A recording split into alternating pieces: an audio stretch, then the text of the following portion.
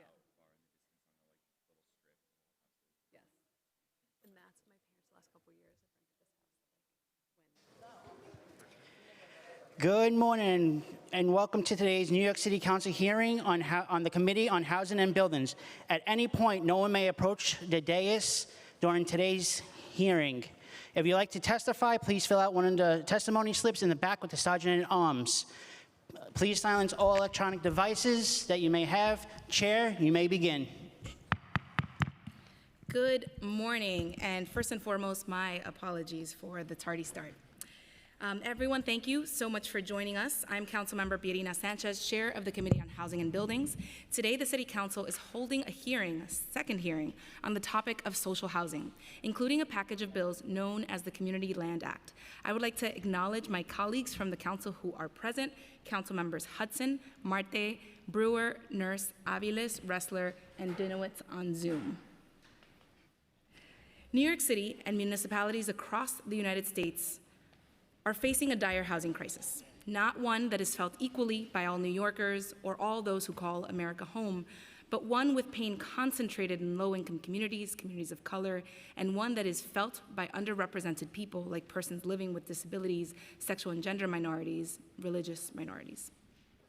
That this pain is felt differentially is widely documented. It is a function, of course, of the history of this nation, government and private sector policies like redlining that devalued certain communities because they housed people of color, investments like the GI Bill and favorable mortgages that transferred no less than $100 billion in 1950, $1 trillion in 2025 to white families in the post-war period at the exclusion of minority communities, and set the stage for white families to have an average net worth of $188,000 across the country, while black families have a median net worth of $24,000 today, an eightfold difference. To the lowest income New Yorker, being housing insecure means homelessness. This is 70% of the constituents who live in my district who are housing cost burdened. It means children forced to commute for hours from shelter in Queens, perhaps to their school in a section of the Bronx, oftentimes missing invaluable class time because of the long distances traveled, missing key moments with their school friends. It means parents far from families and social supports. It means community-level stress that entire blocks and neighborhoods feel when their apartments are falling apart, when heating is insufficient, when there is mold and vermin everywhere, when they look at their paychecks and their bills at the end of a month and know full well they will not be able to make ends meet.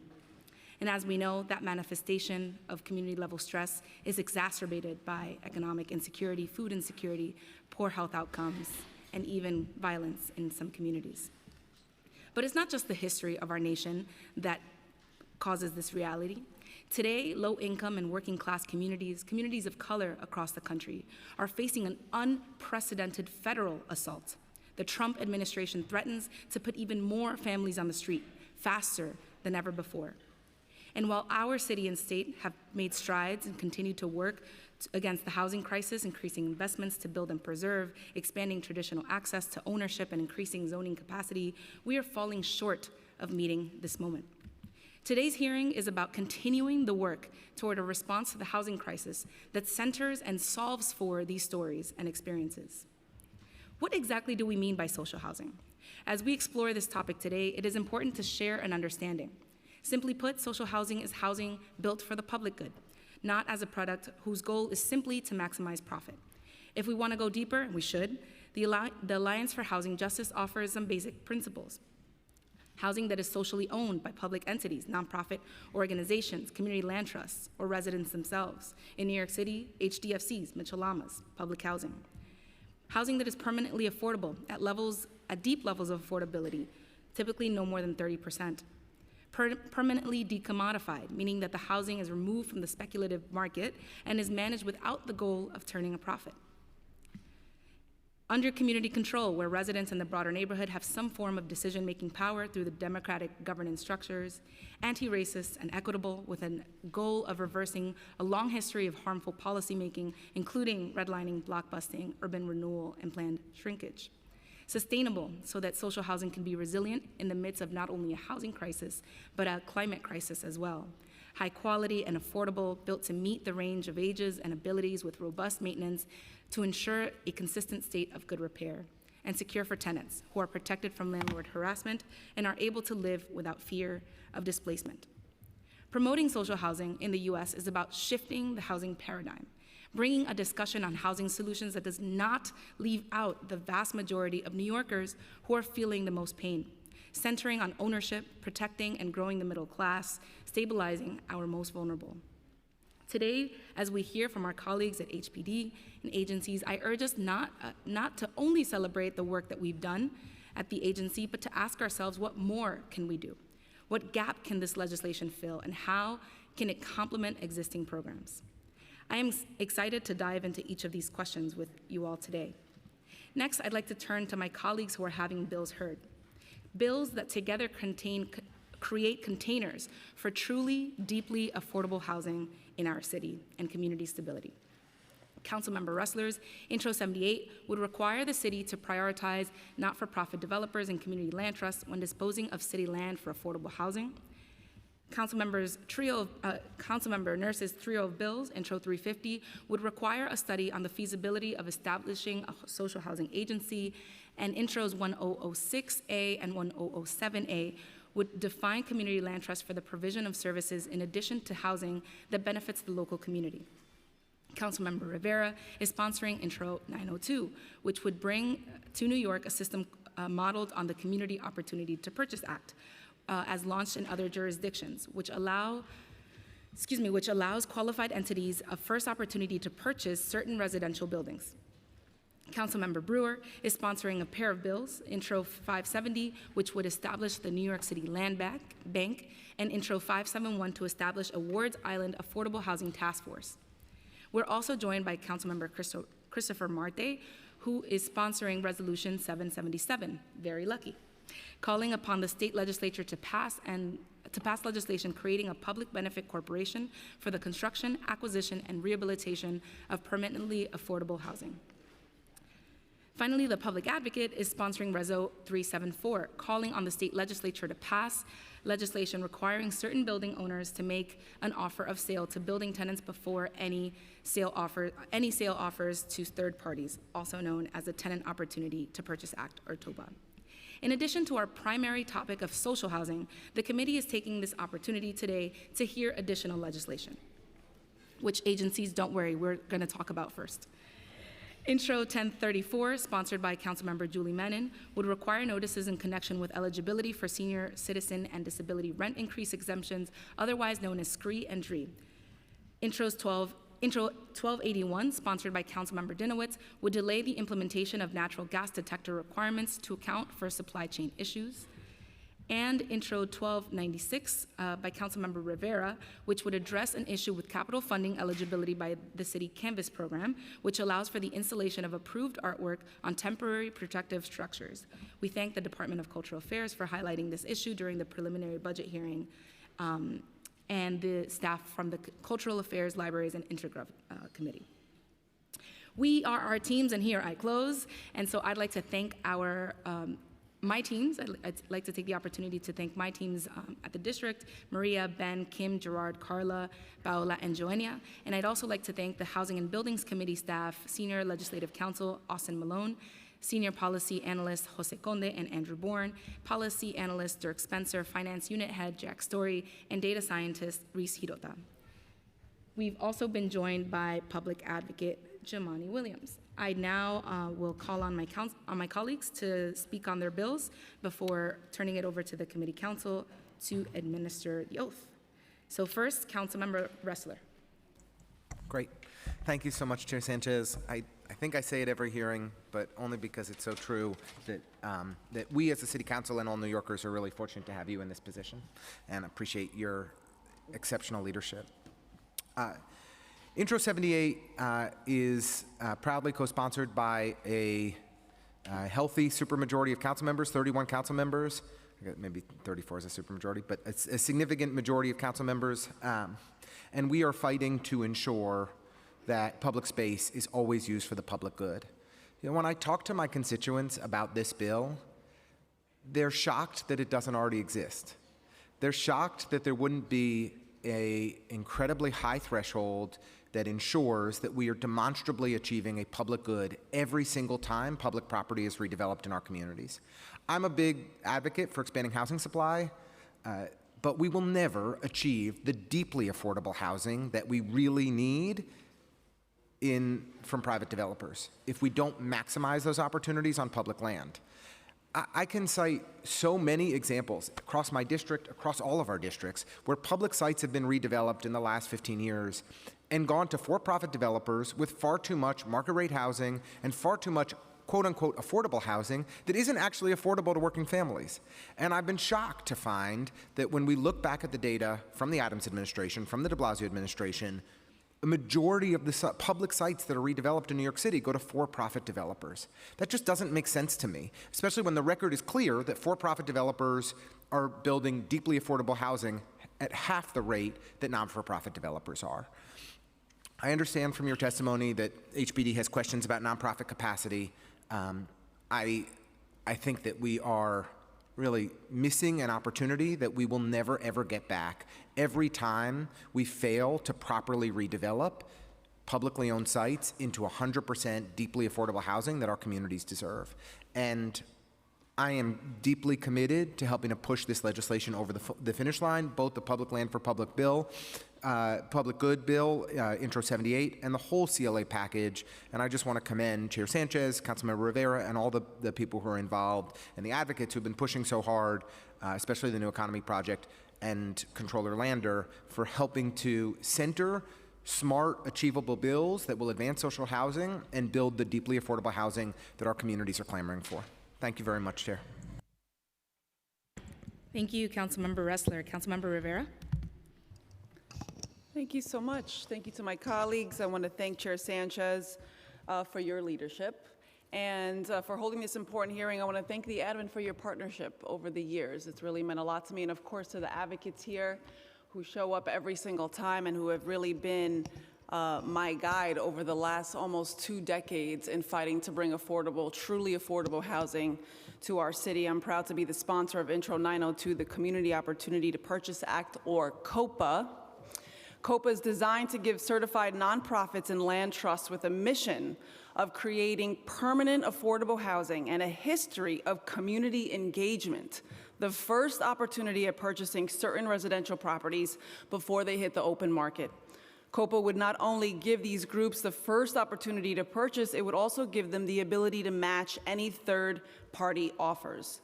Our goal with COPA is to help community-first organizations build the housing that this city critically needs. And that's one major step towards easing New York's housing crisis. As half of New Yorkers do not earn enough to meet their basic needs, nearly 1/3 of renters spend more than half their income on rent, too many apartments are sitting vacant due to speculation and bad actors who profit from scarcity. We must collaborate on ideas and leverage every tool we can to tackle housing instability and displacement. COPA is modeled on existing policies in cities such as San Francisco and Washington, D.C. And while I'm fully aware this is New York City, born and raised proudly, I look forward to hearing from the Department of Housing Preservation and Development on how legislation like COPA can be implemented and how we can help build affordable and community-owned housing for all New Yorkers. I truly look forward to your comments and your credible concerns. Additionally, I have legislation being heard today that will expand capital eligibility for the City Canvas program. That's helping more city-owned buildings qualify to place art on long-term scaffolding and sidewalk sheds. We can always make room to support artists and to create a more beautiful and livable city. Thank you. Thank you so much, Councilmember Rivera. I'd like to acknowledge that we're also joined on Zoom by Councilmember Abreu, and I'd like to turn it over to Councilmember Nurse. Thank you, Chair Sanchez. Thank you for putting together this hearing. As the chair mentioned, we are hearing 3 bills today of mine. Intro 1006 will empower agencies to work with CLTs that don't meet the current definition of CLTs that is limited to those with HPD regulatory agreements. The first community land trust, New Communities, Inc., was created by Black sharecroppers and rooted in agricultural production economic self-determination in housing. And in this tradition, this bill really just expands the definition of CLTs beyond just housing to meet various community needs, such as commercial and manufacturing, green space, or housing. Intro 1007A amends the existing definition of CLTs as it relates to HPD's regulatory agreements to strengthen their governance structures. As democratically governed entities, CLTs present a stark contrast to the landlord-tenant relationship by codifying a more diverse and balanced board structure. This bill sets CLTs up for financial and operational success over the long term. And then lastly, Intro 350 requires the city to study the feasibility of creating a municipal social housing agency. Pending state legislation would create a statewide social housing authority, and city officials should scrutinize how a municipal social housing agency could supplement or branch off of a statewide social housing authority to meet our unique needs. We've heard this bill before in 2023. HPD, RIBNY, and others testified that creating a land bank, a municipal social housing agency, or creating pathways for community ownership would just reduce efficiency, create silos, divert attention away and resources away from HPD.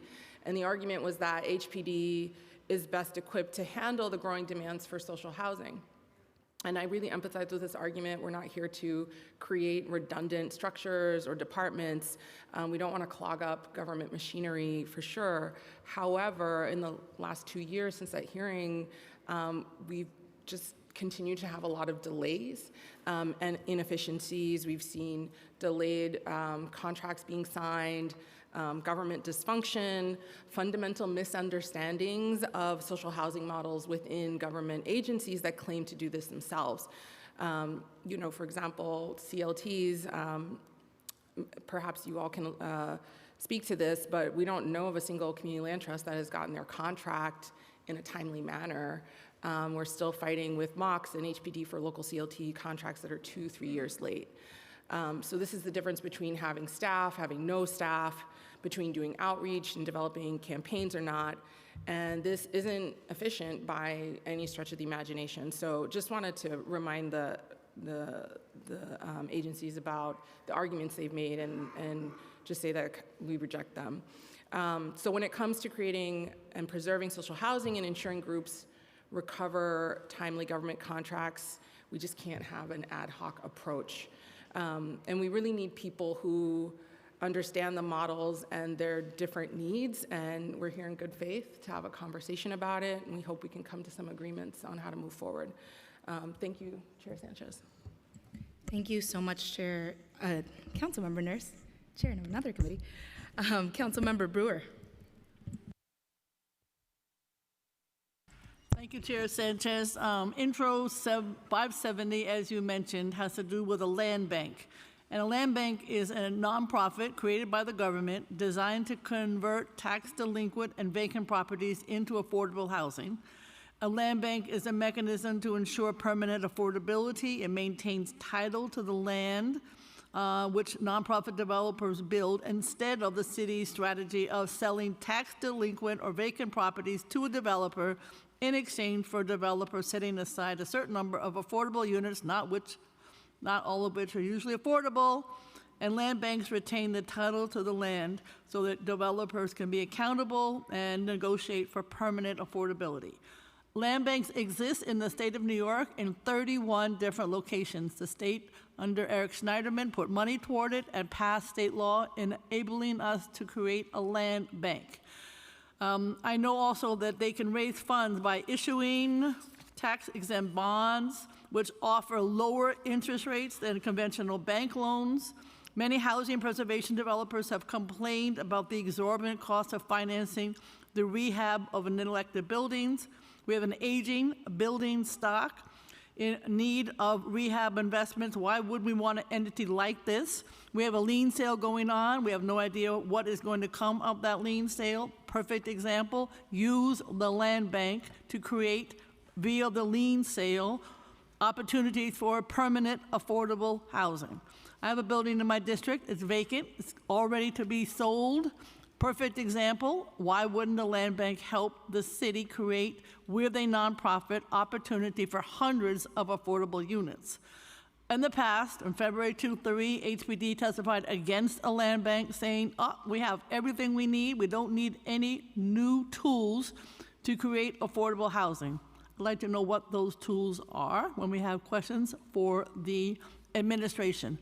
Land bank exists around the country. During the bad pandemic, San Francisco used it to create SROs and now has much more affordable housing in that housing stock than we do. Land bank would be very, very helpful to our city.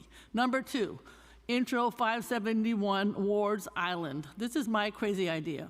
The idea is, I was around when Welfare Island was converted to Roosevelt Island by Ed Logue. And the fact of the matter is, Wards Island does have on it state facility for psychiatric patients. It has fire department.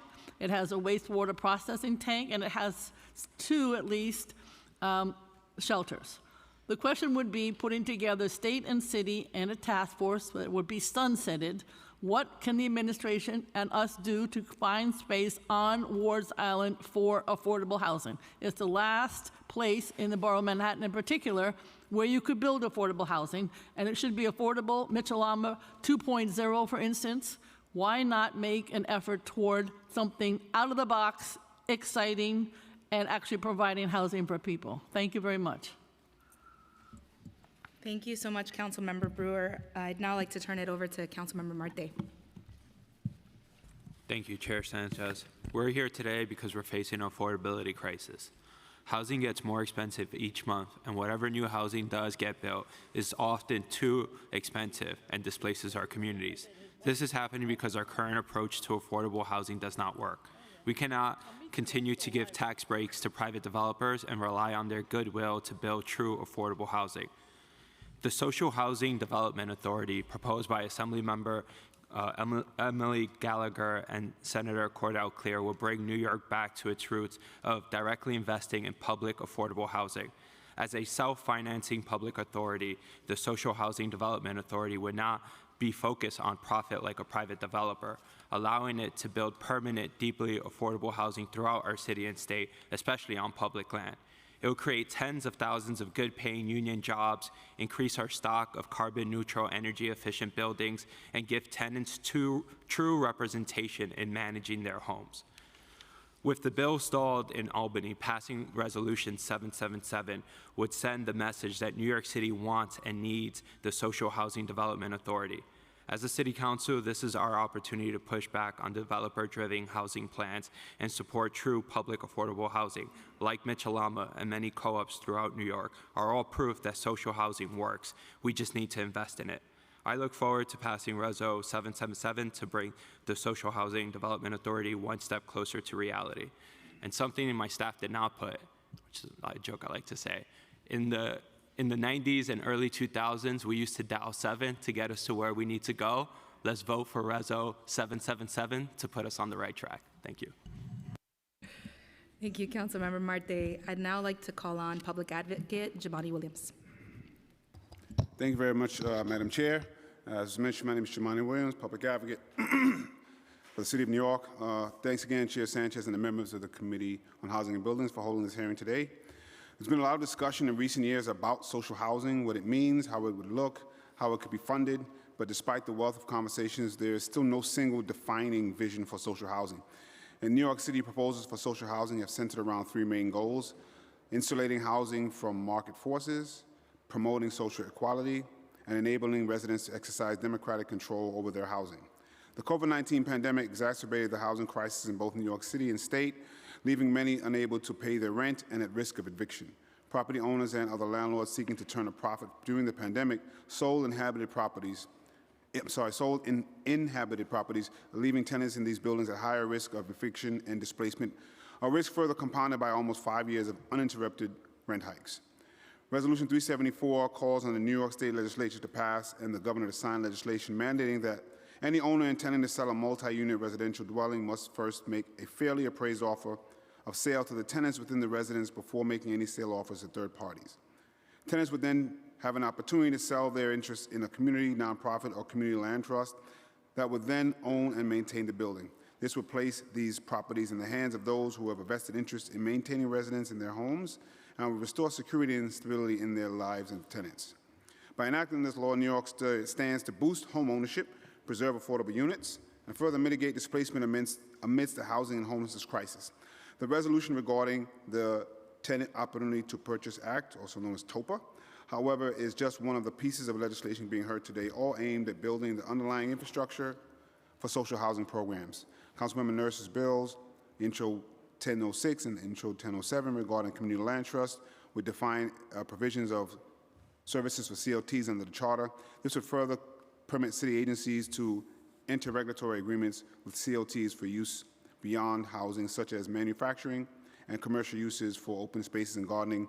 The creation of public housing land bank, creation of public land bank, as proposed by Councilmember Brewer in Intro 570, would further facilitate the acquiring, warehousing, and transferring of real property, develop, rehabilitate, and preserve affordable housing. I hope to see the state move forward with Assembly 9088 and its accompanying Senate counterpart, Senate 8494, which will create a public benefit corporation for the construction, acquisition, and rehabilitation of permanently affordable housing. With the Federal Department of Housing and Urban Development understaffed and under-resourced, the coordination of the state and city efforts is most important than ever. Finally, I will be remiss in failing to mention that public housing, our Mitchell-Lama buildings and NYCHA facilities is social housing. We cannot ever lose sight of that. We must reinvest in NYCHA and ensure that our Mitchell-Lama buildings remain affordable, accessible, and livable. It's not enough to build new affordable housing. We must also preserve our existing affordable housing stock and ensure that New Yorkers can remain in their homes. Thank you. Thank you so much, Public Advocate. I'd now like to call on Councilmember Dinowitz to speak on his legislation.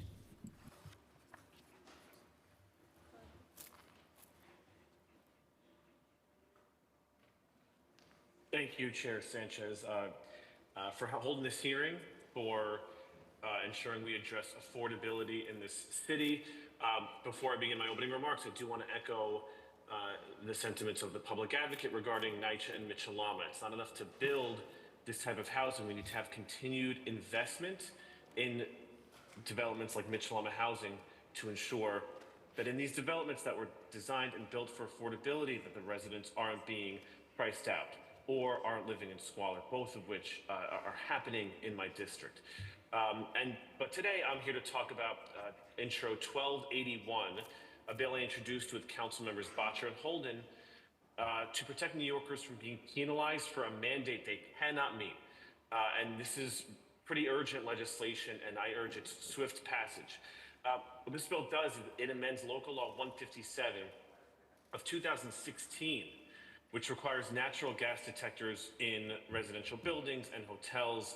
This was a law passed in response to deadly gas explosions in 2015, including one at John F. Kennedy campus, where I worked, a school in my district, which seriously injured 3 workers.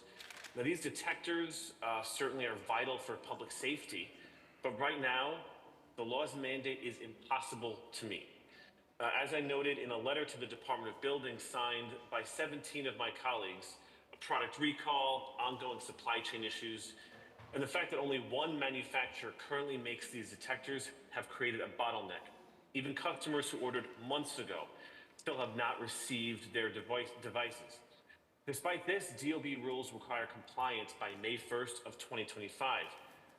That means New Yorkers now face fines for failing to do something that simply cannot be done.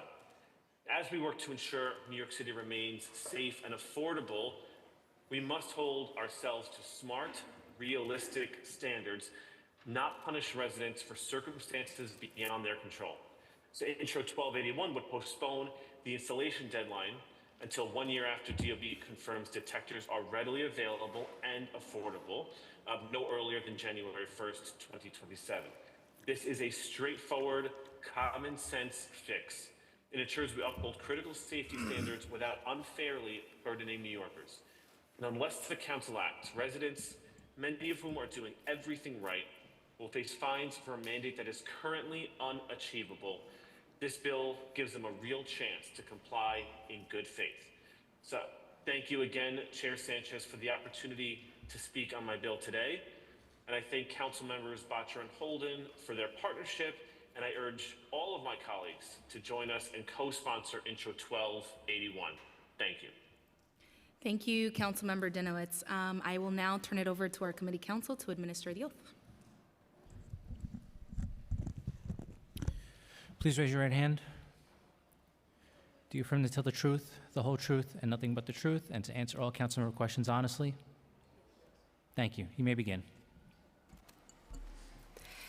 Good morning, Chair Sanchez and members of the New York City Council Committee on Housing and Buildings. My name is Lucy Jaffe, and I am the Deputy Commissioner for Policy and Strategy at the New York City Department of Housing, Preservation, and Development.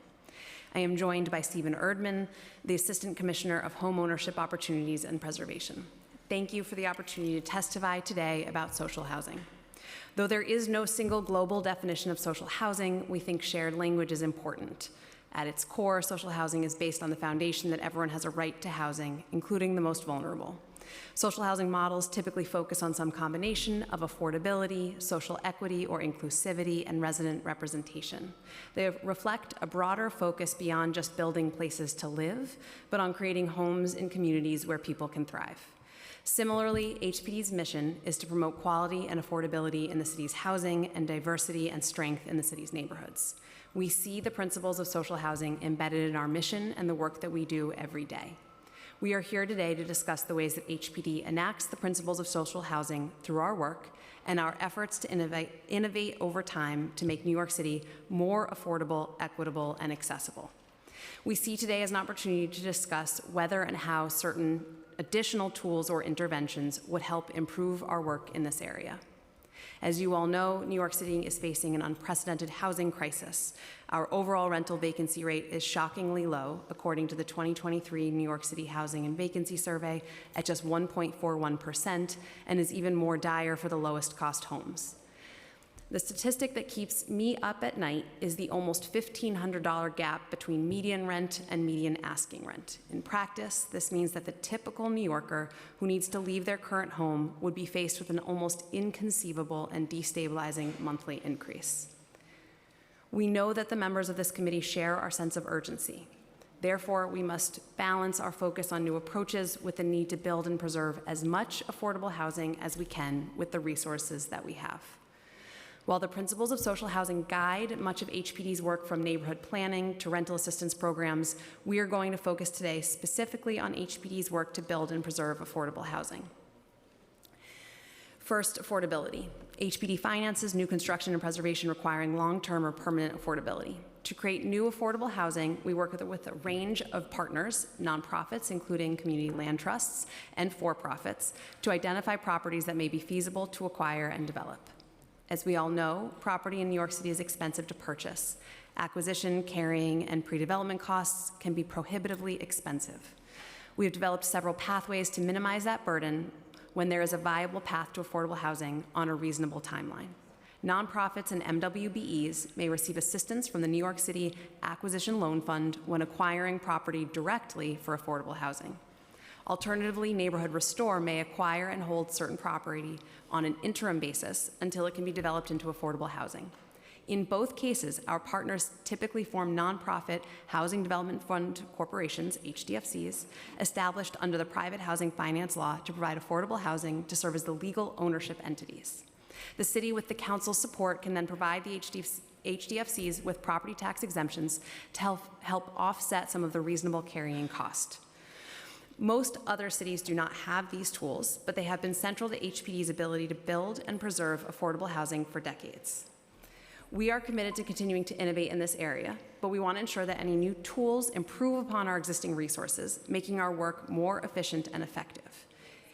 HPD then provides different types of financial assistance or other incentives in exchange for long-term and permanent affordability restrictions. HPD has spent years refining and developing a robust set of tools for ensuring these restrictions remain in place for the foreseeable future. Affordability restrictions are memorialized through regulatory agreements that impose restrictions, as well as through the requirements that the owner either maintain or enter rental units into rent stabilization with the New York State Homes and Community Renewal. HPD has determined that these legally binding protections are the best way to ensure that these homes remain affordable. HPD also structures our below-market financing with deferred principal and interest payments due at the end of the term to create an incentive for the borrower to extend affordability. HPD's regulatory requirements and financing terms are consistent for all borrowers, whether for-profit or nonprofit. For example, a project on a community land trust has a CLT incorporated as an HDFC, and the CLT and borrower enter into a regulatory agreement with HPD, binding them to our affordability requirements. In transactions without a CLT, the owner is also typically an HDFC, and the parties also enter into a binding regulatory agreement. These program tools and structures allow the agency to work with a wide range of partners to achieve the same public benefit through our housing projects. While we seek out mission-driven partners with strong track records of performance, we do not rely on the goodwill or mission of the organizations with which we work to achieve our housing goals. We dictate the terms through binding legal agreements. 2, social equity and inclusivity. HPD leverages a variety of tools to promote mixed income housing and further fair housing goals. HPD has been a leading voice on fair housing and are currently in the process of developing Where We Live 2025, our next comprehensive fair housing plan. Through Where We Live, we have been transparent about the challenges we continue to face in breaking down obstacles to housing choice and segregation. We aim to achieve greater social equity through the income diversity within our buildings, where we build, and the types of housing we finance. Through our term sheets, we aim to serve New Yorkers at a wide range of incomes in the buildings we finance, a hallmark of many social housing models. Most of our programs serve households earning between 30% and 100% of area median income. With additional support from our rental assistance programs, we are able to serve New Yorkers at even lower incomes than our programs otherwise require. Income diversity is both more inclusive and helps create long-term building-level financial stability. We also now prioritize building more affordable housing in limited affordability areas or parts of the city that lack low-cost housing, so that New Yorkers have the ability to decide where to live regardless of income. City of Yes will make it easier to build and preserve low-cost and affordable housing in neighborhoods that currently lack it. Mixed income housing in a wider range of neighborhoods across the city furthers our equity goals and allows us to achieve greater integration beyond what is available in market rate housing, and we've worked for years to bring down costs to make this work more efficient and effective. 3, resident representation. HP develops resilient communities through a combination of strong tenant protections and shared equity models that create capacity for community stewardship. Rent stabilization has long provided tenants with a critical set of legal rights, such as the right to certain services and repairs and the right to a lease renewal. These protections have helped many New Yorkers remain stably housed despite changing conditions around them. HPD also promotes resident representation through a variety of shared equity approaches, including support for CLTs. Currently, HPD has 1,200 units on CLT-owned land that have been financed or are in the pipeline. Through projects like the Real Edgemere CLT, HPD has worked with partners to develop a model of community-led ownership of 8 acres of city-owned land that will offer long-term affordability and support sustainable land stewardship. We are continuously collaborating through workshops and focus groups which allow us to gather valuable input as partners. HPD devotes significant staff and financial resources to supporting limited equity co-ops, Mitchell-Lamas, and financial new affordable homeownership opportunities through programs like Open Door and the Affordable Neighborhood Cooperative Program, often in partnership with the council. HPD provides financing and also ensures that these co-ops have the resources they need to hire co-op monitors who provide oversight, technical assistance, and financial management to support the co-op's long-term stability and longevity. Through these programs, the city is providing New Yorkers with the opportunity for economic stability and resiliency through affordable home ownership. HPD has also focused on strengthening the ecosystem of partners that can support our mission. HPD prioritizes mission-driven ownership and has worked to remove many of the obstacles that smaller, nonprofit, and minority and women-owned businesses, MWBEs, face in the affordable housing industry. Nonprofit and MWBEs have exclusive access to the New York City Acquisition Fund, mentioned above, to help secure sites, obtain bridge loans, and to help fund pre-development costs and technical assistance to navigate the development process and identify public sites. And RFPs for public sites require that nonprofits and MWBEs make up at least 25% of the development team. We are always looking for ways to improve our work, including how to expand our social housing work. When we're evaluating new tools or approaches, we consider whether those new tools help us advance our mission, impact our ability to advance our pipeline, and will result in more effective and efficient use of public dollars. Regarding intro number 78, As discussed, we are focused on ensuring that nonprofits can also participate on HPD's affordable housing development projects. We have dedicated resources to removing obstacles they may face and toward growing their capacity. However, given the urgency of our work to build and preserve as much affordable housing as we can, our commitment to other mission-driven entities, including but not limited to small businesses and MWBEs, and that we have tools to ensure that the social housing benefits of our work across all types of partners, we believe that the risks of limiting our bench of potential affordable housing development partners and slowing down the production of affordable housing in our pipeline outweigh the benefits. The law department has also identified legal challenges with codifying this requirement into law that need to be further explored. Regarding intro number 350, we hope our testimony today sheds light on our commitment to shared housing and to working with the council to identify the tools that can move our work forward. We do, however, believe that HPD is best positioned to continue this work. We also believe that a separate city agency engaged in the development and preservation of affordable housing risks duplicating and siloing work that is already central to HPD's mission and would be more costly and less efficient. Regarding Intro 570, HPD believes that we can certainly have existing tools and resources largely unique to New York City that allow us to acquire, hold, and dispose of land. While land banks can add an important new aspect to other cities' work, we believe that compared to our current approach, it could result in increased costs, delays, and a duplication of functions. We are happy to continue discussing gaps in our current tools that might be served by a land bank or other such tool so that we can focus on opportunities that make our current work more efficient and effective. Regarding Intro 902, we believe that a narrowly tailored Community Opportunity to Purchase Act would help ensure that responsible and competent owners have an opportunity to intervene when distressed buildings are put up for sale, stabilizing these properties and protecting against bad actors. Any such approach would have to be narrowly targeted and well-tailored for our housing market to minimize operational and administrative challenges for the agency and any prospective buyers and negative impacts on the housing market. Regarding intros number 1006A, 1007A, we appreciate the council's intent to continue to support the growth of CLTs in our city by ensuring that our definition of CLTs enables non-housing uses. We support this goal, and in fact, some of our CLT housing projects include non-housing components, such as our CLT initiative in Edgemere. We are discussing non-housing related aspects of this bill with other city agencies. Regarding Intro 1007A, we would like to further discuss with you the goal of defining in statute a specific version of this structure. The Law Department is reviewing 1006A and 1007A to ensure that they are aligned with our shared goals for setting up CLTs to thrive, and we look forward to these continued discussions. Our work is strengthened through partnership with the Council, and we look forward to working together to refine our approaches to delivering social housing for New Yorkers in service of our shared goals. HPD is deeply committed to the vision of social housing and believes that through continued partnership with the Council and alignment on our shared goals, we can continue to expand and strengthen social housing that is equitable, integrated, community-controlled, and affordable for all New Yorkers. We look forward to our continued collaboration with the Council and all our partners in this critical work.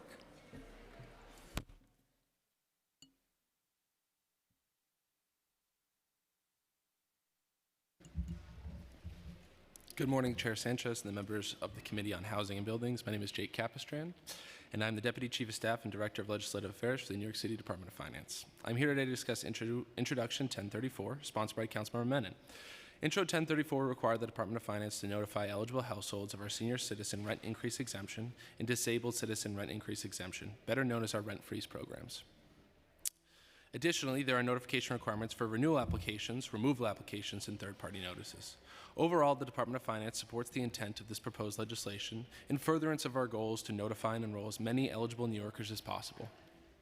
As we understand it, the most significant action contemplated in this legislation for our agency is the requirement for us to mail all eligible heads of households and landlords information on our rent freeze programs. Unfortunately, we do not have access to the necessary information to be able to identify eligible heads of households, and therefore we will not be able to meet this requirement. We can, however, provide rent freeze notices to landlords that have registered rent stabilized units. This would be a new notification for the agency and one we'd welcome. Lastly, we have an existing notification process for renewal, removal, and third-party notices for program participants. We strongly support efforts to increase participation, and we look forward to working through the legislative process with the Council on this proposal. I'd like to thank you all for the opportunity to testify, and I'm happy to answer any questions.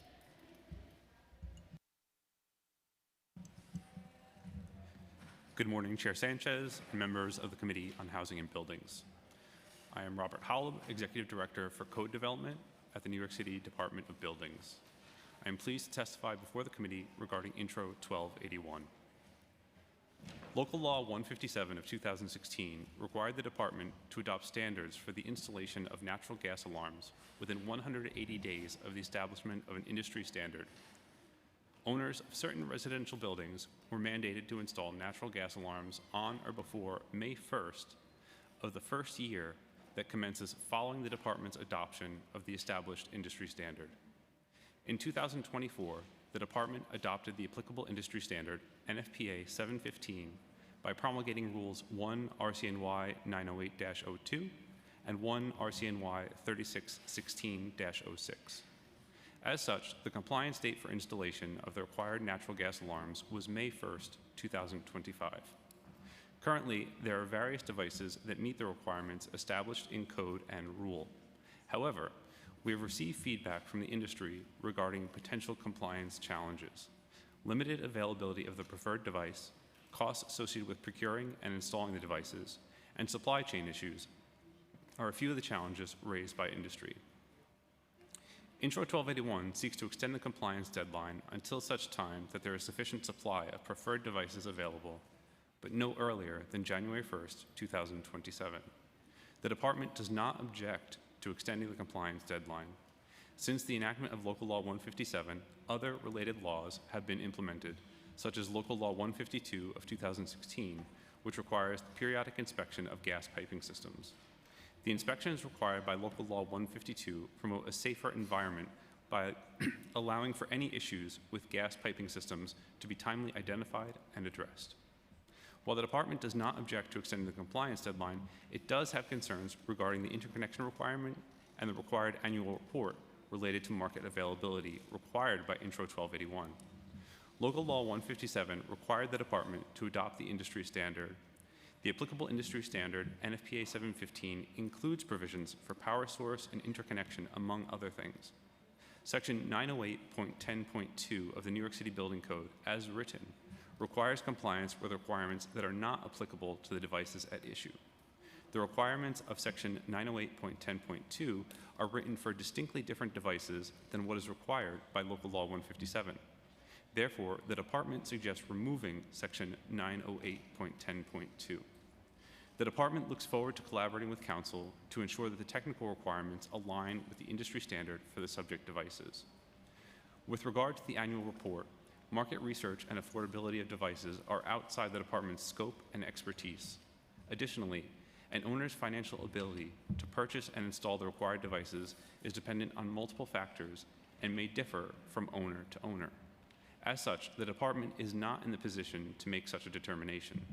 The department was tasked by Local Law 157 with adopting standards and establishing requirements for installation, given its role as the regulatory authority. However, understanding Council's goal of ensuring that compliance with the requirements of Local Law 157 is not unduly delayed, the department welcomes the opportunity to further engage with Council regarding alternative mechanisms for addressing the issue. Thank you for the opportunity to testify before you today. I welcome any questions you may have.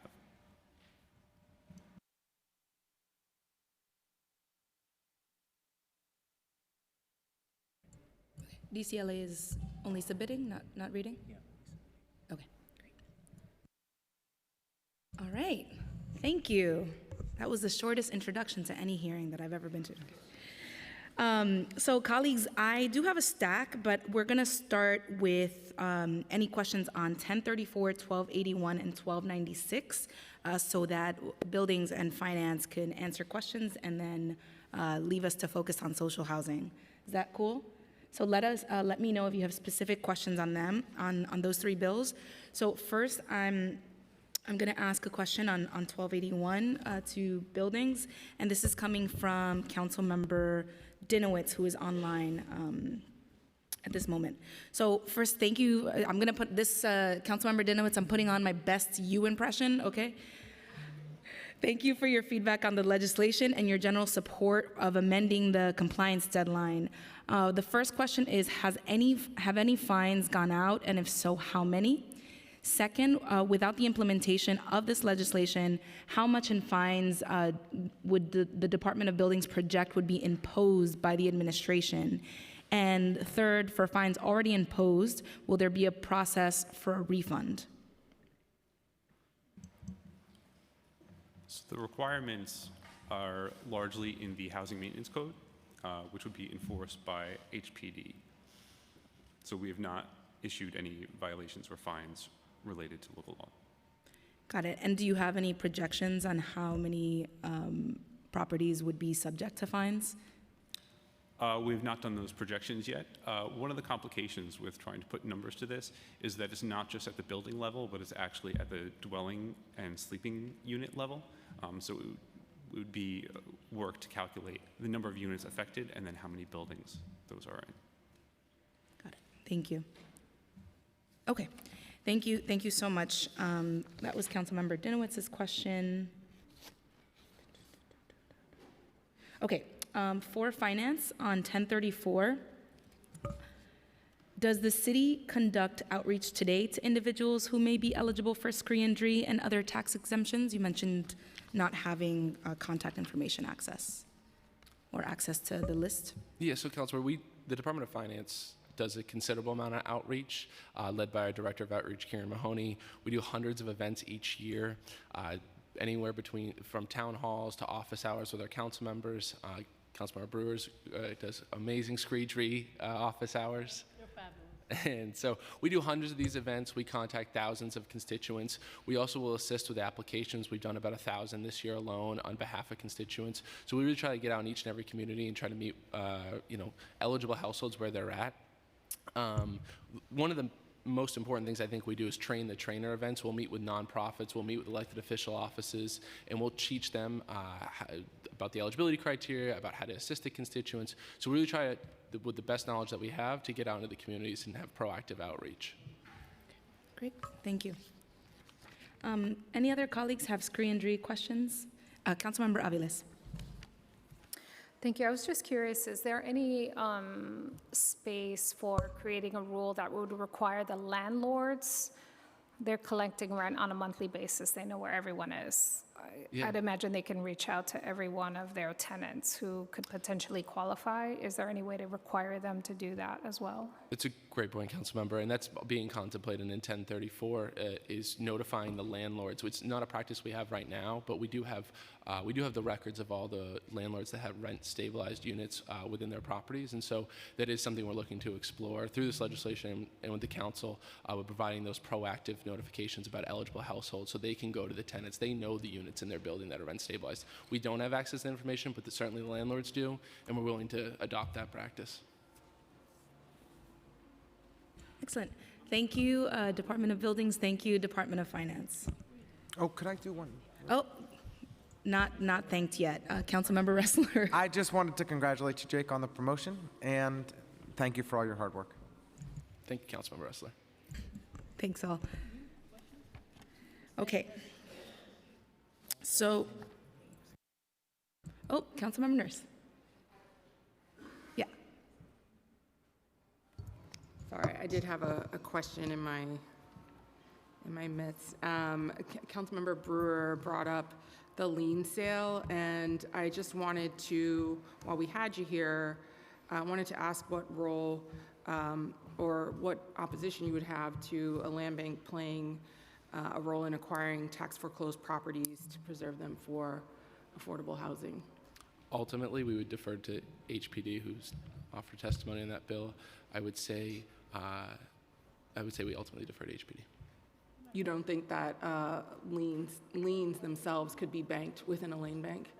One thing we'd have to look at is the ownership of the ownership of the property.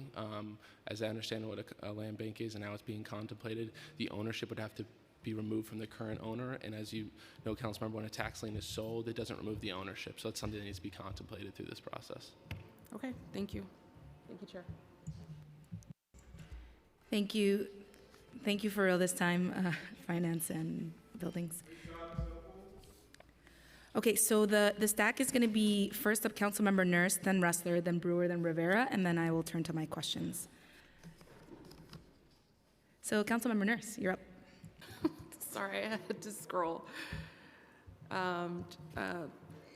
Just related to your response with intro 1006 and 1007, does HPD engage with CLTs that, I think you mentioned a little bit in your testimony, but does HPD engage with CLTs that do not have project plans for housing? Thank you, Council Member. So we're really proud of the work that we're doing with our community land trust partners. If a CLT is working on a project that's non-housing, we're of course happy to advise our partner agencies on our experience working with CLTs, but we would not be involved in a project that doesn't have a housing component. But many of our housing projects do have non-residential components. And some of our projects with CLTs, like we mentioned in the testimony, our initiative in Edgemere has a significant non-housing component. So we do have some experience with that as well. Okay, and there are, in your experience, been no limitations around those non-housing components in your agreements with them or in your workings with them? We are bound, of course, by statutory limitations on the type of assistance we can provide. We are a housing agency, of course, but we're not currently familiar with limitations on the ability of CLTs to work on non-housing projects. Okay, and then just in relationship to intro 1007, as you know, community land trusts traditionally, but not always, have a tripartite board structure. Does HPD require, just for the record, does HPD require a certain kind of governing structure in order for CLTs to be recognized as CLTs? Yeah, this is a really good question, especially as so many CLTs are really starting to get off the ground in New York City. So we're very familiar with the tripartite structure that's used nationally for community land trusts. We do not require a strict tripartite structure, but we are interested in the spirit of the structure, and we are interested in seeing CLTs have resident representation on their boards. The only requirement, though, regarding board structure that we've issued more formally is that 20% of the board of a community land trust should have significant affordable housing experience. So the members of the board should have experience with operating affordable housing, developing affordable housing. And we talk about this requirement extensively in the workshops that we facilitate for community land trusts. Over the past year and a half, we've done about a dozen individualized workshops with CLTs.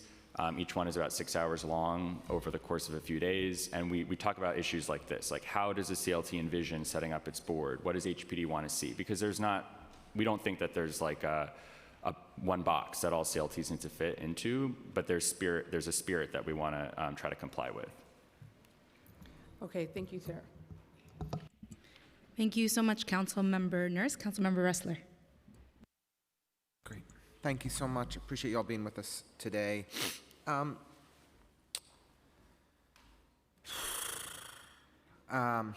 know, I feel like we keep having the same conversation, but we don't seem to be making progress. So, has HPD conducted an analysis that compares the affordability of developments led by nonprofits versus for-profits versus joint ventures? We looked at analysis of public land dispositions from 2019 to 2023 that found nonprofit-led ventures developed more extremely low-income units than for-profits or joint ventures. Nearly 50% of nonprofit developed units were affordable at the extremely low-income levels, compared to 28%, so half as much, for for-profit developers, and about 40% for joint ventures. Do you have a similar analysis? Have you looked at this data? We are optimistic that today will feel like the day where we do make progress on these topics. Okay.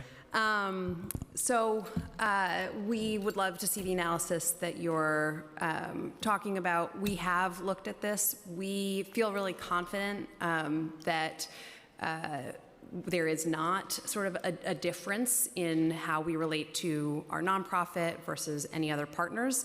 We provide for and require certain affordability levels in our term sheets. So by program participation, there may be differences, of course.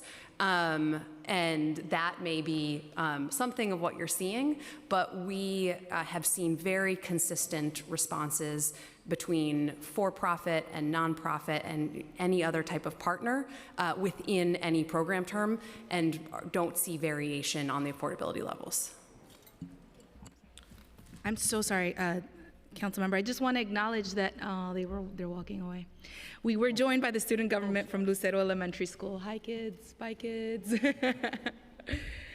Back to you. Sorry. Nice waves from the back. Oh, and hearts too. Okay. Sorry about that. I wasn't paying attention.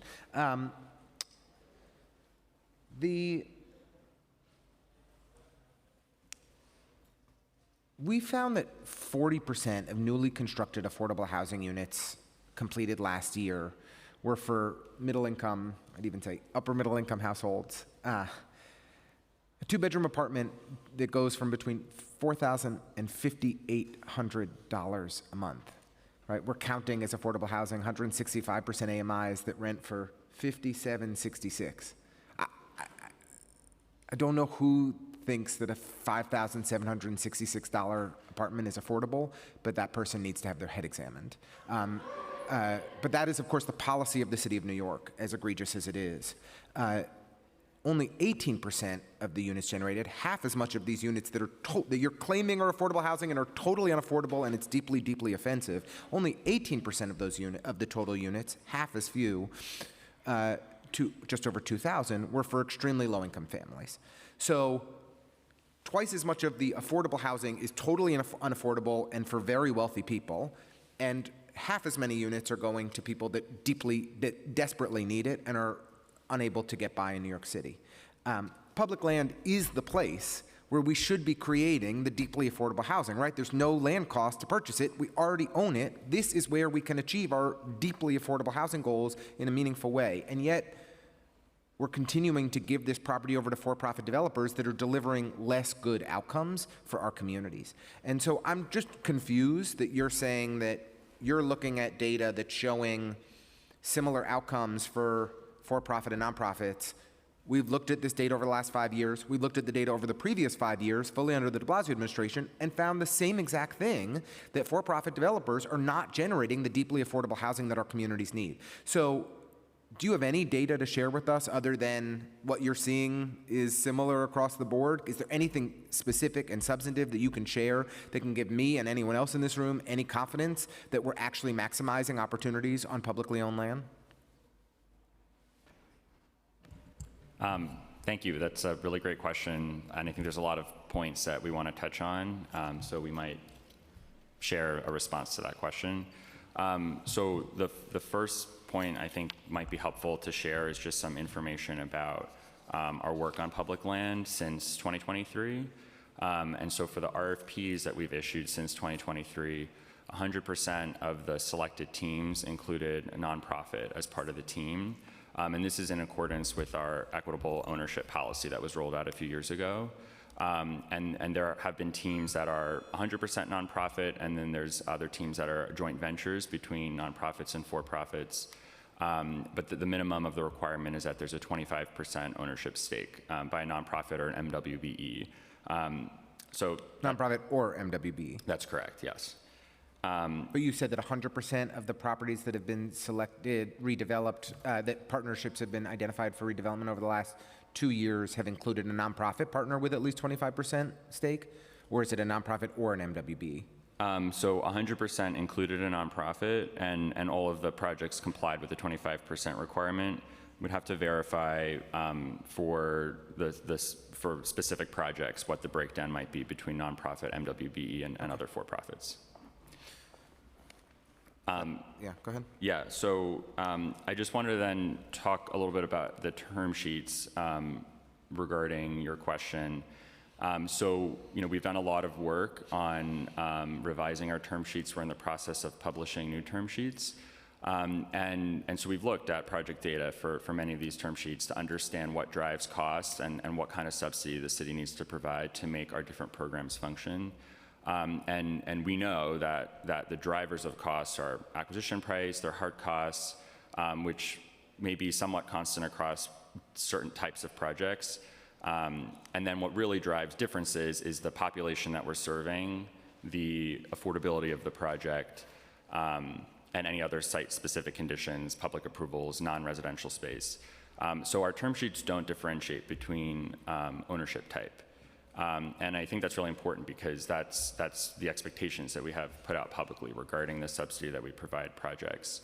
And then just the last point I'll make now, and I'm not sure if I've covered everything that you brought up, but even where we may have subsidized a unit at a higher AMI than ELI or very low, extremely low income, very low income, we do provide rental assistance subsidies to households so they can afford those units. So there's many more units that are being lived in by extremely low income households who are able to afford that rent because of the rental assistance that we've provided them. Which, we're big supporters of the expansion of city FEPS on the city council. It's been one of the primary priorities that we've had over these 4 years, and one in which we have fought tooth and nail against your administration, against the mayor every step of the way to expand access to vouchers for more families. And our chair has done an amazing job in leading on that with our speaker. But in publicly owned land that's redeveloped that should be truly affordable, we shouldn't need to be using our precious voucher resources, which are too few and far between, to make the housing affordable in those developments. That's totally bonkers, right? No, we're not supposed to choose the. So I have more questions, but there are people waiting, and I will see if there's an opportunity for a second round, if that's okay, Chair. Unless you want me to keep talking. Well, I think we would. We do want to engage on to this. We think this is a really important point. We have talked extensively about the ways in which we use HUD guidelines, which at times can feel very remote when we're sitting up here and talking about different data points. We have talked about the ways in which we attempt to maximize deeply affordable housing. We do that most and best on our publicly owned land and on our subsidized projects. We also, this is a social housing hearing, we are talking about here as well, one of the hallmarks of social housing is serving a wide range of incomes and projects, and we have experimented with ways that we serve sometimes higher income households to subsidize to get to also lower income households, and we also have a wide range of as-of-right tools, right? When that is loaded, or included into the same data, you are going to see some differences in how some of our work plays out. We do stand by the fact that we are working day in and day out to try to, as efficiently and effectively as possible, serve lower and lower income households. Sometimes that does require rental assistance, not just because New York City is incredibly expensive to build and we're trying to utilize the best resources that we always have, but as the chair is frequently asking us, yes, we are committed to serving households of every single income, and to be able to do that, we couple our resources together to try to maximize our impact. We are here in the spirit of wanting to talk about the ways that we can continuously do this better, but we have been working tirelessly to try to figure out how do we couple our resources to reach all of those goals. Do you have figures that incorporate HPD's use of rental assistance to sort of report to us how much of HPD subsidized projects that use rental assistance are reaching which households, which income levels? Yeah, there's a couple different categories in which that can happen, so we can come back with some more detailed figures on that. Sometimes we use rental assistance in the financing of the affordable housing, so some units, therefore, from the beginning are set aside for using project-based rental assistance. Many people apply through our lottery and have already been been assigned a rental assistance, so they'd be using a wide range of programs, often administered by another agency, and they're coming into our housing using rental assistance. So there's a couple different sources. Someone could be living in our housing and then have rental assistance, either Section 8 or local. So it's happening through a wide range of different channels, and we can follow up with data to sort of better understand each of those. Yeah, I mean, there's a reason why so many for-profit companies are a part of development in New York City. It's because they're making a pretty penny. And when we're layering, as Councilmember Ressler is highlighting, as when we're layering in this rental assistance, it's like how much money are we putting in to make this unit affordable? Like, yes, finally we have reached a household that's earning $15,000 a year, but is the city of New York paying? How much are we paying for that affordability? Yeah, and we try to be very mindful of it. We want to stretch these dollars as far as we can. We are really committed to building as much affordable housing as we can in as many neighborhoods as we can, and reaching the New Yorkers who need it most, and a wide range, because here in New York City there are a lot of New Yorkers who need it. So we're constantly looking at that and trying to use our resources as effectively as we can. It is an ongoing work that we're doing, and we want to keep talking about ways that we can be more efficient and effective as we go. Yeah, and just to state out loud, I think we tried calculating this a couple of years ago, and we calculated that on average, the city, when you layer on all the different projects, just in terms of capital funding, we're subsidizing $300,000 to $400,000 per unit that then becomes affordable or maybe not so affordable for New Yorkers. When you layer on rental assistance on top of that, that's that figure that we want to understand, so we understand what taxpayers are paying, and how much we're getting in return. I just want to make it clear, though, that we do have projections for the rental assistance income, and that factors into how we finance the project. So it's a really precious resource that is important. It helps us leverage other sources of funding when we look out over 15 years, over 30 years, how much rental income is coming in from those vouchers. So this is something that we're looking at very actively in any project that uses a project-based rental assistance source. Okay, thank you. I'd now like to turn it over to Councilmember Brewer. And sorry, I need to acknowledge that we've been joined by Councilmember Feliz. Thank you very much. I appreciate that at least you said, we might work together on 571. In February 23, it was no. That's a big step in the right direction. I want to know, based on the lien sale, I think there was a passage of the lien sale. We know about the reauthorization, and it's supposed to identify alternatives to the current lien sale trust system, which is pretty opaque. So how could a land bank be used as a replacement for the lien trust? Would you consider this bank with appointments on the board to be a more transparent process to the current system? And then what is the current system that you say is working so well? Thanks. So I think we're very interested in talking about land banks with you, and we have a lot of tools that we believe are accomplishing the goals of land banks, but we're not opposed to talking about how to improve those tools, but we want to be mindful of what the value add is of any additional tool and what the cost of those tools might be. So just speaking about some of the existing tools that we have that we've of course spoken with you about before, including the New York Acquisition Loan Fund, which provides some really valuable acquisition and pre-development financing to our nonprofits and MWBEs. The loan fund has helped finance the acquisition of over 16,000 units of affordable housing so far. And so in addition to the loan fund, we also have a nonprofit partner who really serves as a sort of land bank, which is Neighborhood Restore. And we also have other nonprofit partners who can serve in a similar fashion as well. So Neighborhood Restore forms nonprofit HDFCs that can hold title to property on an interim basis until that property can be redeveloped for affordable housing. And as an HDFC, we are, of course, able, in partnership with the council, to provide Article 11 tax exemptions, which will reduce the carrying costs for those properties.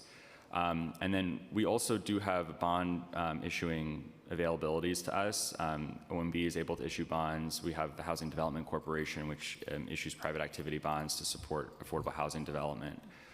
So we have a lot of these existing tools, our tax exemptions, our nonprofit partners, the acquisition loan fund, our bond issuing abilities, to accomplish a lot of the goals of a land bank. So we just want to be really careful about thinking about setting up another tool that would take an enormous amount of staff resources, operating capacity, in terms of what we would be getting with that investment.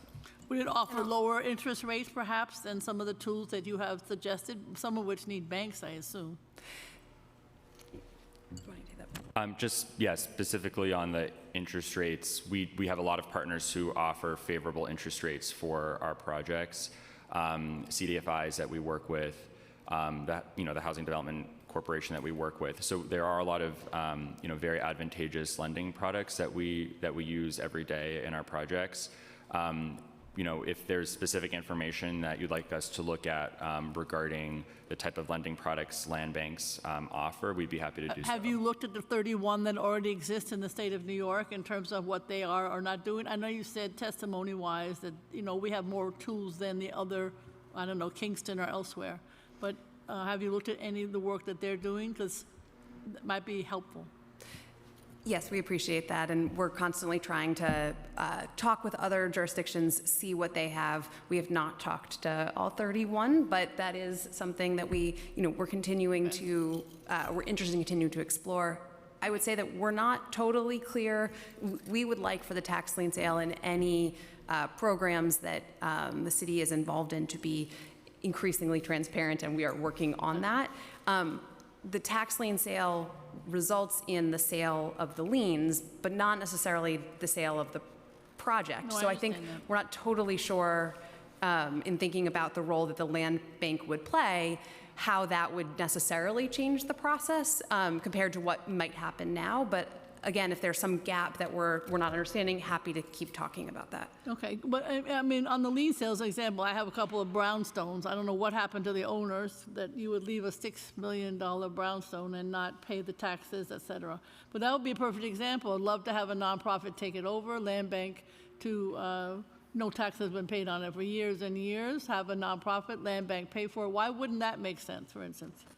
Abandoned, could be affordable, nonprofit could do it, et cetera.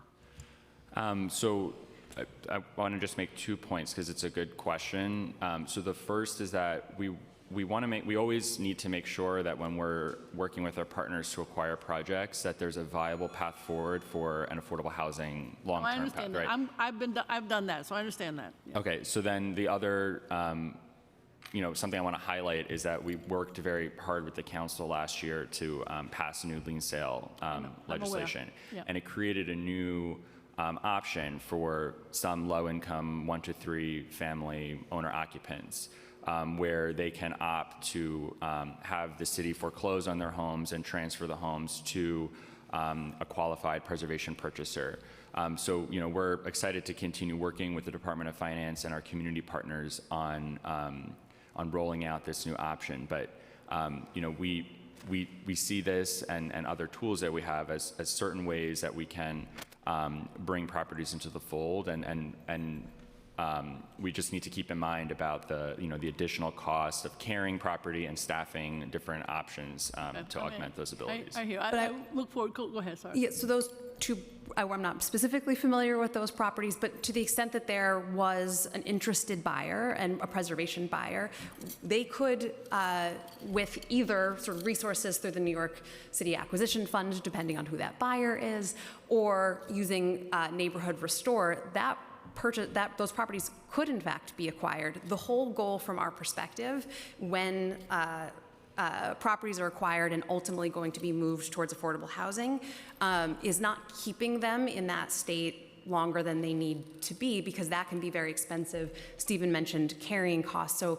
that movement is something that we try to encourage through Neighborhood Restore, et cetera, and something that we'd want to make sure that a land bank isn't adding to that cost, because you don't want that property sitting there within the land bank. I understand. All right, let's keep talking. And the other thing is, I don't think you have a position on this Ward's Island idea. Do you have an idea, a position on creating more affordable housing on vacant land in the borough of Manhattan? So, thank you for that question. The Department of Parks is not here, and so we ultimately defer to them.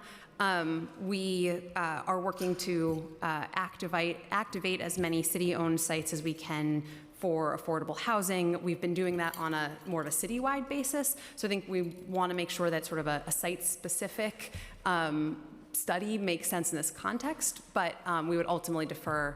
That's their position, but we would defer to them for more details on that. All right, thank you. I just, just going back quickly to the land, but Manhattan is a different place. I borough president now, very frustrated in the past as borough president and now, because you're constantly saying, let the market provide the affordable housing. MIH, light, type, et cetera, 1, 2, 3, whatever the hell the option is. But the issue is we are constantly not providing, and you say in your testimony, we want to be places where there isn't affordable housing. Guess what? Manhattan, transportation, all the opportunities for families, schools, and so on. Yet we're constantly not deepening it and not making it available. So that's, I don't think, with all due respect, not you specifically and not Ahmed specifically, but a little bit talking on both sides of your mouth. I got ABC site, I got the Windermere, I could go on and on. I got all the extra units that were provided during H&H for the asylum seekers, all sitting vacant. Vacant. And we're not, they're all too expensive. Well, you know what? You got to find a way to do it. And, the land bank is one possibility. They're all vacant. They're all just sitting there. And yet we're not moving toward affordability in Manhattan. Do you have any answer to that? I'm not totally sure the specific question, but I appreciate the sentiment. Finding more tools to make affordable units in the borough of Manhattan. That's the question. That is a top priority. We talk about this. We have not just Manhattan, but there are large parts of the city that sometimes it's because of cost, sometimes it's not, where we have not been able to build or preserve affordable Manhattan housing. is cost. That's It's not, there's a will. It's nothing to do with will. It's cost. And we're always told, go to the Bronx, because the dollar stretches further. We want it in Manhattan. You're not going to hear that from us. This is a top priority. You will also hear, right, and I hope it doesn't sound like out of two sides of our mouths, and I don't want to rely on the fact that these things are tricky, and we're trying to figure them out. We want to keep working with you. I think you described your idea as outside the box and wacky. We're here for that. We just want to see what we can make work, because ultimately it does then come down to how are we using limited resources and stretching them. But that doesn't mean that there aren't certain policy priorities that we are really committed to advancing, and we're doing that. And we always want to do more, but we have done a lot of preservation projects and other projects in Manhattan, and there are unique challenges in Manhattan and other very expensive areas of the city. So those challenges would remain for a land bank as well and other tools. There's a cost challenge that we have to grapple with and that we are grappling with as we try to increase our production in high-cost areas of the city.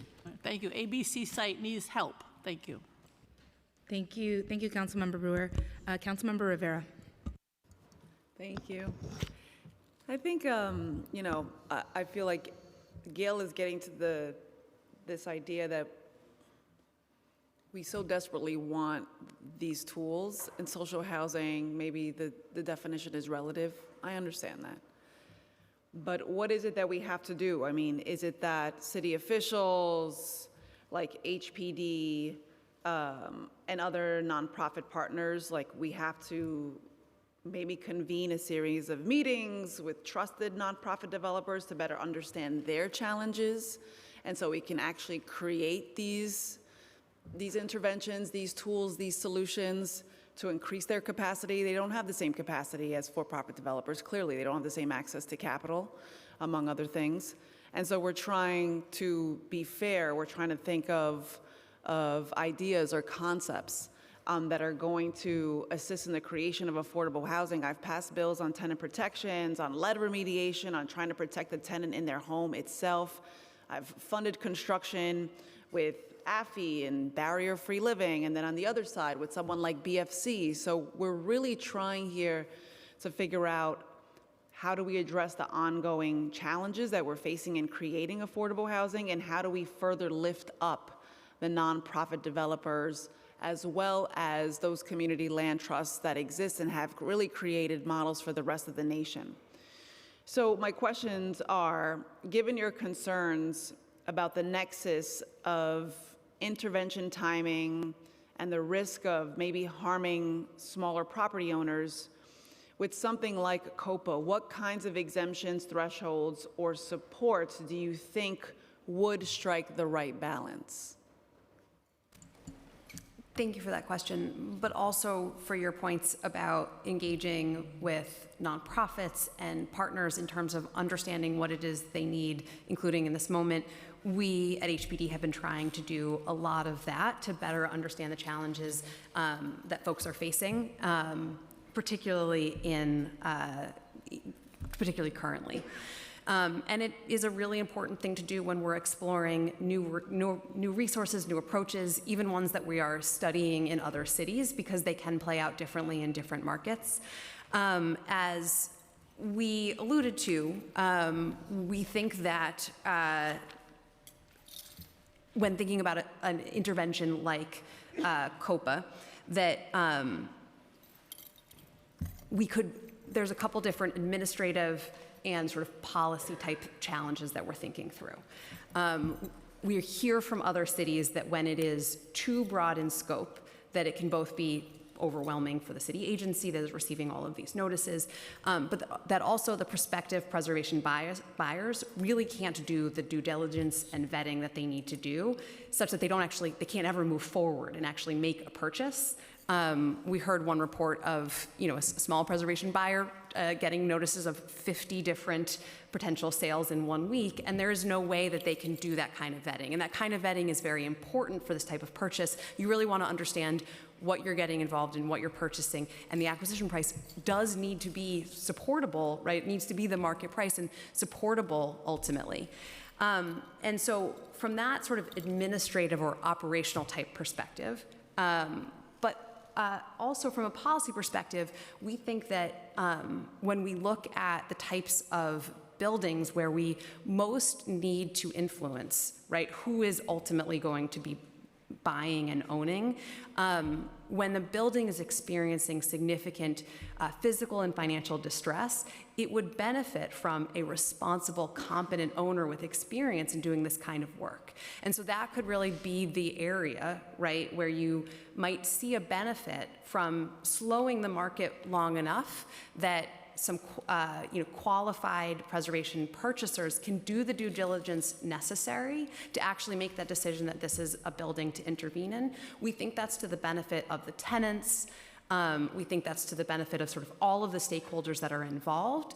And because it's on sort of a smaller scale, not only can it be implemented, but you also sort of mitigate some of the potential unintended consequences that could come to the rest of the market, where no one is really going to be engaging in some of those purchases anyway, but slowing them down can have some negative side effects. So you mentioned other cities. We were briefed by San Francisco advocates about COPA last year. They highlighted how COPA had helped create an ecosystem of real estate professionals, nonprofits, and preservation developers. So how does HPD see COPA creating an ecosystem of preservation in New York City? And then you mentioned capacity. So what guidance would HPD offer around refining the scope of eligible buildings, like size, ownership structure, or level of existing regulatory oversight, to avoid unintended consequences while preserving meaningful reach? And if I could just, because I'm out of time, just add regarding, you mentioned agency delays, right? We know about your own capacity at HPD, and regarding HPD pipeline delays, what additional tools such as acquisition funds, bridge financing, or technical assistance would be needed to help community-based groups successfully move through the acquisition and preservation process? Thank you, Madam Chair. We have a number of questions there. I'll start, and you'll see Stephen and I go back and forth. We also have been in touch with our colleagues in San Francisco over the years. DC, Chicago has a pilot in trying to understand what they're seeing and expecting. We think it would be reasonable from what we're hearing that they're doing, but also from their sort of reports on what's manageable, that typically you would see a couple transactions per year. and that this would, that is different in scale in different places, right, in impact. But in terms of HPD, or in terms of New York City's market, we think that that's probably what would happen here. As we talked about, COPA is a legal mechanism. It slows the market long enough for folks to make that decision, for an interested preservation buyer to come in, make the decision to get involved. We think that you mentioned our extensive pipeline. We try to dedicate our preservation resources most urgently to those buildings that are most in need.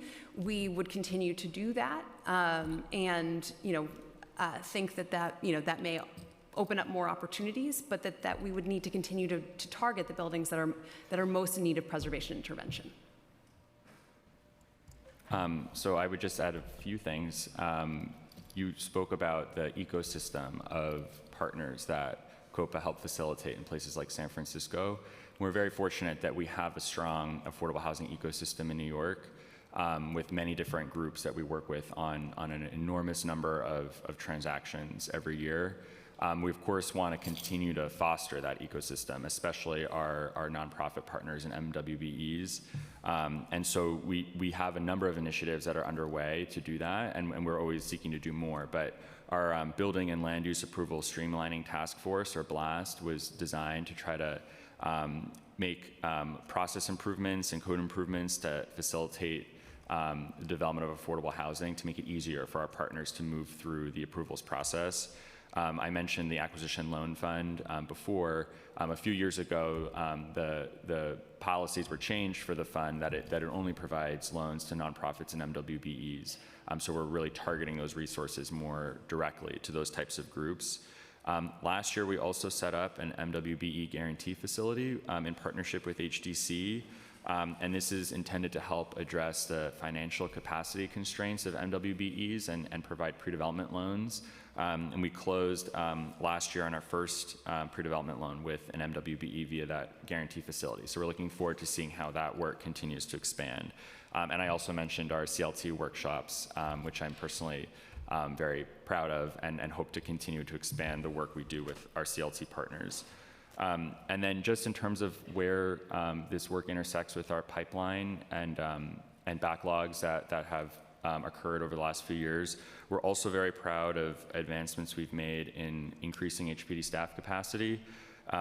We are really grateful for partnering with the council during City of Yes, which helped achieve a number of new staff lines in the Office of Development specifically, but also in other parts of the agency that support our housing development, like the Office of Legal Affairs. We more immediately set up a capacity accelerator to hire temporary employees to support our work immediately, as it takes time to hire permanent employees. And we've also launched a new program called the Community Partnerships for Affordable Renovation Program, which is a way for us to partner with our lending institutions to offload, partner lenders outside of the agency to offload a lot of the due diligence for certain types of projects that are good fits, so that they can move much more quickly through the process and we can start to clear out that backlog. So we're looking forward to seeing how all these new initiatives get off the ground, and then we'll of course evaluate where we are and see what else is needed moving forward. We also didn't address timeline, which you raised. We think this is incredibly important for us to think through, talk to partners, talk to that ecosystem of stakeholders about, because there is going to be sort of a difficult balance, right? Making sure that we don't slow down the market so much that we have sort of unintended consequences, including raising costs, right? Ultimately, at its core, our work is about trying to lower the cost of housing. So if we are distorting the market and resulting in higher prices, that's not quite advancing our goals here. And there also would need to be enough time that these organizations actually could meaningfully vet and put together a package. So that's something that we do feel like we need to continue to talk to partners about. We've certainly started, but would welcome further conversations there. Thank you, Councilmember Rivera. We do have quite a number of folks signed up for public testimony, so I do want to get to you all. So I'm going to limit my questions to a couple of buckets, and then we'll do a final round if any of my colleagues want to close out. So starting off, I'm going to pick up where Councilmember Rivera left off, and just to drive finer points on a few areas that you've already discussed. So Deputy Commissioner Jaffe, first of all, congratulations on the promotion. I'm a little late, but congratulations. So on Intro 902, you have said that 902 should be narrowly tailored to specific scenarios. So I'm gonna jump into some specific questions on what universe of buildings you have in mind that would be best served by COPA. So can you just talk a little bit about what size of building that you think should be here? Distressed buildings, or those in good physical and financial conditions? Are there specific geographic areas of the city? Do you think that there should be a focus on stronger or weaker markets in the city, higher or lower displacement risk areas? Thank you for that question. We, as we talked about, recommend a focus on distress that can happen in various parts of the city. And on this point, I think we would be particularly cautious about codifying into statute geographic determinations, which can then very quickly become stale. And we see that in New York City maybe more than some other places. So, we think that there is some flexibility beyond that, but really focusing in on those buildings where we think it's important to influence the ultimate ownership is the biggest defining factor. And, the other pieces of that we could talk in more detail, but that's mainly where we've focused. What do you mean by that, where we think it's important to influence the ultimate ownership? Well, we think that there are a category of buildings that have experienced significant financial and physical distress, and clearly that has been a difficult situation for the tenants. There can be obviously owners in that situation who are seeking supports, but when they go to put it on the market, that's a moment where we're interested in ensuring that there's responsible ownership involved. And it can be a lot of work, as you all know and appreciate, to stabilize a building that has gotten to that level of distress. And that's not something that we have seen actually in our experience, that not all, even developers, are in a position to do well. So we would want to make sure that someone who's taking that on can be trusted to not only start the job, but really finish it. And so when we're talking about that level of distress, that's sort of how we think about it. So just flagging, right, if we focus on financial and physical, on buildings that are in the greatest financial and physical distress, then we're talking about the most difficult buildings. You think that community organizations should, that COPA should focus on transferring ownership to community organizations for these universe of buildings? Ultimately, yes. We think that it's important to target the right set of buildings, and we want to make sure that we have qualified partners from our perspective, that those partners could come from a wide range of backgrounds. But the most important defining feature would be that they are qualified and have experience doing this work, and that would best achieve the policy goals or outcomes, at least, that we see where this would bring some benefits. And how would HPD support those groups? Well, we do have a wide range of programs to support MWBE's nonprofits in building their capacity, as do many of our partners. So to the extent that we're talking about those groups and support, absolutely. That's work that we're already doing and we remain committed to. Thank you. Does HPD have data on sales of multifamily buildings that do not involve the city? Would this, we do have data. We believe, for example, that the current scope of COPA as drafted would cover 90,000 buildings, about 2,500 sales per year. We are not involved on the front end in most private market transactions, but we do look and try to understand what's going on in the housing market. of course.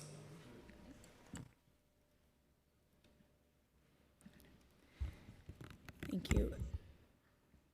Are there ways, are there interventions in which HPD could have better access to this kind of information? Are there requirements that you all have considered imposing? Reporting requirements?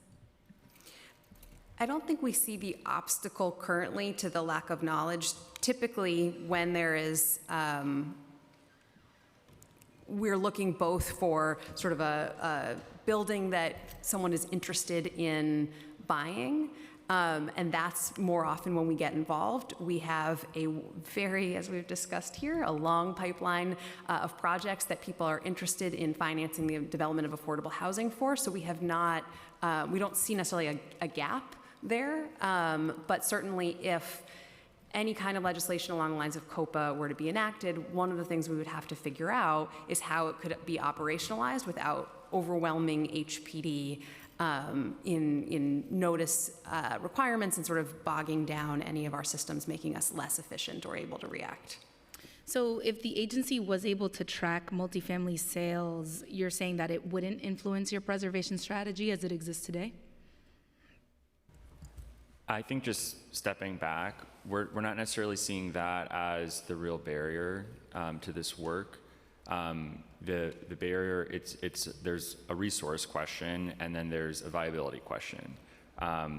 You know, we want to make sure that the resources HPD has are being really effectively targeted to creating viable affordable housing projects. And we know that acquisitions are very expensive, and so I think that's part of where we're focusing on what what is the barrier to these types of transactions happening. Thank you. How many HPD projects per year are supported by the New York City Acquisition Fund, and how does HPD determine which projects receive assistance?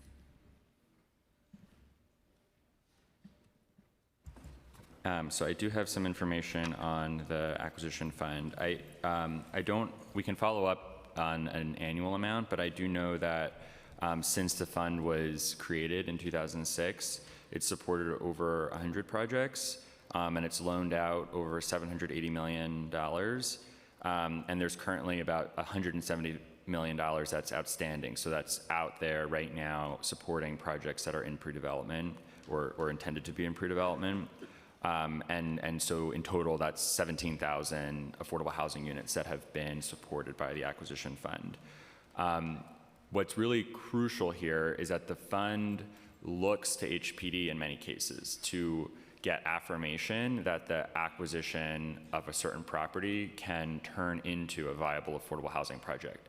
So there is a lot of vetting that happens so that we don't have these precious acquisition resources going to purchase property that then languishes for many years and struggles to turn into affordable housing and has carrying costs that rack up that then divert resources away from buying the affordability that we all want as the outcome. So we're involved with the fund even though we don't directly manage it. And the acquisition fund, these are grant funds or these are low interest loans? The loan terms are very favorable, and typically the loans are repaid when the project achieves construction loan closing. And so that's the way the fund is able to recycle those resources to support more acquisitions. And we do evaluate from time to time, the future needs of the fund and assess, what moving forward does the fund need to continue to execute its mission.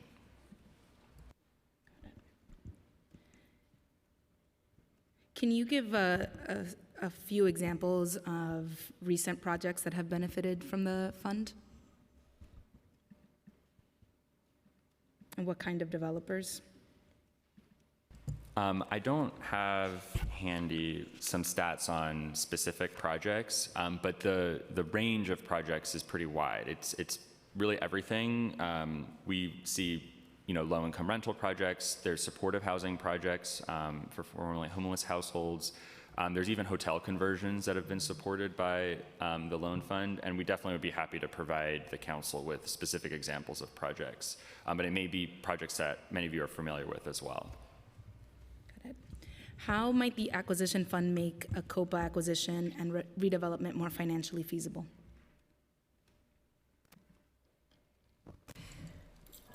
Well, the starting point is, we talked about this a little bit, COPA is a legal mechanism, right? It would fit into a larger ecosystem of various tools. Certainly, those purchases could happen without any HPD or public support. If they applied to the acquisition loan fund, they could receive assistance for some of that sort of range of costs that the New York City Acquisition Fund supports, which includes pre-development resources and other, below interest or below market loans to be able to make that work more feasible. So depending on who the purchaser is, they would be eligible for those resources. Thank you. Following up on the earlier exchanges in relation to the tax lien sale, how many buildings currently qualify as distressed citywide?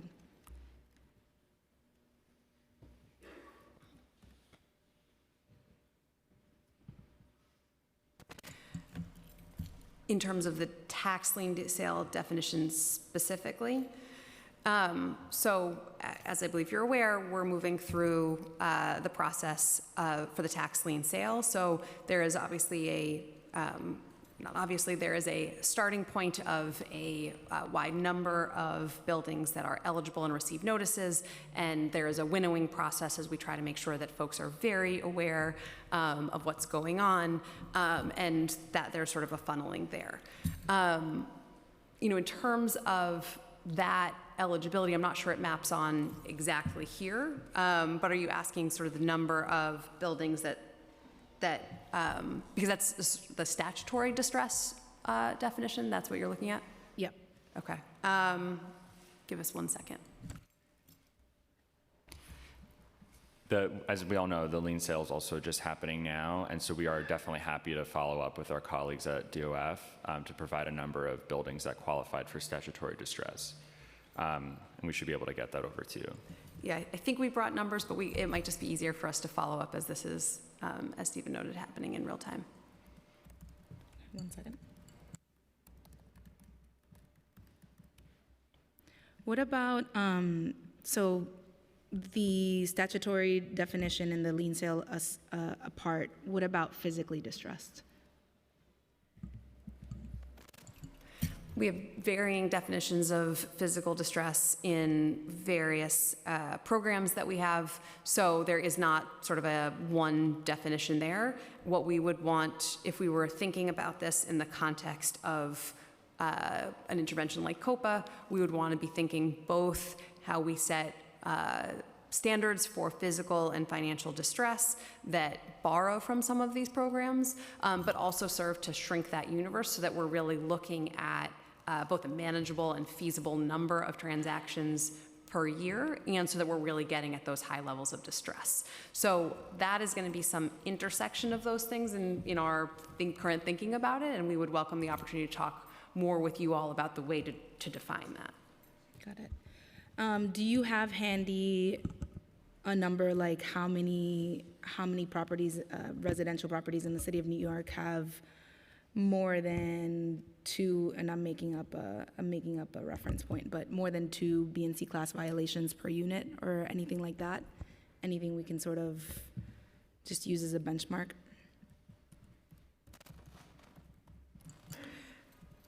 We did not come with that level of enforcement data, but we'd be more than happy to follow up. I know that my colleague, Deputy Commissioner Anne Marie Santiago, is always a religious testimony watcher, so she is watching us right now and asking someone to get us that data. We'll follow up. Okay, thank you. In conversations around Intro 1063 that we've had with the agency, I've heard that the agency would like to limit the number of properties that are rooted through the third-party transfer program, and the agency's position has been that the rest of the program should go through the lien sale so that there's a clear path for every building.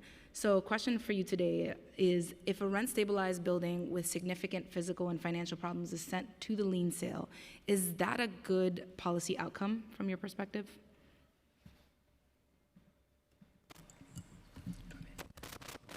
Well, we, of course, do not want rent-stabilized buildings to be experiencing physical and financial distress, and that's part of why so many of our preservation programs are well-funded and available for existing affordable housing. And so we work with many owners of rent-stabilized buildings to provide capital loans to ensure that they've been stabilized.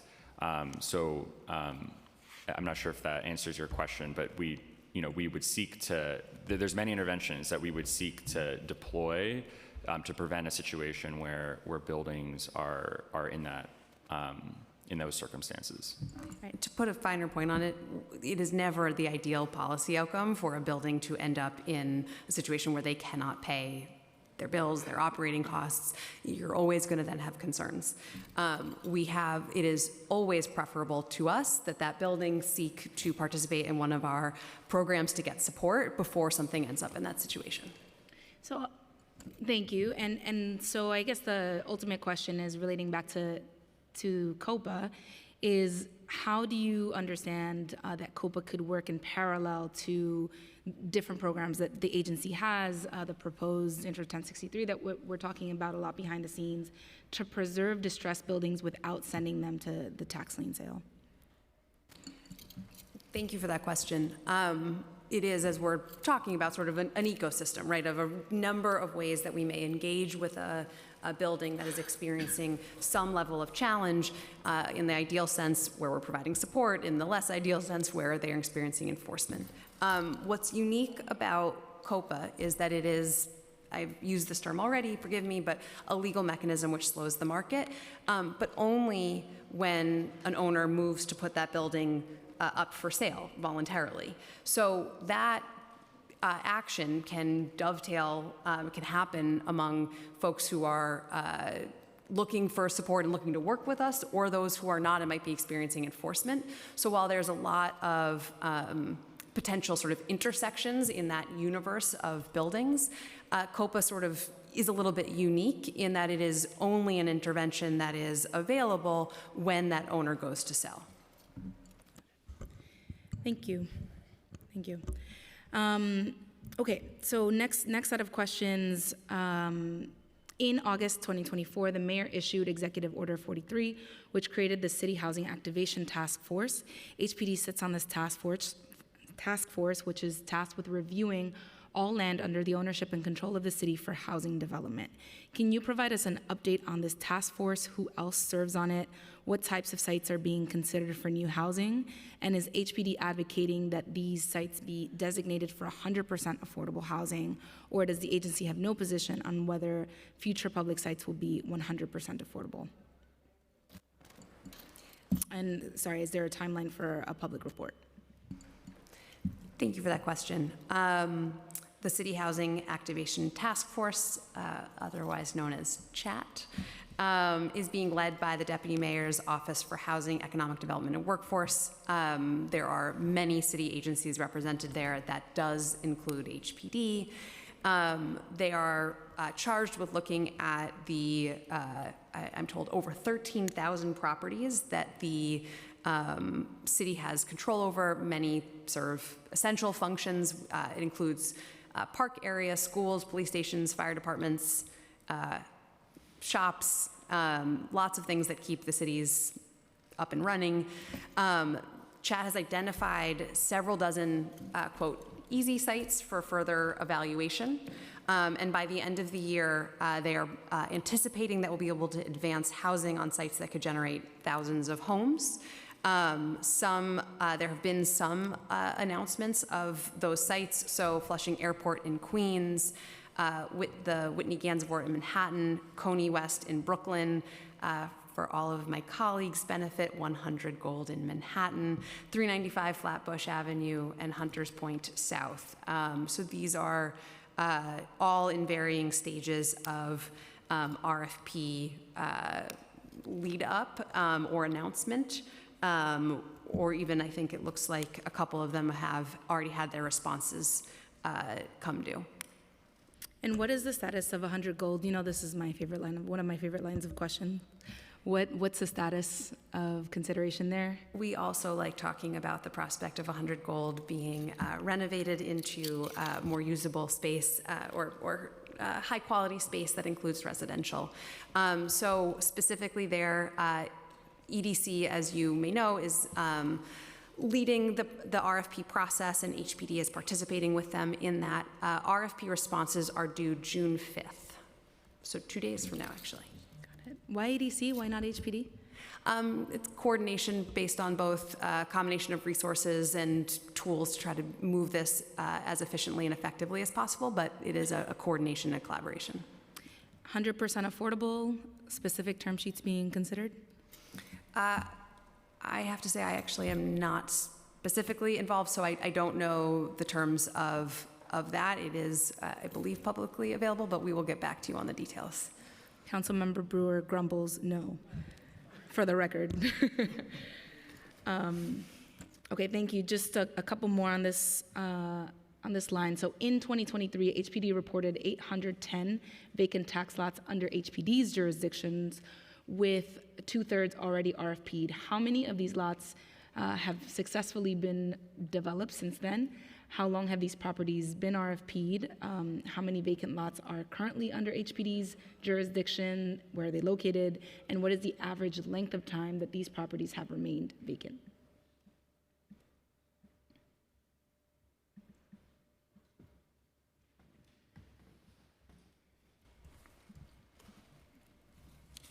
Okay, so yes, since 2023, we have approximately 40 lots are under construction as individual projects or as scattered site cluster projects.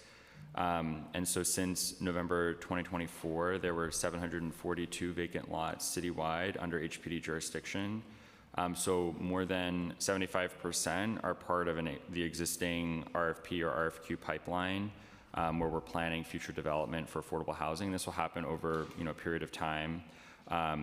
So there are different projects that are in different stages of the approval process, and just something that's important to note is that it's 742 lots, but that doesn't mean there will be 742 projects. Many lots may be combined into one project, so there's some lots that are held up as an entire project is being advanced through the RFP or RFQ process.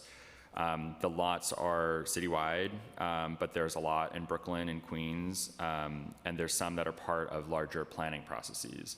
And there's both residential and there's some non-residential uses that we're planning as always through our RFP process for these lots to be developed. Thank you.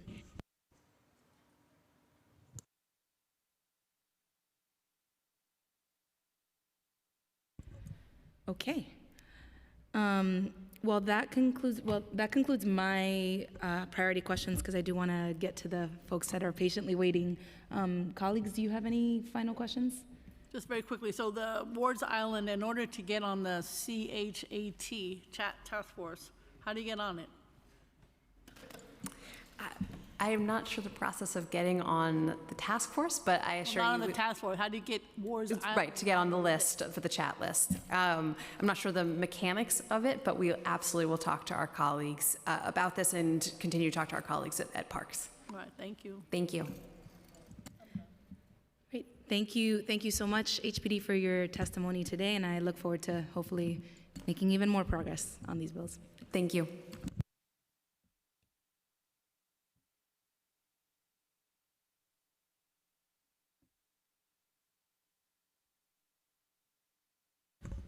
Okay, I will now open what I can do when the baby's not here, right?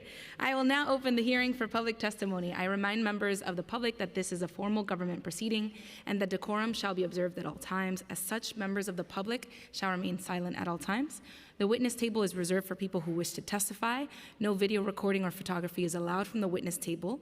Further, members of the public may not present audio or video recordings as testimony, but may submit transcripts of such recordings to the Sergeant at Arms for inclusion in the hearing record. If you wish to speak at today's hearing, please fill out an appearance card with the Sergeant at Arms and wait to be recognized. When recognized, you will have 2 minutes to speak on today's hearing topic of social housing and the associated legislation, numbers 78, 350, 570, 902, 1006A, 1007A, 1034, 1281, 1296, Reso numbers 374 and 777. If you have a written statement or additional written testimony you wish to submit for the record, please provide a copy of that testimony to the Sergeant at Arms. You may also email written testimony to testimony@council.nyc.gov within 72 hours of this hearing. Audio and video recordings will not be accepted. I will now call the first panel.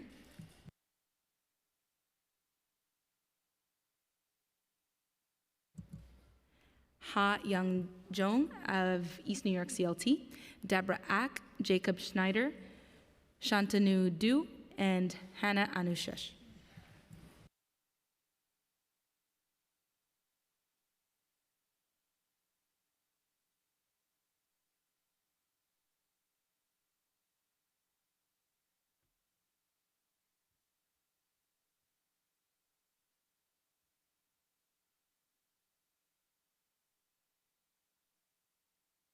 You may begin when ready.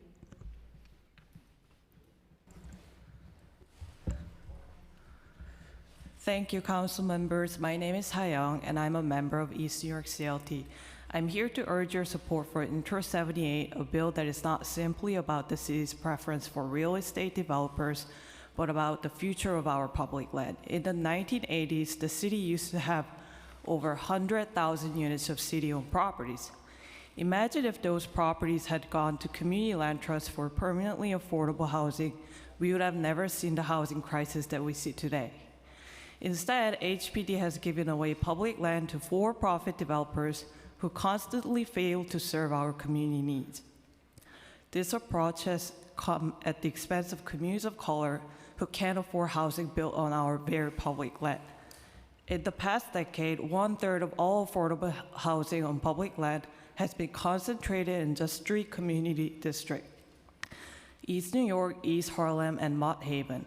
Why? Because these were the properties abandoned by slumlords in black and brown neighborhoods back in the 70s. The city took this land, let them sit vacant for decades, and now handed them to for-profit developers.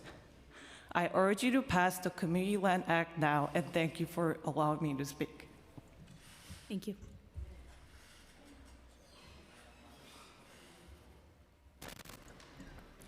Hello. Thank you, Chair Sanchez and committee members, for the opportunity to testify in support of proposed legislation to advance community land trusts. I am Jacob Kendall Schneider of the East New York Community Land Trust, which works to prevent real estate speculation and displacement in East New York and Brownsville through community organizing, providing permanently affordable housing on community-controlled land. We are also members of Nicely and lead the Abolish the New York City Tax Lien Sale Coalition. We know that when land and housing are permanently affordable and under community control, communities thrive. This is why we are urging the City Council to pass the three proposals under consideration today that are part of the Community Land Act. The Community Land Act also calls to permanently abolish the tax lien sale and replace it with an equitable system, which could be accomplished through a land bank. The lien sale is an especially pernicious example of state-sponsored real estate speculation. Through the lien sale, the city encourages predatory dispossession of homeowner and tenant wealth that rewards Wall Street investors while abdicating its duty to perform a core function of city administration, the collection of city debt. The lien sale has been especially devastating for East New York. From 2017 through 2019, East New York had the second highest share and number of liens sold and was fourth in 2021. This year, East New York has held the dubious position of having the second greatest number of residential properties, representing thousands of units, eligible for the lien sale at each of the 4 notice periods. In addition, East New York has held the top spot of all community districts in the rate of hazardous HPD violations, so B and C, per residential unit, with, it's astonishing, 7.7 hazardous violations per unit at the 10-day notice period.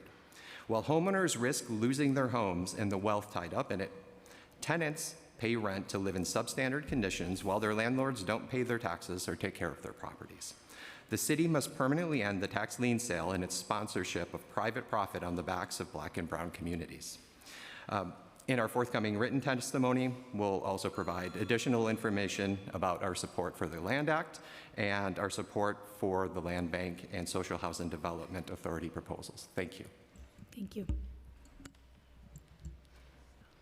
Good afternoon, council members. My name is Hannah Anouche, and I'm the campaigns director for the East New York Community Land Trust. Myself, along with many community leaders, founded the East New York Community Land Trust in 2020 at the height of the COVID pandemic to combat displacement. In just 5 years, we've built out a powerful member-led organization with a disciplined democratic structure. Not only that, but we founded the citywide Abolish the Lien Sale Coalition to replace the lien sale with a more just municipal debt collection system that Jacob spoke about. I just want to thank Councilmember Brewer for sponsoring the Land Bank bill. We really agree that it's a critical piece of the solution to replace the lien sale. Also, I want to mention that we've organized residents in the Jewel Streets, also known as the Hole, an extremely flood-prone area of East New York without connection to city sewer, and launched a neighborhood resilient planning effort with Councilmember Banks, HPD, DEP, and DOT.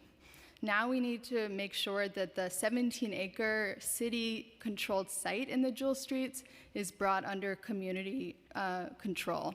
And so we thank Councilmember Ressler and this whole committee for pushing forward the Public Land for Public Good bill. And we urge the council to pass the bill. We really need that swath of land that's actually on higher ground. It's the only area on higher ground to become a resilience hub with emergency resources, deeply affordable housing, and much needed commercial space. And finally, my colleague Shantanu is going to talk more about this, but we made history as the first CLT in New York City history to acquire a multifamily building from a private landlord who had never even been to the building, so that the tenants who had been organizing for years could become co-op shareholders. So we urge you to pass COPA to make it so much easier for organized tenants and CLTs to take control of their buildings. And so I just want to say, we also did all this with only $98,000 a year from the city council, and for a long time with only 1 full-time staff. And now, thankfully, we have 2 more staff members. But we really need this legislation and funding to advance our movement. Thank you. Thank you, Hannah. Good afternoon, Chair Sanchez and committee members. Thanks for the opportunity to testify in support of the proposed legislation to advance community land trust. My name is Shantanu Du, and I'm a project manager at East New York Community Land Trust. I'm currently, as Hannah mentioned, working on stewarding and managing the CLT's first property, 248 Arlington Avenue, through a rehab under HPD's Preservation Loan Program. The project will bring long overdue major repairs and major systemic upgrades to the building and eventually convert it to a limited equity HDFC co-op, ensuring that the tenants can remain in their homes and community and preserving permanent affordability through a future 99-year ground lease with East New York CLT. As Hannah mentioned, 248 Arlington is historic in that it was the first time in New York City that a CLT has privately purchased a building, and it was only possible due to the incredible work of the tenants. Many of these folks have lived in the building for decades, have raised multiple generations of their family there. They've organized for years with previous landlords to fight for basic repairs and ultimately to take over their building. Tenants spent a lot of hard time and energy organizing for the takeover, meeting for months with the CLT, even before I was here, with, again, as Hannah mentioned, it was only just Hannah, basically.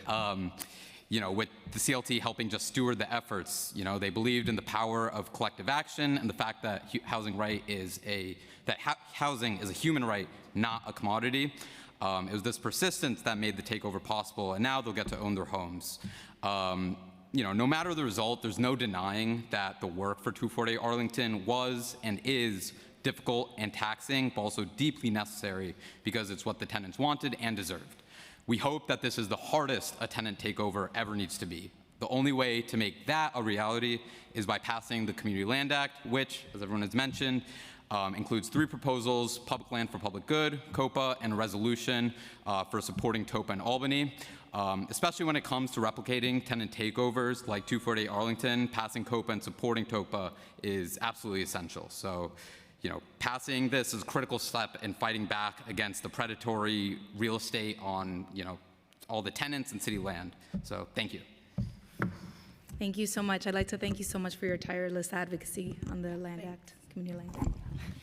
I'd now like to call the next panel, Rauna Zamal from Chaya, Jessica Balgobin, Will Spizak, Roberta Gratz, and I'm so sorry for any mispronunciation, Simeon Bancroft, and Paula Siegel. And you may begin when ready.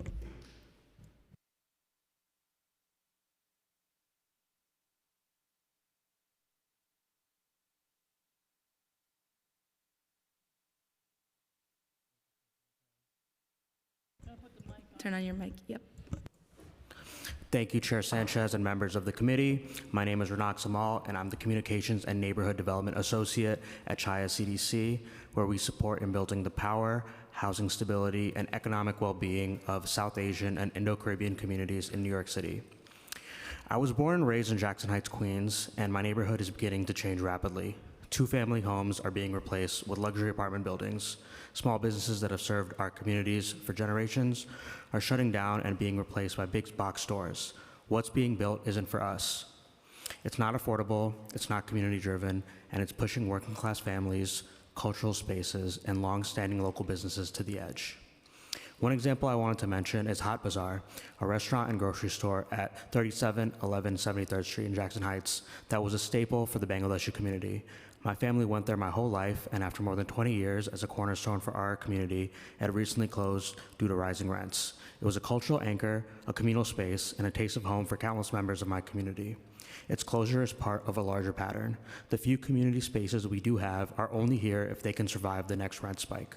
Intro 78, Public Land for Public Good, would help shift that reality by ensuring city-owned land is used to create permanently affordable spaces for local businesses and cultural institutions that serve, reflect, and stay in our communities.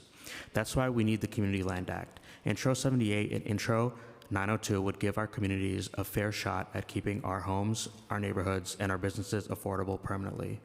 They would give residents the power to create something lasting, rooted in community needs. Our communities deserve more than survival. We deserve a say in what our neighborhoods become.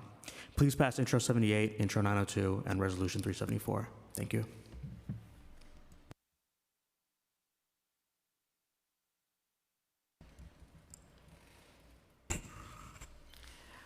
I am Roberta Brandeis-Gratz, and it's a pleasure to be here today. I'm here on behalf of the Campaign for a Livable City. We are a new initiative advocating for a balanced approach to planning and development that promotes responsible new development and ensures neighborhood continuity and access to essential resources like schools, parks, and small businesses. I've written 6 books about cities across America covering what works and what doesn't. We want to enthusiastically support the Land Bank, the Land Trust, and the Affordable Housing Task Force proposals. Unknown to most people, we are actually losing more affordable housing than we are building new. In this climate, land banks could be particularly useful in stabilizing neighborhoods, preventing land from being developed that disrupts a balanced community, and more. Land trusts are particularly useful when there is property to be disposed of that would be disruptive if sold on the open market. And in an affordable housing task force on Ward's Island would help avoid squandering a fresh opportunity for needed affordable housing when more excessive high-priced housing would result instead. Furthermore, mandating the large apartment complexes first be offered to the tenants would avoid the further loss of affordable housing opportunity as was with the sale of Stuyvesant Town and Peter Cooper Village to BlackRock. It is little recognized today how much public equity is buying up housing in New York City and across the country and helping create the affordable housing crisis. Finally, creating a public benefit corporation to build, acquire, or rehabilitate permanently affordable housing is yet a commendable tool for a toolbox address our affordable housing crisis. Please address the loss of stable existing affordable housing being torn down to build new, expensive housing out of reach to middle-income families. Thank you. Thank you.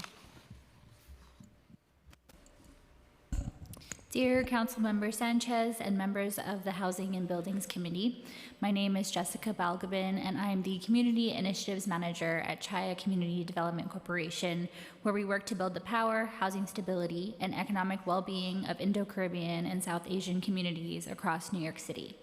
As a Guyanese American born and raised in South Ozone Park and a constituent of Councilmember and Speaker Adrienne Adams, I'm asking you to pass the Community Opportunity to Purchase Act, Public Land for Public Good, and the resolution supporting the Tenant Opportunity to Purchase Act, 3 urgently needed bills that provide pathways to combat displacement of Black and brown New Yorkers and take property off the speculative market. My neighbors and I do not have a say in what is built in our neighborhood. South Ozone Park and the neighboring Richmond Hill are deeply anchored communities built by working-class immigrants, but we see a deep lack in access to things like affordable housing, public gathering spaces, community gardens, and locally supported businesses that adequately address the needs of our community. Storefronts become vacant and turn into smoke shops, and I count over 5 that have popped up while traveling just 5 minutes on my local bus. The communities in South Ozone Park and Richmond Hill struggle with issues of domestic violence and alcoholism and other mental health conditions, and our people are left with no choice to commute out of the neighborhood and frequently out of the borough to access support and safety, relying on transit that's also deeply inaccessible. Public Land for Public Good and COPA would absolutely make a positive difference, allowing my neighbors to create safe, local healing spaces, bolstering the deeply impactful work that already happens in my frequently forgotten section of South Queens. Please pass Intro 78, Intro 902, and Resolution 374 to give New Yorkers a real chance to build meaningful power in our communities. Thank you.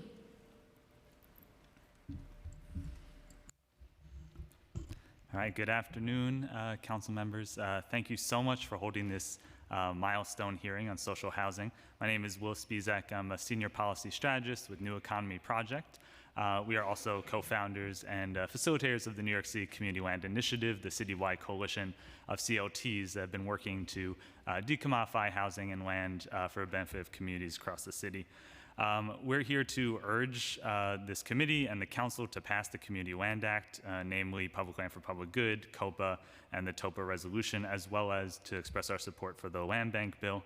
These bills will address root causes of New York's affordability crisis, combat displacement, and build lasting community wealth in low-income Black and brown neighborhoods.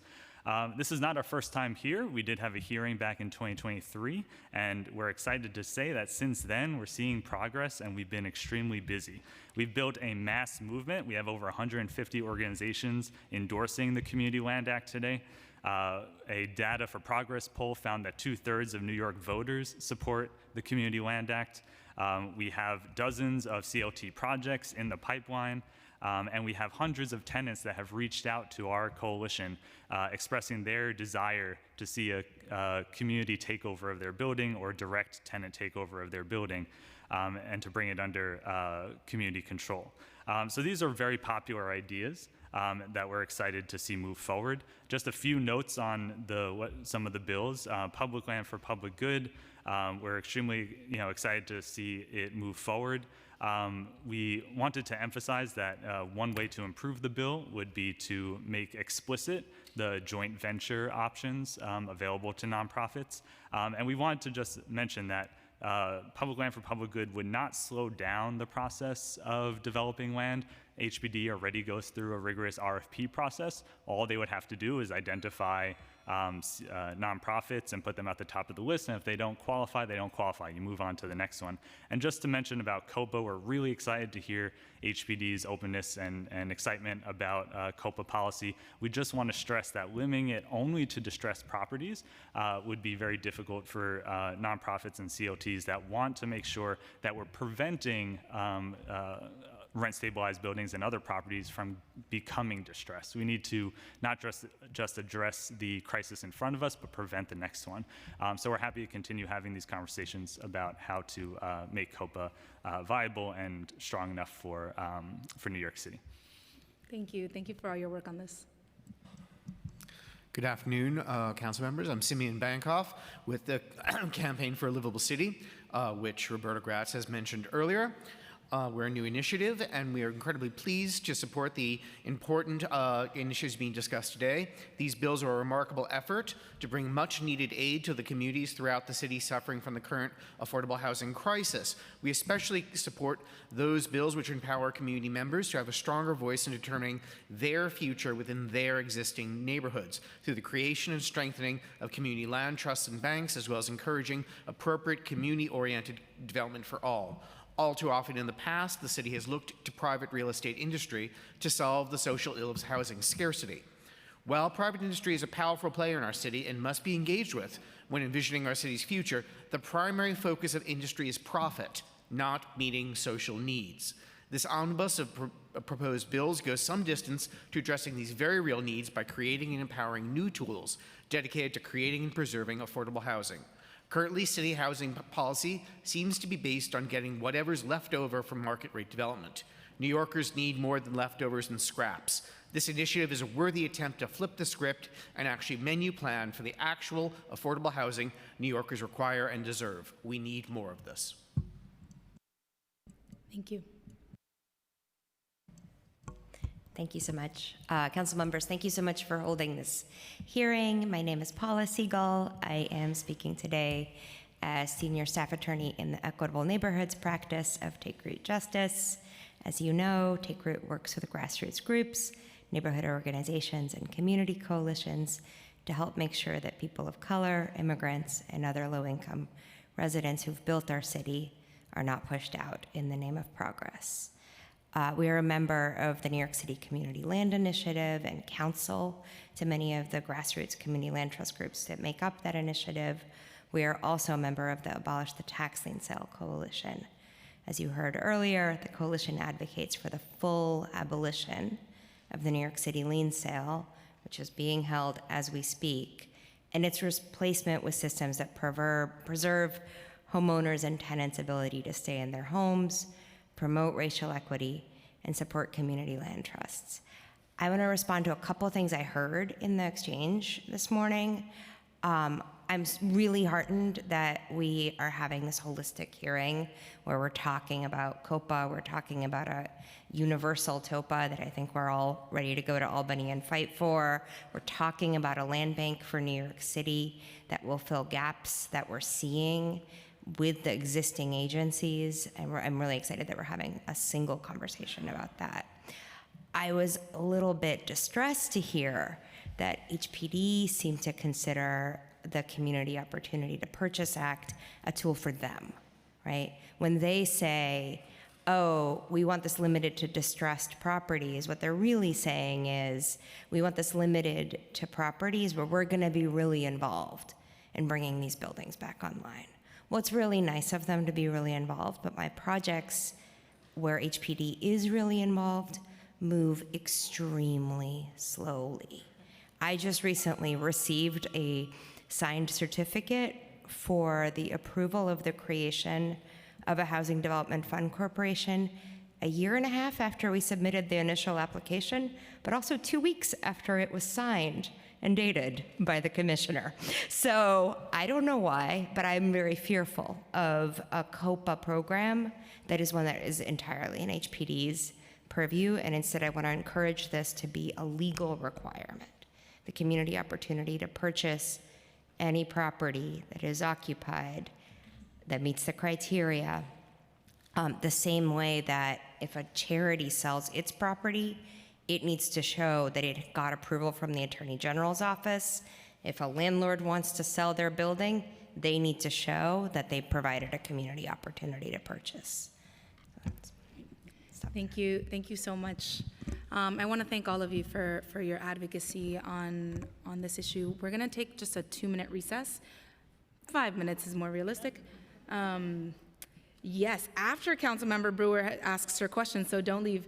But let me just give a heads up to the next panel. It's going to be Renelle Bradley, Will Depot, Sheena Benjamin, Cameron Clark, and Rachel Coyle. Councilmember Brewer? Thank you very much. For Will Spilzak, the land bank has many functions. Can you discuss just a few of them and how they can support affordable housing as well as the other aspects, and how they would benefit with and work with CLT? And do you think there are ways that they should be changed even from what we proposed? Yeah, thank you for the question. We've been working with, as nicely, as the coalition on this land bank issue since it was Brad Lander's bill. So we've had many iterations of the bill to work on. Land banks are really useful tools, and HBD is correct to say that New York City has a number of tools at its disposal.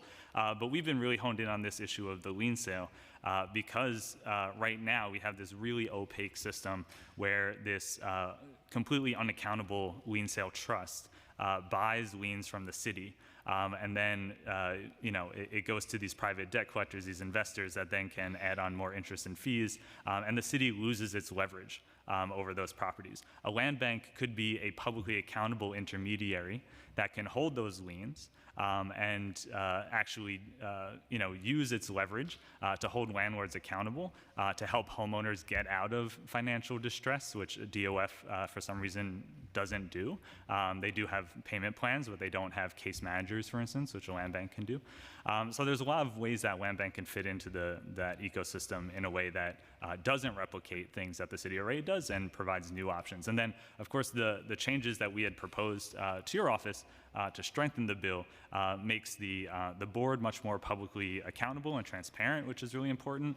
Opens up the land bank to doing more than just housing. There are so many needs. There's neighborhoods that don't have access to affordable produce. A community group could work with a land bank to develop a grocery store, for instance, in a neighborhood, or a community center, or commercial space.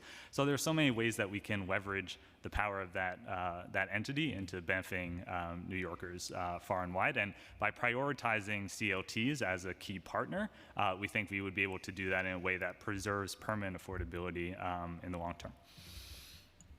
Thank you. I think you're dismissed.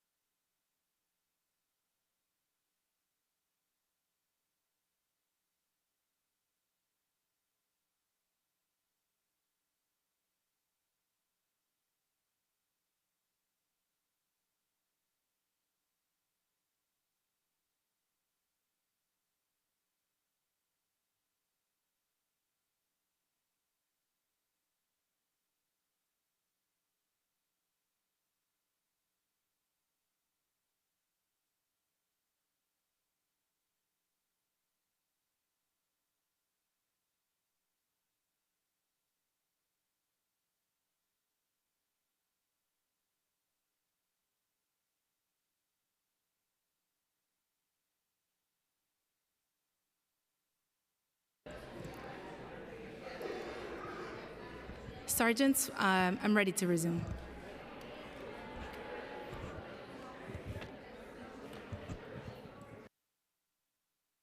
Shh, keep it on, please. Quiet, please. Have your seat. We are going to resume. Please have your seat.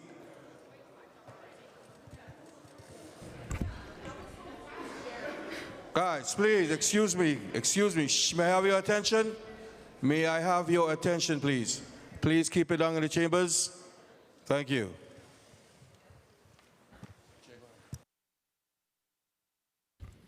So again, that's Renelle Bradley, Will Depot, Sheena Benjamin, Cameron Clark, and Rachel Coyle. And you may begin when ready.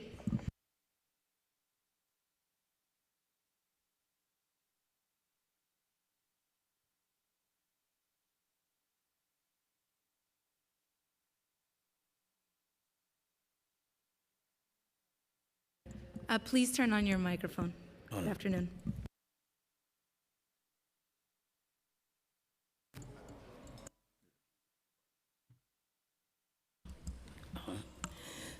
Excuse me, sorry about that. Good afternoon, Councilwoman Sanchez and all the rest of the members of the council board. My name is Renette Bradley. I'm a resident of Cypress Hills, Brooklyn. I'm a tenant, a Section 8 tenant at that. I'm a member of the Hope Tenant Union, as well as Partners Housing Justice for All Coalition, and I'm also one of the 19 authors of the Green Social Housing Bill, and I am part of the House the Future campaign for social housing. I'm here to speak on social housing. Public housing has not built housing and has not built affordable housing since 1970, and we need affordable housing to be built. There has been programs that have not lasted, and there have been housing said that they are affordable, but they are not deeply affordable. With social housing, our vision of social housing will be deeply affordable, decommodified, and will be very green, and will be places for children to play. It's not only are we looking to build housing, we are looking to preserve the housing that we already have. And in order to preserve that housing, we have to build new housing for real affordable in our neighborhoods. We're seeing housing built up in our neighborhoods that we can't live in. We hear HPD say they building housing, but we don't see HPD building anything for us. They're building for the rich and the 1%, but what about us? We're being pushed out our neighborhoods. Thank you so much for your testimony.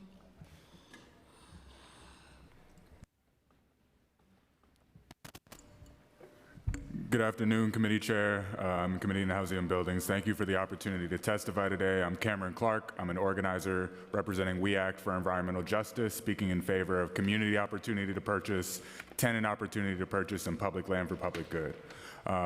If you're familiar, We Act is a membership organization headquartered in Harlem, and for the past 30 years has served all of northern Manhattan.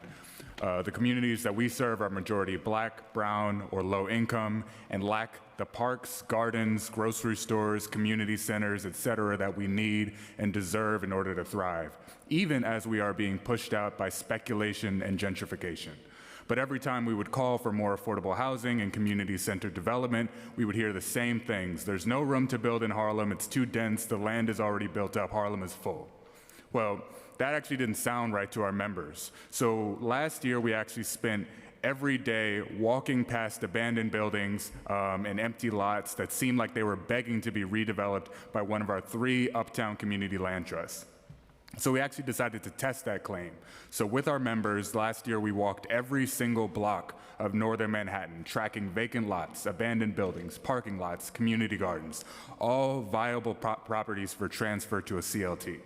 In total, we found 392 vacant lots, 20% of which were city-owned, 238 abandoned and deteriorating buildings, 284 parking lots. That's nearly 10 million square feet of underdeveloped land. That's enough space for more than 150 football fields, or if you think in terms of northern Manhattan, that's 3,000 brownstones. That's a long way from no room to build.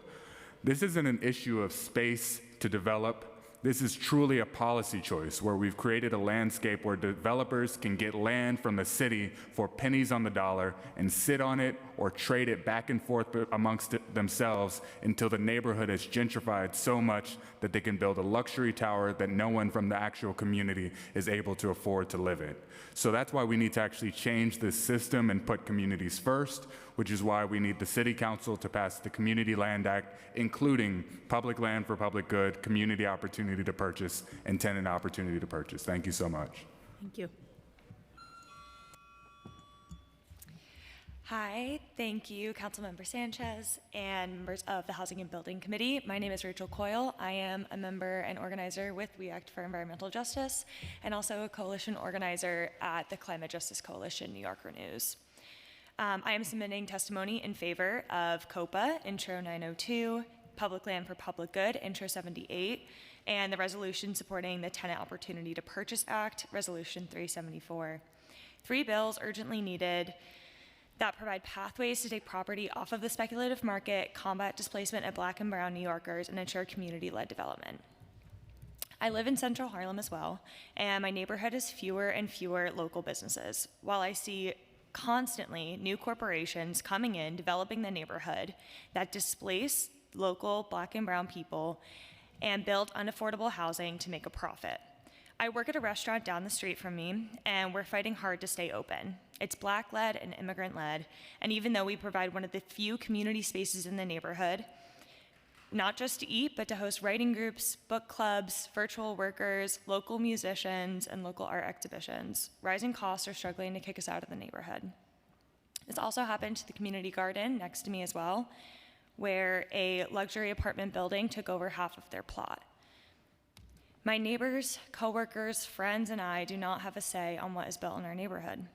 And in the summer of 2024, I was also a part of the community-led land survey where we identified 881 total lots in Uptown Manhattan that are buildings fallen into disrepair, parking lots, and many other types of land that Cameron mentioned that can be utilized for affordable housing for these community centers and to support local businesses so we don't have to close and we don't have to struggle like the restaurant that I work at.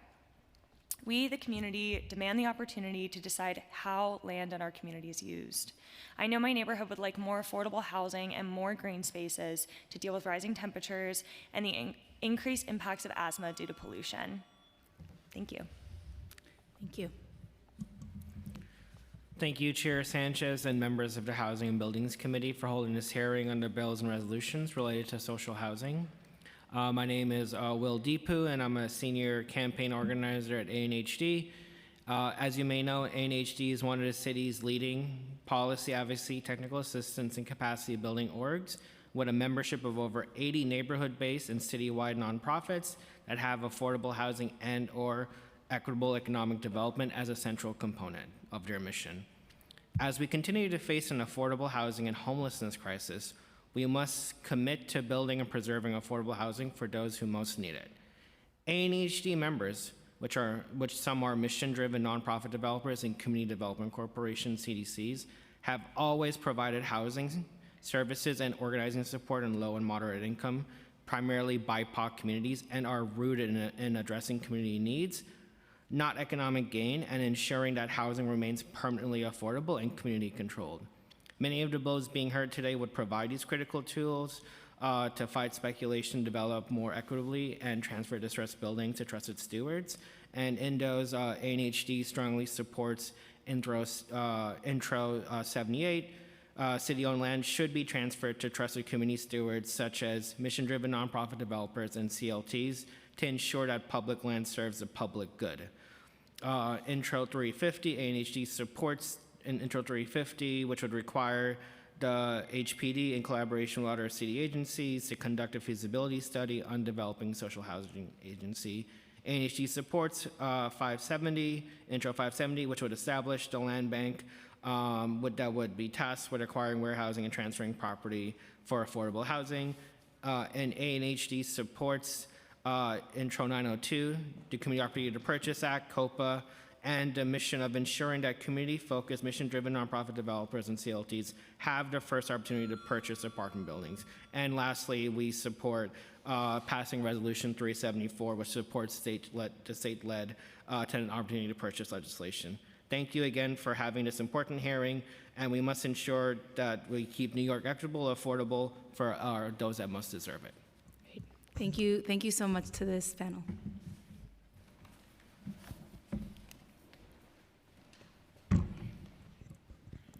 The next panel is Matthew Shore of Mott Haven Port Morris Community Land Stewards, South Bronx Unite, Elizabeth Thompson, Adam Blazej, Jorge Paula, Jack Sia, and Melanie Reyes.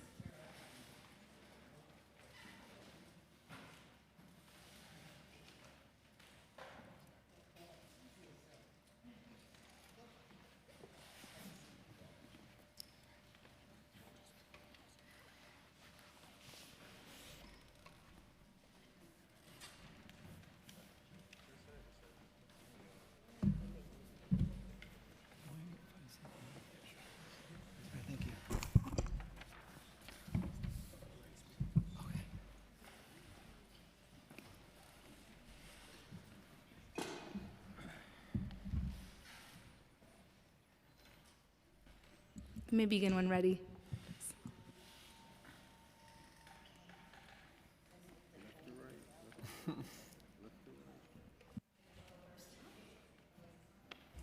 There we go. Good afternoon, Chair Sanchez and community members.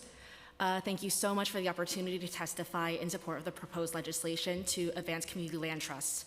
My name is Jack Shaw. I'm a housing attorney and community organizer, and I'm speaking on behalf of the Chinatown CLT, which is also a member of Nicely. We urge the committee and the City Council to pass the Community Land Act, a package of urgently needed policies to bring land and housing into permanently affordable community control. The housing crisis is dire. Chinatown is shrinking. We have one of the lowest rates of homeownership in the entire city at only 15%, and our tenants are often living in dangerous and overcrowded conditions. Much of the housing in Chinatown is made up of old tenement buildings that haven't been updated in decades. Many members of our community are immigrants, seniors, families, small business owners, and we're at constant risk of displacement. Many struggle with English and fear interacting with complicated court and social services systems. And on a personal note, like I said, I'm a lawyer and I cannot afford to live in the neighborhood that my family is from when market rents are now $3,000 to $5,000. CLTs, owned and operated by the people, are an important tool for creating sustainable communities and intergenerational wealth by making the land and housing permanently affordable. Our CLT is actively trying to acquire land to combat some of the housing and neighborhood problems, and the Community Land Act can help. For example, despite multiple homeless shelters being proposed and built in our communities, when our own neighbors lose their homes to fires, they might get uprooted to any shelter in this whole city. The Chinatown CLT is now in discussions with local organizations on finding property to use as emergency housing and affordable housing so that displaced community members can stay near their jobs and loved ones when they try to rebuild their lives after fires, which have been more and more common in our aging housing stock. We know our issues best and demand the opportunity to decide how land in our community is used. And if all these more serious matters don't convince you, don't worry, I'm almost done. I also want to remind you that Chinatown is City Hall's neighbor and probably responsible for feeding generations of underpaid public servants. My dad was once a food delivery worker for our family's restaurant, which delivered cheap and delicious food to workers in and around City Hall. And when I got my first job out of college as a public servant, my office was nearby, and I think many of you and your staffers can relate. I relied heavily on Chinatown for affordable and healthy meals. Please support our communities as we have long supported you. I strongly urge the New York City Council to enact Intro 902, Intro 78, and Resolution 374. Thank you for your time. Thank you.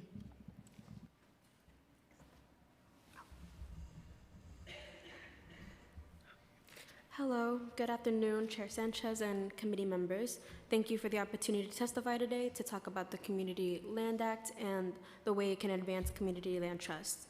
My name is Melanie Reyes. I work at We Stay Nos Quedamos in the Melrose community in the Bronx. which operates a community land trust that centers resident leadership and long-term affordability.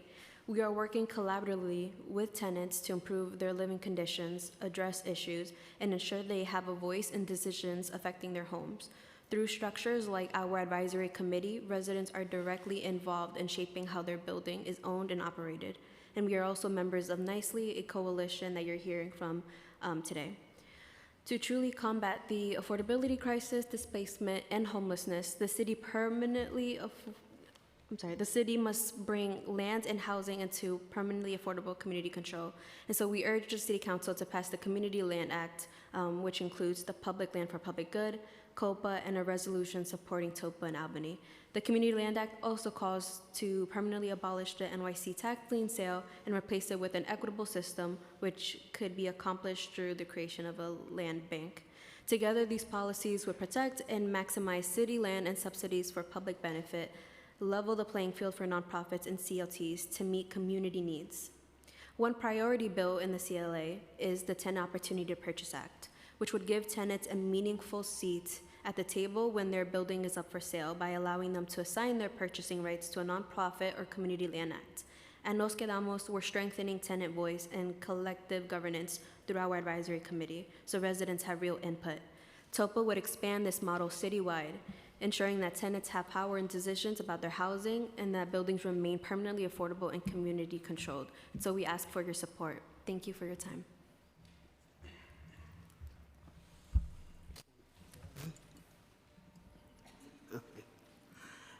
Good afternoon. My name is Elizabeth Thompson. I'm from the Bronx. I believe before I got sick, we was fighting for this. And now I'm well, and I'm ready to fight for this again. I don't think the people should be waiting for so long before all this act intro 902, 78, 374, it should be passed today. This is too long. People need housing.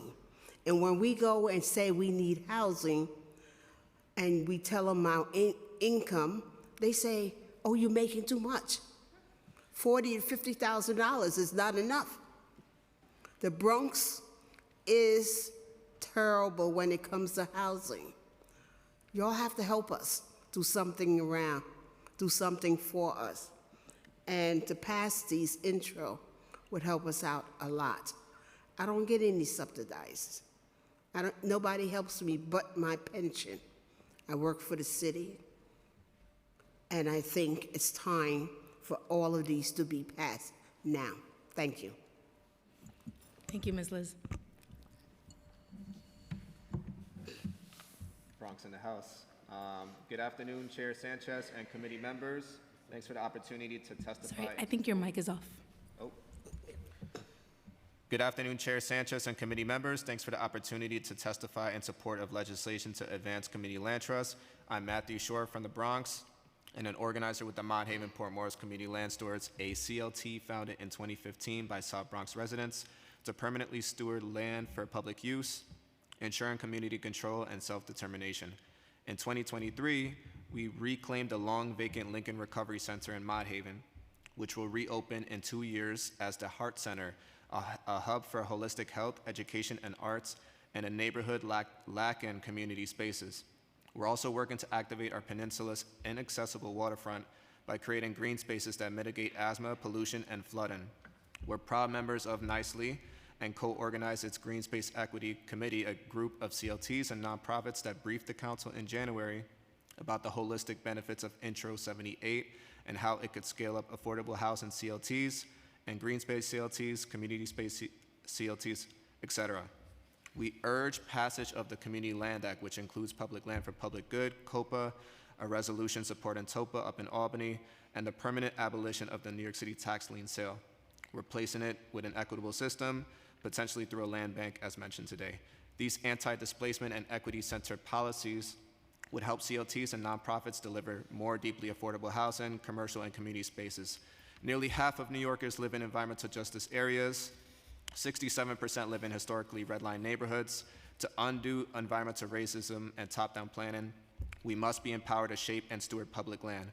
With Intro 78, CLTs like ours are better positioned to create the healthy green spaces our neighborhoods need, critical in areas like the South Bronx, where 1 in 5 children have asthma. Please see my written testimony for more information about why this legislative package is critical for the South Bronx. Thank you. Thank you. Hi, my name is Jorge Paula. My background is architecture. It's my first time here, first time speaking in public like this. But I want to bring to attention something very important. He mentioned asthma. I'm suffering asthma now because of mold in my unit for over 28 years and leaks that continue today despite the times that I've been in court, and I'm in court right now on trial. I work from the World Trade Center to airports, train stations, schools, all kinds of infrastructures for every New Yorker. And I cannot understand how, as we serve our country, our city, our people, we can have at least a decent home.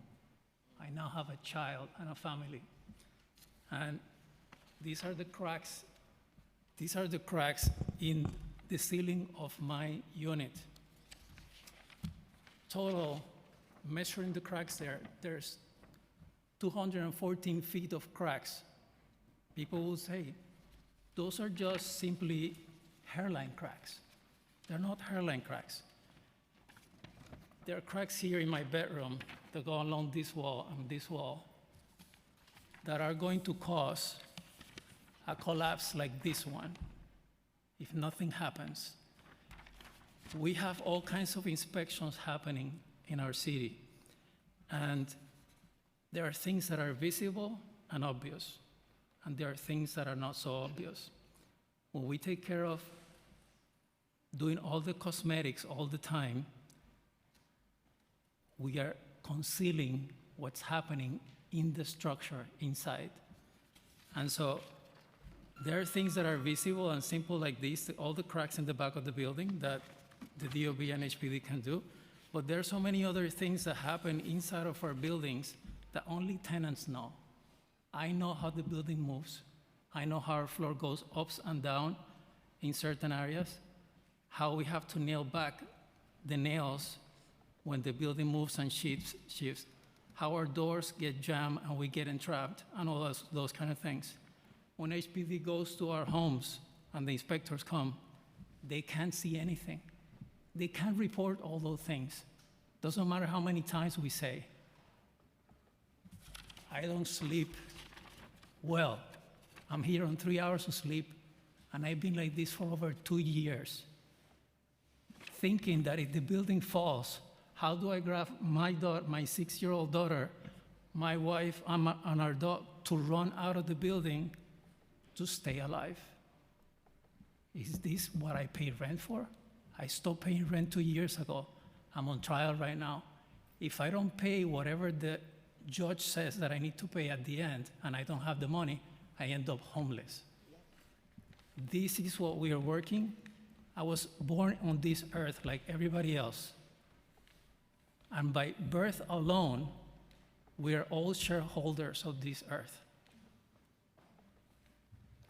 We are all dust, and we're all returning to the earth someday. No one takes anything. Money is ink on paper. And everything I hear most of the time is a talk about the Monopoly game. Thank you.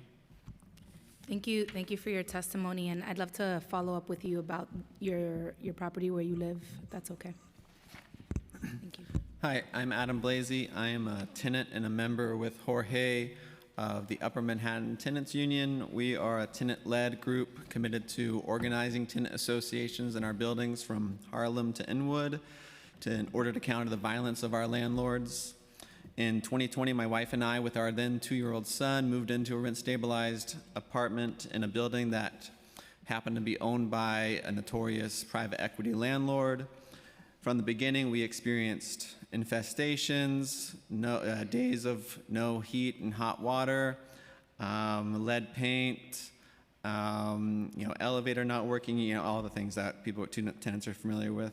And we reached out to our neighbors in our building, learned we all shared similar experiences, many tenants for several years with fighting the landlord.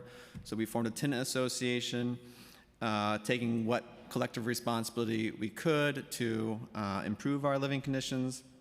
We had some success as a tenant association, but we knew that our landlord was more powerful than us, owning over 100 buildings across the city.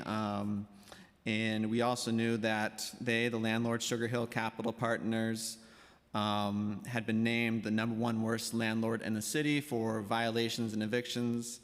And so we reached out to tenants of a couple of dozen or other buildings from Harlem to Inwood, and we talked about our experiences, we shared strategies, and we formed a union of sorts to put pressure on the owner. And in part because of that, because of public pressure and financial pressure, and also help of some city officials, we were able to begin to bring Sugar Hill Capital Partners to the negotiating table and begin negotiating with them, because we were told in the process of looking to sell their buildings.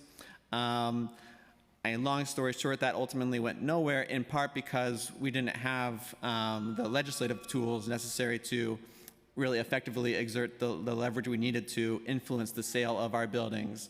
And so what ended up happening was they sold a bunch of our buildings to another owner who, by all tenants' accounts, is surprisingly even worse. And so, we want to stop that now. We want to have some influence over the sale of our buildings, because, part of what we've seen since the passage of 2019 tenant protection laws, owners are just going on like a capital strike. We can withhold our rent, but they can withhold a bunch of their resources from our buildings and make us suffer because they're crying about these laws that, they claim are putting them in the red. But, so we need to see some action. So we come in support of TOPA and COPA in particular. Thank you. Thank you so much. Thanks to all for your testimony. Ms. Liz, I will see you tonight at the Kingsbridge Armory hearing, where we are talking about community ownership, and I'm very excited about that. And I also just wanted to highlight for you, Jorge, and I'm sorry, I forget your name. Adam. I wanted to highlight for you that in addition to the Community Land Act, Intro 1063 is trying to bring back a version of the third-party transfer program that would go after just your kind of landlord, right? The worst of the worst, with buildings in deteriorating conditions, wrestle that control from them through a municipal foreclosure, and then turn it over to responsible ownership, whether it's the tenants or mission-driven organizations. So I look forward to talking more with you about that, just so that we can continue on the momentum to move all of these pieces of legislation forward and stabilize more properties in the city. Thank you. Thank you.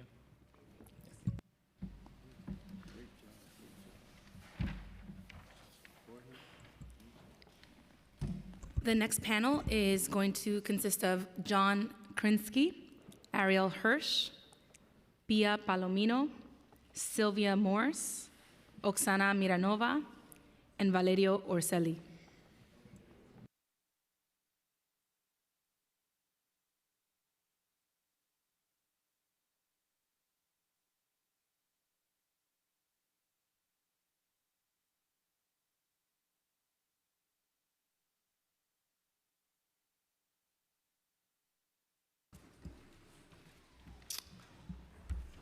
Good afternoon, Councilmember Sanchez, and thanks very much for holding this hearing. My name is John Krinsky. I'm a professor at City College of New York, where I lead the Community Change Studies program, which introduces students to community organizing around the city and also hosts fellowships for housing organizers and leaders. This has been a long road. I first became aware of community land trusts in 1992 when Cooper Square was organizing in the Lower East Side the first community land trust in the city, and it still provides deeply affordable housing to residents in an otherwise very gentrified area. In 2010, I started working with Picture the Homeless, a homeless activist group that, among other things, and I was reminded of this by Cameron's testimony, surveyed a third of the city and found enough vacant property at the time to house almost 200,000 people. And it was out of that work that interest in community land trusts, especially in neighborhoods where there's a large production of homelessness, that were also facing gentrification threats and also had a lot of vacant property. And so we got together, we did some studies together, and found other people around the city interested and founded together the New York City Community Land Initiative, and I'm a founding board member of that. So the Community Land Act came out of NICELY and came out of our thinking, what could we possibly do? What are the legislative things that we need to see in order for deeply affordable, community-controlled housing to become a reality? And we're in a historic moment right now. The City Council is interested in this in ways that it hadn't been. HPD is showing more openness to it than ever before. And with the changes that are going to come to City Council, with the changes that are going to come to the administration, now is the time that we really, really need to pass this. So thank you very much. Thank you. Sorry, 1 second. Honorable Chair Sanchez, members of the committee, thank you for holding today's hearing and for the opportunity to testify. My name is Ariel Hirsch, and I'm the Director of Policy and New Projects at UHAB. For 50 years, UHAB has empowered low and moderate income residents to take control of their housing and become homeowners in the buildings where they already live. We really appreciate the Council's initiative in holding this hearing today and proposing this package of bills to advance social housing. We're supportive of the Community Land Trust Act. We're also a member of NICELY, and we'd really like to use some of our testimony to talk about COPA. But before we do that, we also want to make sure that we're using this prescient conversation around social housing to uplift and focus on the preservation of New York City's existing social housing stock, including limited equity cooperatives like HDFC's and Mitchell Lama's, a stable block of affordable homeownership for 25,000 households across 1,200 buildings in New York City. And for the last 30 years, folks have stewarded their buildings through deferred maintenance, fiscal uncertainty, and maintained their buildings and their homes despite too little investment from this city. HDFC co-ops need a renewed property tax abatement, easier access to low-cost loans for energy upgrades and capital needs, and assistance complying with local laws, including Local Law 97. Now to the COPA part. We're really excited to hear about HPD's openness to a COPA program. We think that COPA needs some of those edits that I know are pending and have been proposed around making that right of first refusal and the right of first offer really strong to make this a complete piece of legislation. And we agree that COPA is best as a broad citywide right, not specific to specific neighborhoods. Things change too quickly. And for the same reason, it's also most powerful when it covers as many buildings and as many tenants as possible, not just the most distressed buildings. We've been talking for a long time about this larger universe of preservation strategies that build pathways to tenant and community control. COPA can't do this all. TPT, Intro 1063 can't do this all. We need sort of an all and above approach. I do want to respond to a couple points of testimony if I have a second. We expect that the vast majority of buildings that go through COPA will perhaps not actually exercise their right, and then a smaller bundle will use that point of sale as additional leverage to win repairs and other tenant organizing wins, and a smaller portion of that will actually pair with a nonprofit preservation purchaser or CLT and work to take over their homes, and an even smaller proportion than that will succeed in doing so. And an even smaller proportion of the ones that succeed will work with alternative ownership models like CLTs and HDFC co-ops. As much as I wish that was the whole piece of the pie, we heard about this 90,000 universe of sales that are eligible earlier today, and it's highly unlikely that that whole 90,000 will move forward in exercising a COPA purchase And so this question around disrupting and extending the market, I think, is not entirely as represented, and really want to find both a program that's workable and feasible, that the agency can execute, and also matches where there's tenant organizing and interest and movement from this whole community of advocates here. I also want to say, as a preservation purchaser and nonprofit developer and sponsor who's worked on these type of purchases, also with a lot of HPD programs, that we need time in COPA. Those edits are so important because we need time to do due diligence. There's like a 10-week minimum timeline to do things like an IPNA, physical needs assessment, engineering assessments, appraisal, compiling a rent roll, et cetera. These are the things that we're talking about, in addition to tenants getting organized and being able to exercise their right when we're talking about the nitty-gritty of what goes into that timeline of the bill. And so just want to emphasize how important that is for all pieces of the folks who are working on this. Again, we're really excited to hear about that support for a COPA framework. I want to continue to engage on specific details of the program. We'll submit longer written testimony. Thanks. Sorry I went over. No problem. We have a lot of folks on queue, so but thank you for your testimony. Appreciate it. Good afternoon, everyone. Thank you, Chair Sanchez and the Committee on Housing and Buildings for the opportunity to speak today. My name is Pia Isabella Palomino. I am a community organizer with the East New York Coalition for Community Advancement, an organization dedicated to fighting against gentrification and the erosion of affordable housing in East New York. Our neighborhood has historically been a working class community, but in recent years, rapid gentrification has rapidly risen up rents, pushed out long-term residents, and threaten the very fabric of the community. As a community organizer, I see firsthand how market forces driven by investors and speculators exploit our community's vulnerabilities. Long-term residents constantly express their fears of being pushed out, unable to afford the rising rents, or losing their home due to predatory practices. Homeowners are harassed daily to sell their property for cash in order to quickly resell these homes for corporate profit. These toxic home flipping practices are what we must fight against in order to preserve affordable housing and homeownership opportunities for our community. I strongly urge City Council to pass the Community Land Act, which includes 3 proposals being discussed today: Public Land for Public Good, COPA, and a resolution supporting TOPA in Albany. An important package of policies needed to reclaim land and housing for the people who have built and sustained East New York and similar communities over generations. These proposals are essential to curb speculation, stabilize our neighborhoods, and protect affordability and accessibility for all residents. The Community Land Act will allow communities like East New York to take land off the speculative market and ensure it is used for public good. In our neighborhood, we see the devastating effects of market-driven gentrification, and this includes longtime residents being priced out, small businesses forced to close, and vital community spaces disappearing. Finally, though not on the agenda for today, we also urge City Council to pass Resolution 683, introduced by Councilmember Sandy Nurse in December 2024, in order to support state legislation to tax home flipping that is driving up prices for New York City's scarce affordable homes and neighborhoods. We thank the committee for prioritizing these policies and recognizing that community-led solutions are essential to addressing New York's housing crisis. Thank you. Thank you.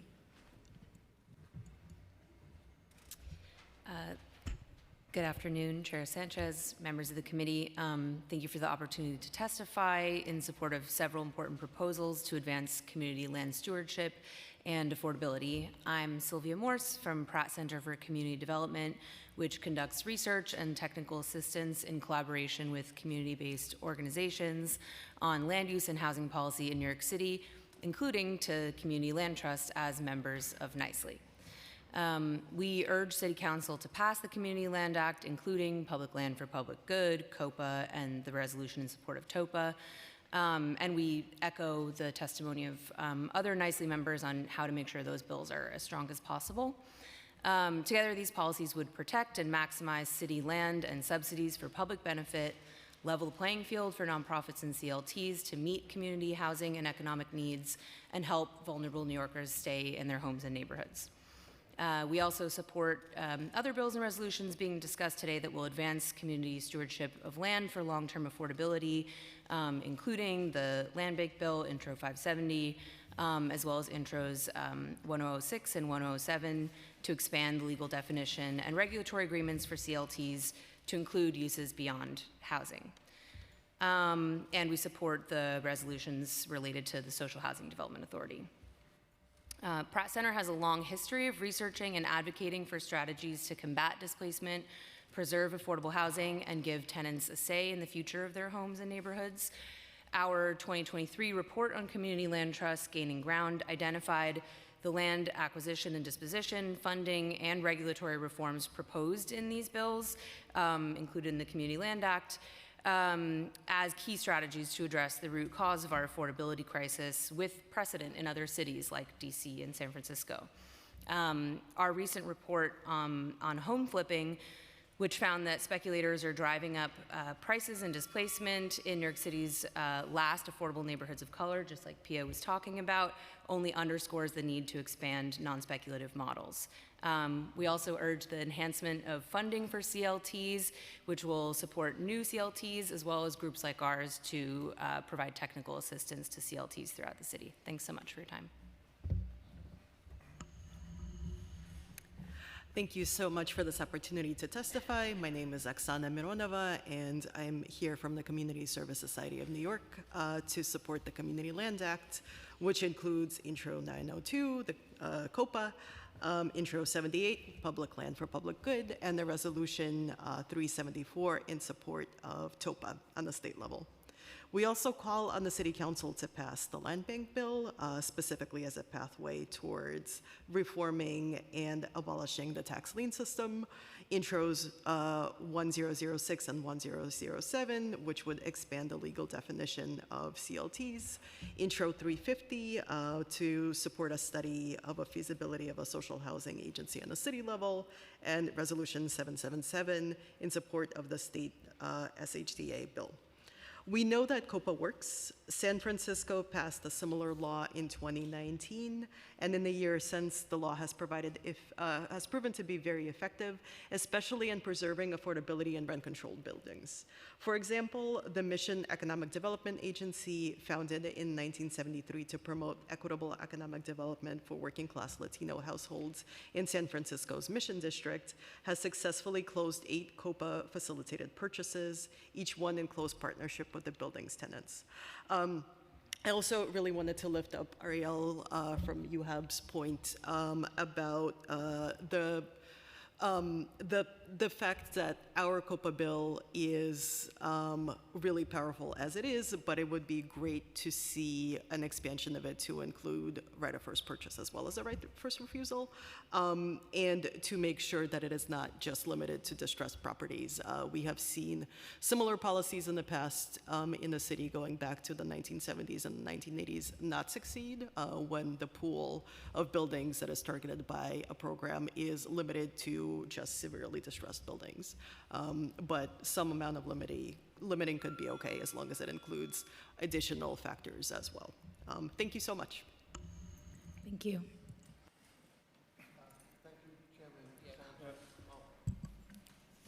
Do I have to activate this? Okay.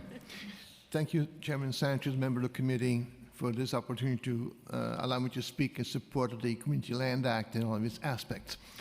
My name is Valerio Orselli. I'm currently the project director of This Land Is Ours Community Land Trust. I'm a founding member of Cooper Square Winter Housing Association and Cooper Square Community Land Trust.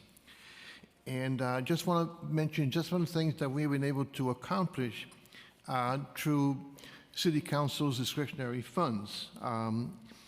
In particular, using the funds from the City Council, we were able to identify NWBE partners to work with us after the Archdiocese of New York issued an RFP for one of their properties, St. Emmerich's on East 12th Street, and we applied successfully, and now we're in the process of implementing, after acquisition, plans for the site which will result in 570 apartments, 60% of them deeply affordable, 40% affordable to families of 80% of AMI or below.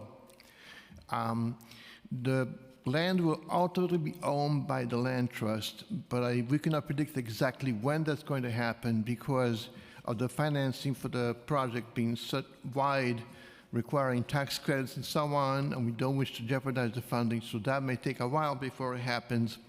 But we're very grateful also for the help we got from then Borough President Gail Brewer and our Councilwoman Carolina Rivera. We're also here to support public land for the public good.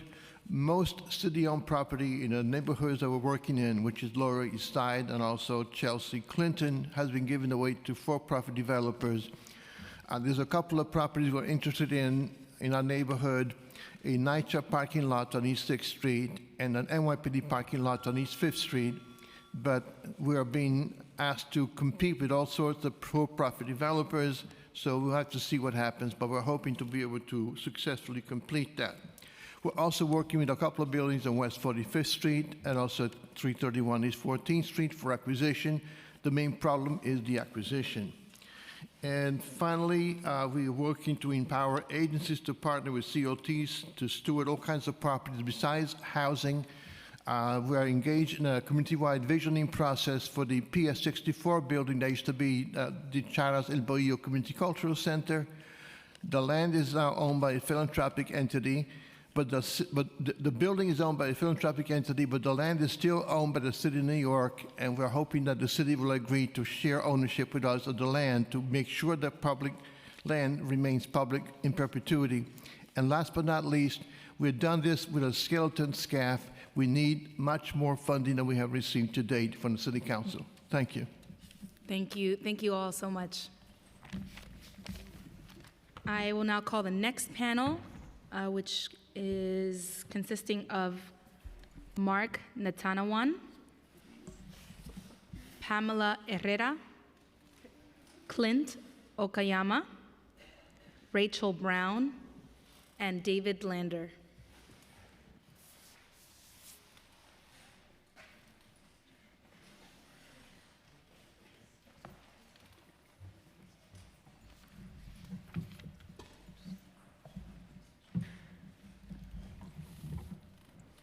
You may begin when ready.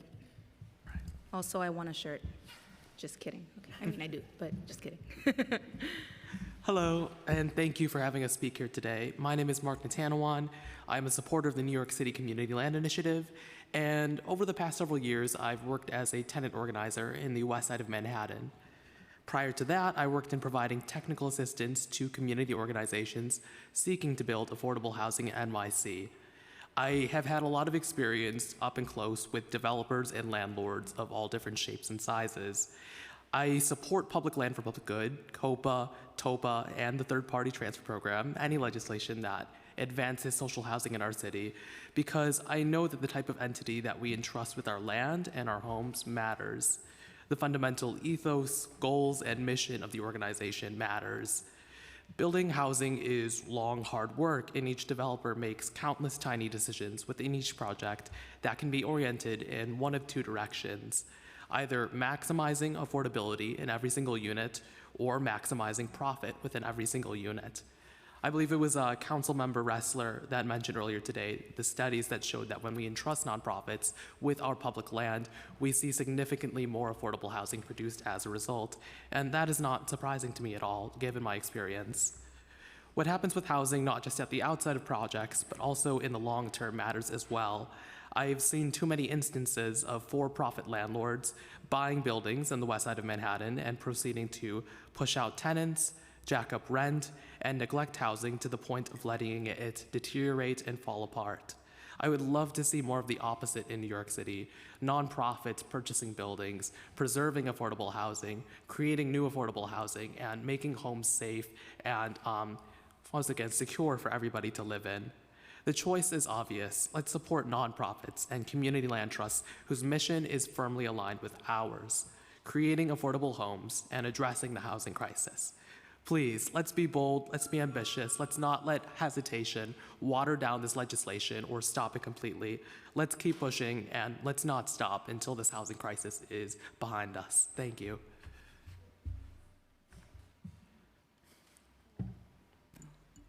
Hello.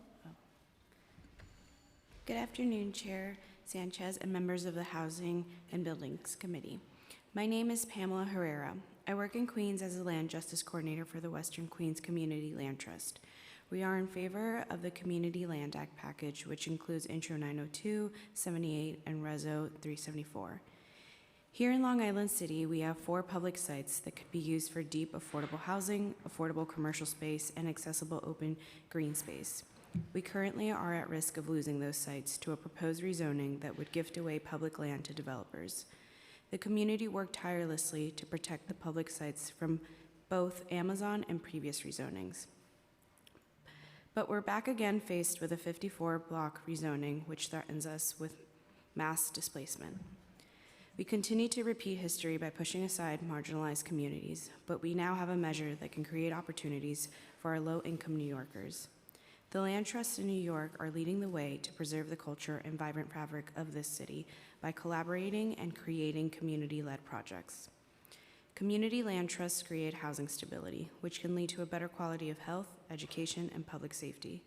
With public land for public good, we not only have a say as a community to see what we'd like on the site, but we have the opportunity to stabilizing our neighborhoods with the ongoing housing crisis we have. Affordability is the real issue, and CLTs can guarantee something truly affordable for generations to come.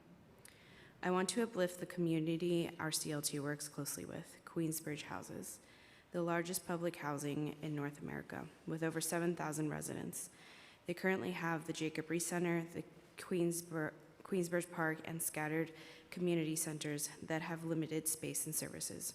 If public land for public good were to become a reality, it would forge a clear path towards an accessible and thriving community hub on the public land filled with creativities, services, and support called the Queensborough People Space. Our CLT is working to address the immense need for QB residents in Queens through this project, but we can't do it without passing this bill. And so I strongly urge the New York City Council to enact Intro 902, 78, and Reso 374. Thank you so much for your time.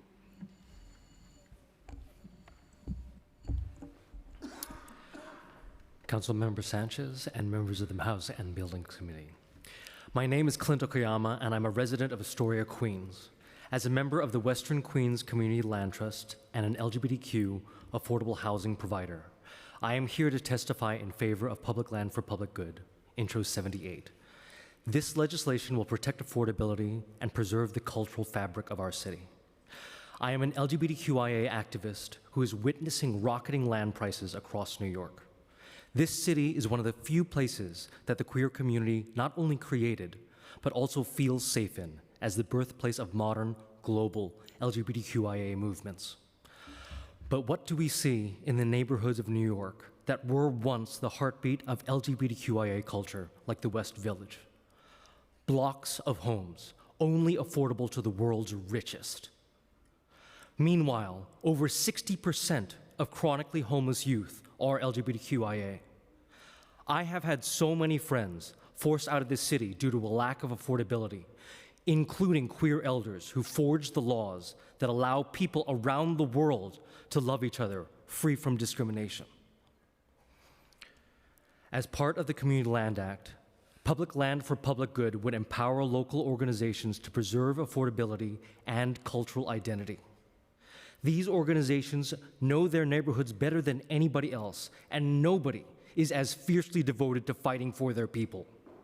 Without them, New York loses the people and identity that has made this city the power of the world. Please pass the Community Land Act and Public Land for Public Good. Thank you for your time. And I'd just like to mention that HPD, mentions that they are committed to affordability, but they are hamstrung by their administration and the pipeline that is created by for-profit landlords. We would create developments that are much more aligned with affordability and mission. Thank you so much. Good afternoon, members of City Council. My name is Rachel Brown, and I'm a resident of Astoria and member of Western Queens Community Land Trust, submitting testimony here in favor of the Community Land Act, and in particular, Public Land for Public Good, Intro 78. We need these bills to combat the speculative market, displacement of low-income residents and small businesses, and ensure community-led development. In terms of public land for public good, I wanted to share examples from Queens, although Pam and Clint already mentioned some of these, but just to remind you that we've been organizing for 5 years to turn an underused public building on public land into this community hub with affordable commercial rents for small businesses, light manufacturers, entrepreneurs, co-ops, nonprofits, and working artists. Because of the rapid gentrification of Long Island City and Western Queens in general, these types of businesses, artists, and organizations are being priced out. And so we need to support local economic development for the people who live and work in Queens, rather than billion-dollar companies like Amazon, who was, the former administrations were going to give this public building to. And as Pam mentioned, we're facing a massive upzoning as we speak, and there are 4 public parcels in the area. An allied organization, the Long Island City Coalition, has developed a resiliency plan for the waterfront. And as I mentioned, our plan for the Department of Ed building. These are plans that can actually address the community needs. And we have other needs like schools and green spaces. And these public lands are in great danger of going to for-profit developers that want to build more luxury high-rises on the waterfront. So we really need public land for public good to make sure this doesn't happen and to ensure that the precious public lands don't go to for-profit developers that will only exploit and displace local residents. So I strongly urge New York City Council to enact Intro 78 and the full Community Land Act package. Thank you so much for your time.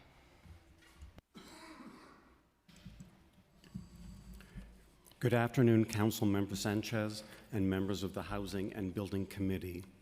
My name is David Lander. I'm a resident of Hell's Kitchen. I've lived in the same apartment for 29 years. My apartment is one of 2 15-unit buildings that sit side by side on West 45th Street. In the time that I've lived there, our building has had 4 owners. The current owner, a private investment firm, took possession after the previous landlord lost the building to foreclosure. That landlord, Daniel Obshalom, has the distinction of topping the city's list of worst landlords 2 years in a row. 4 years ago, following weeks without heat and hot water in the middle of a brutal winter, we formed a tenants association, and with the help of the not-for-profit organization Housing Conservation Coordinators, we organized a rent strike and filed a lawsuit against Obshalom. Our HP action is still before the court, and we are still on a rent strike. We are now at a crucial juncture. Our building is up for sale yet again. We, the tenants, are searching for a partner to help us purchase the building. We have had several conversations with the current landlord, and they tell us they are under no obligation to share any details of the sale or information on a prospective buyer. If COPA was the law, the landlord would be required to negotiate with us. Time is of the essence. We hope we can persuade the landlord to sell the building to us, or at least allow the tenants to approve the next entity that buys the building, thus allowing us to approve our next landlord. What a concept. If TOPA was the law, the landlord would be required to negotiate with us. Thank you. Please support both. Thank you to this panel. I need to take another few minutes recess, but I will call the next panel so that you can prepare. William Latimer, Rebecca Poole, Anna DiTucci, Escalante, Alexis Foote, and Sheena Benjamin.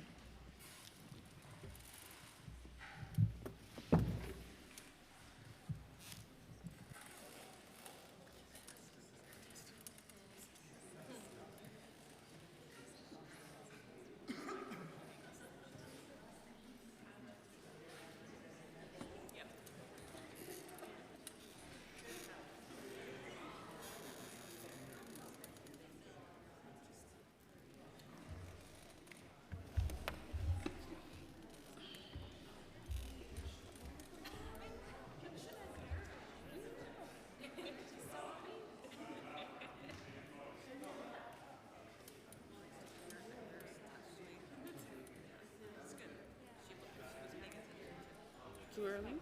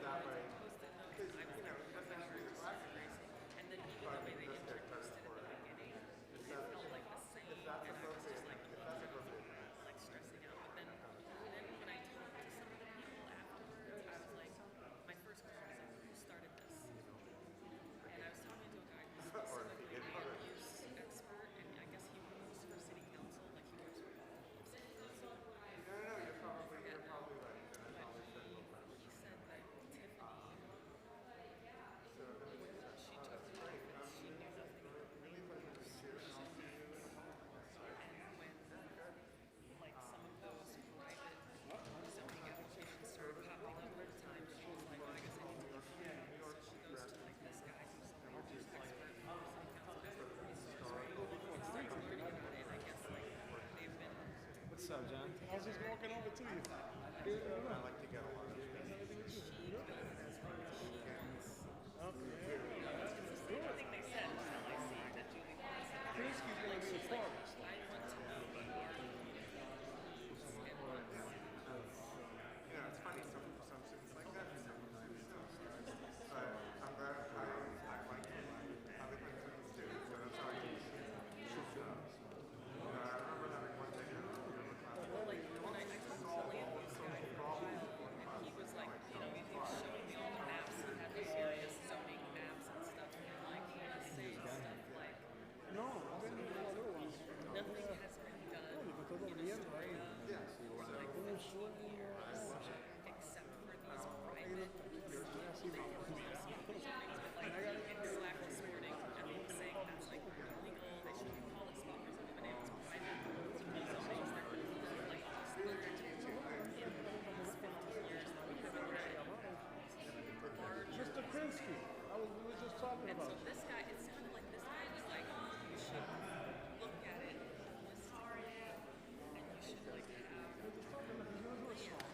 so funny. I wanted to do a song. I wanted to do. Oh, you're gonna do this? Oh yeah. See, I was gonna sing, but because I redid the whole like Copacabana. Well, he didn't know that you usually. Yeah, right. I was to be a rapper. You were so. Yeah, me and DJ Curly, right? Red Curly, yeah. He's so, this guy, man, he's so silly. I mean, let's see his life. Look what he does. If you've ever wondered what he'd look like with red curly hair. That's a different mindset then. No, but you still haven't heard him yet. Or it's going to be something like that. So I'm just, I'm going. I wanted to sing too, but then there was. But I mean, it was so. But actually, your.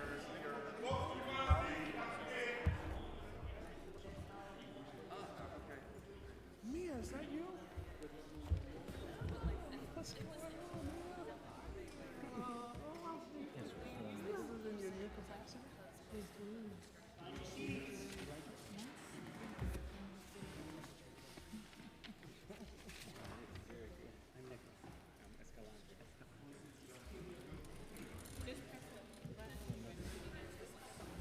How are you? I'm Nicholas.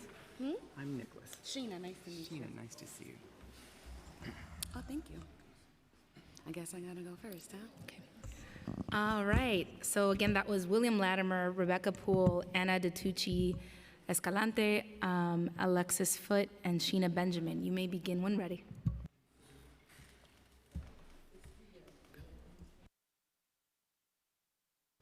Good afternoon. My name is Sheena Benjamin. I am in support of everything that was said here today, pretty honestly. I'm a daughter of Harlem, a first-generation Northerner and a daughter of the second migration. The wave of Black Americans and African Americans who came north seeking freedom, safety, and opportunity. Some of our people settled in Harlem and we built the Harlem Renaissance, a cultural, political, and spiritual epicenter of global Black excellence, and we just reached our peak. Harlem was injected with drugs, violence, and surveillance.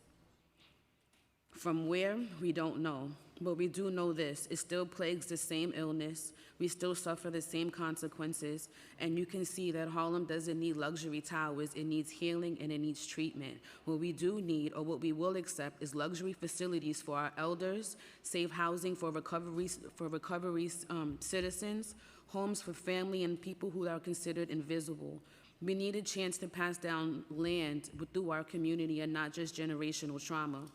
Today, HPD spends over $1.4 billion annually, but only 10% of the housing reaches 30% AMI or below. That's not affordability, that's political, that's policy coded with gentrification and redlining, and it's completely unacceptable that it has continued to happen and continue to be allowed. At the same time, only private developers get access to lead these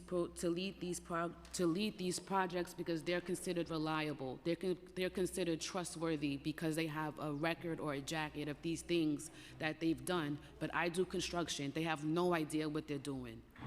And it's offensive that only these people who have the funds to say something are deemed and considered trustworthy when we live in these communities. We know everything about these communities, and I cannot say that my church, the Guiding Star Covenant of the Southern Cross, leading Circa 25 Resurrection, I can build a community of people that would give their life to volunteer to help build a community. Thank you. And I'm sorry I went over. It's okay. Thank you so much. Thank you. Good afternoon, Councilmember Sanchez. Thank you for staying and listening to us. My name is Nicholas Latimer, and I lived in the same apartment in Hell's Kitchen for more than 40 years. When I first moved to New York as a young graduate from the University of Alabama, a splashy advertising campaign was attempting to boost tourism in the then beleaguered city. Its catchy phrase, "I Love New York could be heard on every radio station and television station across the city, and its related pop art graphic, I Heart New York, was being plastered on t-shirts, postcards, and souvenirs from Times Square and beyond. I came to the city to work in book publishing because New York is the book publishing capital of the world. And when I landed a lowly job as a publicist at one of the most prestigious publishers, I knew I had arrived. A few months later, I was manning our company's booth at New York is Book Country, the popular street fair that ran up and down Fifth Avenue each fall. But working in a glamorous world of books is a notoriously low-wage job. For the first few years, to make ends meet, I also had to work weekends as a sales clerk at Bloomingdale's, selling designer handbags to tourists and wealthy Upper East Siders. So it's no exaggeration to say that the only reason I was able to achieve my dream of living and working in New York City was because I was lucky enough to find a tiny apartment with relatively low rent in walking distance of my office. But today, luck is not enough. We need to pass COPA, Public Land for Public Good, the resolution supporting TOPA, so that young people coming to the city can realize their own dreams and find an affordable place to live. We all love New York, but New York needs to give a little love back. Thank you. Oh, I'm sorry. Thank you. I just want to call up John Levia and Gilda Gillum to come up to the dais, and you may continue. Good afternoon, council members. Appreciate the opportunity to communicate. My name is Escalante, Mr. Escalante. I represent the Northwest Bronx. I'm the founder of the Community Cosmic Orchestra Coalition, and I'm in connection with the Northwest Bronx Community and Clergy Coalition and different partners from the Brownsville Coalition. And I'm here to communicate about the importance of the Community Land Act today. Just have to address very serious matters that predatory equity cannot go any longer. Corporate housing happens to be making millions of dollars behind decaying buildings with families and with entire communities that are kept in deplorable infesting conditions and exposed to unhealthy and dehumanizing environments in today's times. The Community Land Act, which consists of the Community Opportunity to Purchase Act, Intro 902, Public Land for Public Good, Intro 78, and Tenant Opportunity to Purchase Resolution, Reso 374, with the permanently abolishing and replacing the New York City lien sale, needs to be passed as soon as possible. So this way the land and the administration of the land may go in the hands of the community so we can build affordable homes, ecosystems of sustainable businesses, and cultural and wellness healing centers citywide. This way, I really want to make it very, an emphasis that the main purpose of doing this is the next generations. I have to think about the youth. This way we can gather the youth of this city and transform their lives for the better. The rate, when we look at the realities that we're dealing with, the rate of drug addiction, gun violence is the highest in history. We have teenagers shooting other teenagers in the South Bronx. As a father myself and someone who is deeply rooted in my indigenous Quechua culture of the Andes, I know that this is not acceptable, and I also know that as adults, we are responsible for all the children in our community. We're responsible for all the children in our city and in our neighborhoods. To achieve resolution, we must acknowledge that this is an emergency. Predatory equity has been going on for way too long. There has to be a shift of paradigm to create sustainable ecosystems. We need more integration programs. In this work, there needs to be also an acknowledgement that there's strength in numbers, so we need to create a lot of programs that center the youth to stay focused in creating their own destiny and create healthier futures. So in all the reality, we have to acknowledge the old ways of doing things have come to an expiration date. We need a new wave of unstoppable empowerment has come to rise. And frankly, the Community Land Act is long overdue. We need to secure a healthier future for all of us, and especially our youth. So In reality, this needs to be passed yesterday. Thank you. Thank you so much. Of course.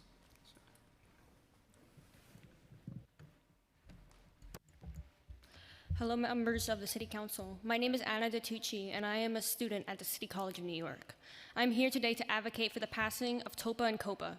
Time and time again, we've seen working-class New Yorkers being forced to move out against their will because they have no other choice. They can't afford the rent anymore. How is it fair that the very thing that makes us New York, our community, is being driven out due to inflation and the gentrification of our neighborhoods? Slumlords are neglecting our buildings while charging us more and more rent each and every year. Many homes are under threat of being foreclosed by the tax lien sale because their landlords have not paid their city taxes, and many tenants don't even know about it. You say your resources are stretched thin and you're using every dollar you can to create affordable housing, yet there's thousands of vacant luxury apartments across the city. Those empowered to make a difference need to hear the cries of the people. Many New Yorkers are struggling on the brink of homelessness each and every day, barely managing to stay afloat. As someone who is also a tenant, I have struggled firsthand with the housing crisis in this city.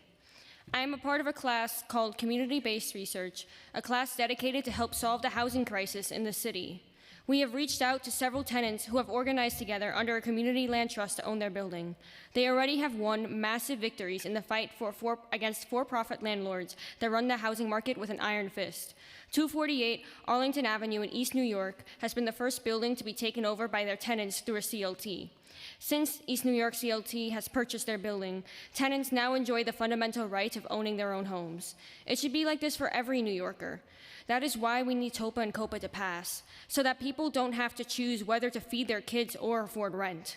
The City of New York wants to find solutions to the homelessness crisis, and the solution is very clear. Make housing affordable again. We have the resources, we have the space, we have the apartments waiting to be lived in. We as students, workers, and tenants implore you to pass these bills because Section 8 and Section 9 are not enough. People are put on the backlog and are made to wait years before an opening shows up. We need TOPA and COPA now so that every New Yorker can live with peace of mind knowing that they have somewhere secure to lay their head at night. Thank you. Thank you.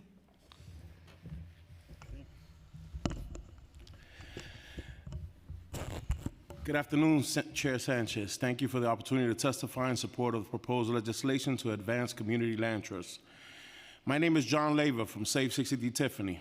I'm fighting to stay in my home of 31 years from a speculative, greedy landlord trying to kick us out due to an expiring lower income housing tax agreement, or LIHTC for short.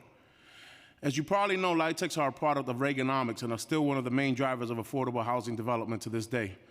They were made permanent in '94. This is important because LIHTCs have an expiration date of 30 years.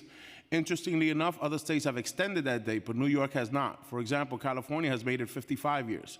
Many people don't know that when a LIHTC agreement expires, the rents automatically go to market rate. Currently, there's no remedy for that. According to a recent article in Shelterforce, we're looking at losing upwards of 500,000 deeply affordable units in the next few years. This is a crisis looming, created by bad policy. For me and the 70 families of 63 Tiffany Place in Brooklyn, this is not hypothetical. This is our current situation. Most, if not all of us, will now be priced out of not only our homes, but our city. As our tenant leader, I've been desperately looking for a solution, not just for my building, but for thousands in our same predicament. And this is why I'm here testifying. We are members of Nicely and a coalition of CLTs and advocates, many you're hearing from today. But to truly combat the affordability crisis, displacement, homelessness, the city must bring land and housing into permanently affordable community control. We urge the City Council to pass the Community Land Act, which includes 3 proposals being discussed here today: the Public Land for Public Good, COPA, and a resolution supporting TOPA in Albany. The Community Land Act also calls to permanently abolish the New York City tax lien sale and replace it with an equitable system, which could be accomplished through the creation of a land bank. Together, these policies would protect and maximize city land and subsidies for public benefit, level the playing field for nonprofits and CLTs to meet community housing and economic needs, and help vulnerable New Yorkers stay in their homes. In our case, TOPA and COPA would give us the tools to acquire our buildings and take them off the speculative market and into community or tenant or community control. We also support the bills expanding the city's legal definition of CLTs beyond housing, which will advance permanently affordable commercial, community, and open space. Thank you. Thank you. I'm just consistently impressed by everybody's ability to get in the time frame, so thank you. Hello. Yeah. In the 1970s, Harlem and the Bronx was burning. They were burning because unscrupulous landlords abandoned their properties and did not want to pay taxes. In 1976, my family was a part of that fateful day of being burned out of our apartment and having to be transplanted back into the neighborhood in which I was born in. The tenants in the building that I live in now for nearly 50 years was facing that same fate with abandonment by their landlord. However, our tenants fought back. Good afternoon, Chair Sanchez. My name is Gilda Gillum, and I'm a lifelong housing advocate, environmental justice organizer, and founder of the social impact organization Tulindi. I've stood with residents facing eviction, and I've helped train communities to fight back against displacement. My neighbors had to face over a decade of being in a program called 7A Administrative. We rebuilt our building, we took care of our property, only for the city to sell it to a landlord and other entities that we couldn't even investigate who owned the buildings. We thought we were going to be owners. However, I was robbed in 1990 of that dream. This legislation, the Community Land Act, is just not policy, it's protection. It's about giving our communities the legal right to stay rooted in place.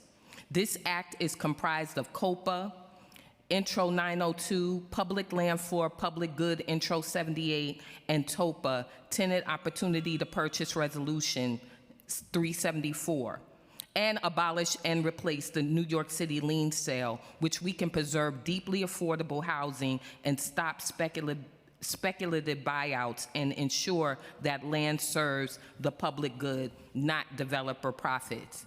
I want to give this next generation an opportunity to own their own property, not to be sold to a landlord. I'm sorry, we have to. Yes, thank you. Next panel, thank you.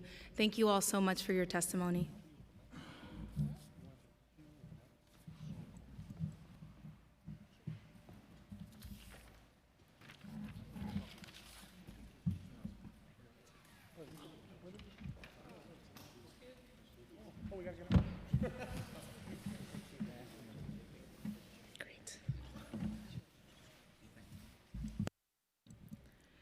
Thank you. The next panel is going to be Marnie Brady, Abu Farman, Annabelle Ruggiero, and Albert Scott.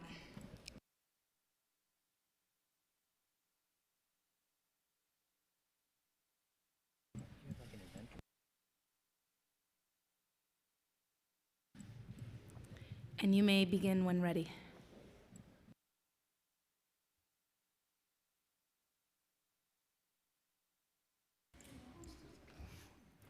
Hello, Councilmember Sanchez. My name is Marnie Brady. I'm an associate professor of sociology at Marymount Manhattan College, and I'm a member of the House the Future campaign. As a concerned scholar, a New Yorker, and a proud mom of a CUNY Hunter College student and a New York City public high schooler, I'm here to call on you to support the New York State Social Housing Bill, New York State TOPA, and the pillars of the New York City Community Land Act, measures that are mutually reinforcing. We need both a statewide public authority and well-supported nonprofit affordable housing developers, so all of our kids who the city invests in every day in their schools can have secure housing as children and envision a future here as young adults. I've lived in Brooklyn for the last 20 years, but previously lived in DC, where I learned firsthand TOPA works.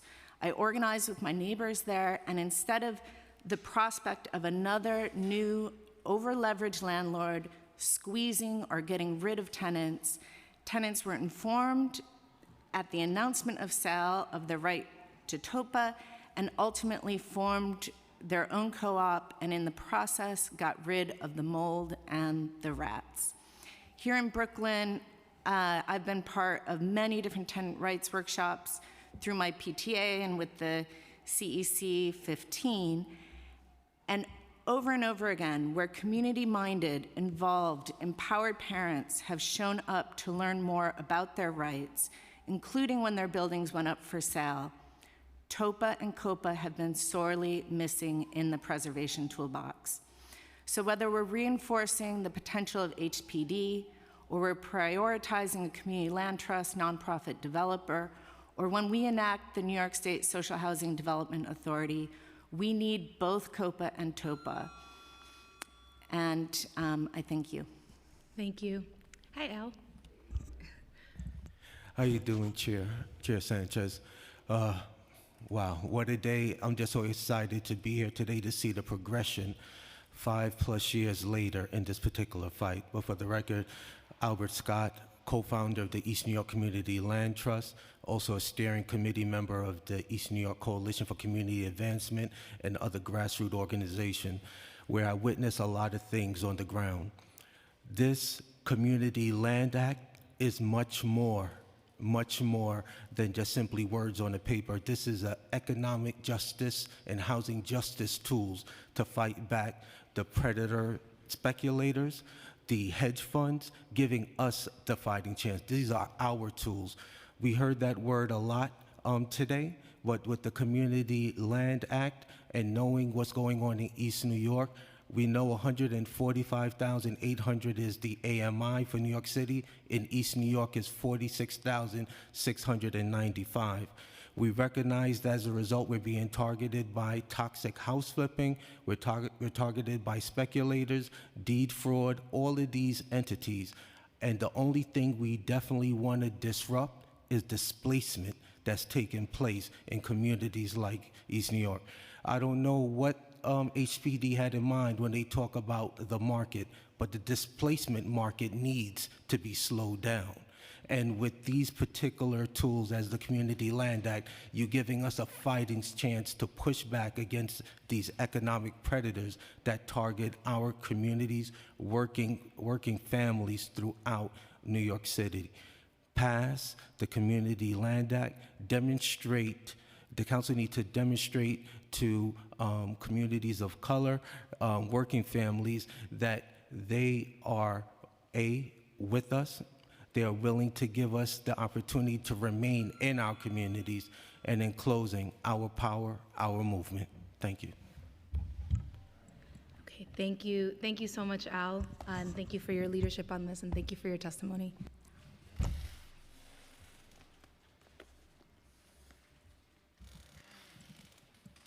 We will now turn to remote testimony. Once your name is called, a member of our staff will unmute you, and the Sergeant at Arms will give you the go-ahead to begin. Please wait for the Sergeant to announce that you may begin before delivering your testimony.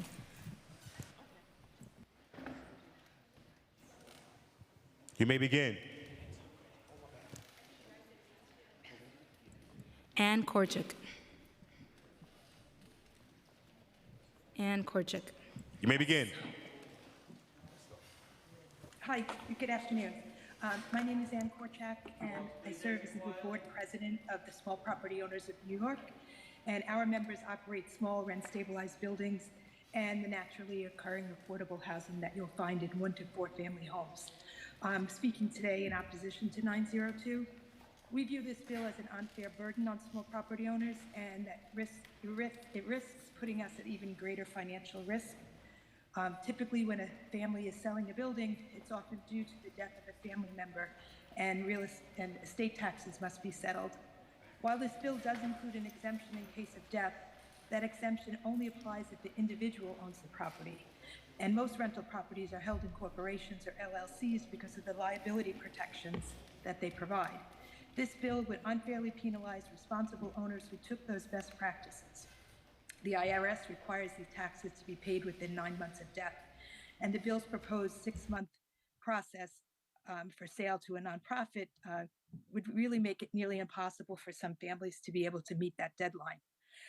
We're also concerned about the operational impact on HPD and the agency's ability to take this burden on, because they are significantly understaffed and overburdened. We wonder, does HPD have the staff and resources to implement and manage COPA? How will they properly notify owners that this new city law is in effect? And the bill gives HPD discretion to extend the 180-day timeline. And, how can owners be assured that the bureaucratic delays would prevent them from completing a transaction timely? We are also concerned about, a key property ownership, which is the right of disposition and the ability to transfer and sell one's property. COPA would impose unnecessary hurdles to that right. Your time's expired. Thank you for your testimony.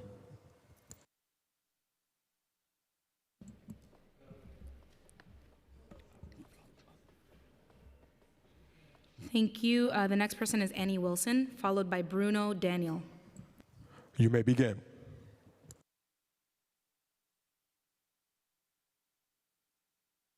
Those AMI ranges are so flawed. I mean, I'm online. I think I'm online.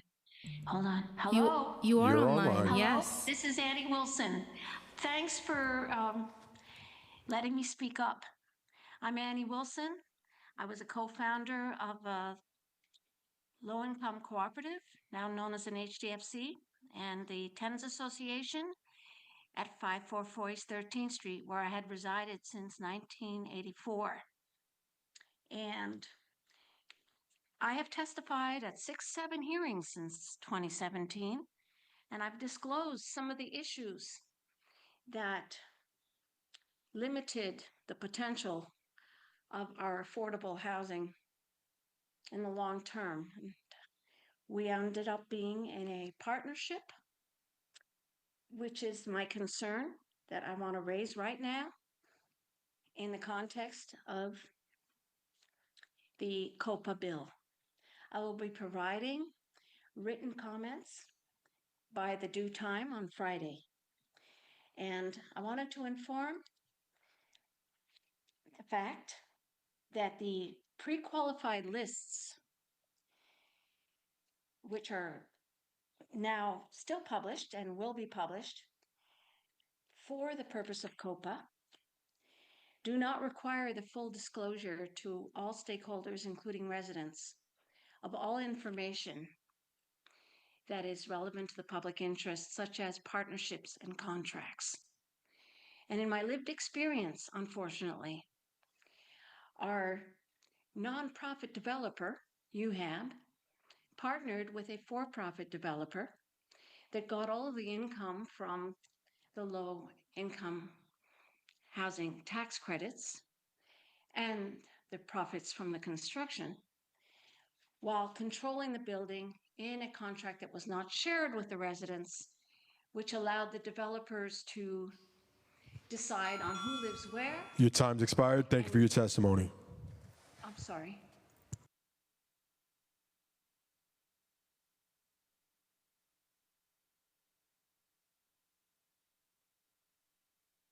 Bruno Daniel. You may begin. Good afternoon, Chair Sanchez and members of the committee, and thank you for holding this hearing today. I'm here representing Brooklyn Borough President Antonio Reynoso, a strong supporter of the Community Land Act. It is important to note the New York City housing crisis, as evidenced by our dangerously low vacancy rate, demands new housing development of all types, serving a broad range of incomes and family sizes. Yet the longer we wait to build more housing, the more market pressures increase. And according to the New York Times, families leaving New York City at the fastest rate are people of color who live between $32,000 and $65,000 a year. Low and moderate income homeowners and tenants who want to stay are increasingly looking at strategies that remove real estate speculation from the equation and provide long-term housing affordability and stability. That's why social housing models based in community ownership and democratic control of land provide important tools in the toolbox for meeting our city's housing needs. On today's agenda are tools for new development, including Intro 78. Public land is our best opportunity to create much needed, deeply affordable housing. For years, HPD has had an informal policy requiring use of one of its affordable housing term sheets for public land disposition. This bill simply codifies that policy and goes a step beyond to require a preference for local mission-driven developers to build that housing. This means the developer will have interest in keeping the housing affordable in the long term, and the development's profits will stay in the community to be used for other services. Resolution 777. This resolution supports state legislation that create a social housing development authority. This new state entity would issue bonds for the purpose of creating and preserving affordable housing throughout the state. Some of our most enduring affordable housing, such as Metro and homes developed by the Urban Development Corporation, were state projects, and this proposal has the potential to revive this power with a social housing mission. Intro 902, Reso 374, preserving existing affordable housing, both regulated and unregulated, is critical for stabilizing communities and fighting the housing crisis. Intro 902, aka the Community Opportunity to Purchase Act, creates a process for qualified mission-driven developers to make a competitive offer when a landlord sells a multifamily building. This level Your of time's playing expired. Thank you for your testimony. increases the chances that existing Thank you. I'd now like to call Joyce Blalick. You may begin.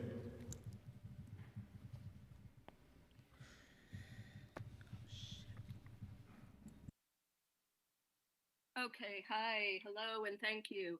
I'm Joyce Bialik, a member of We Act for Environmental Justice. I live in District 7, and I surveyed most of my district for We Act's land survey. We identified vacant lots and buildings for development.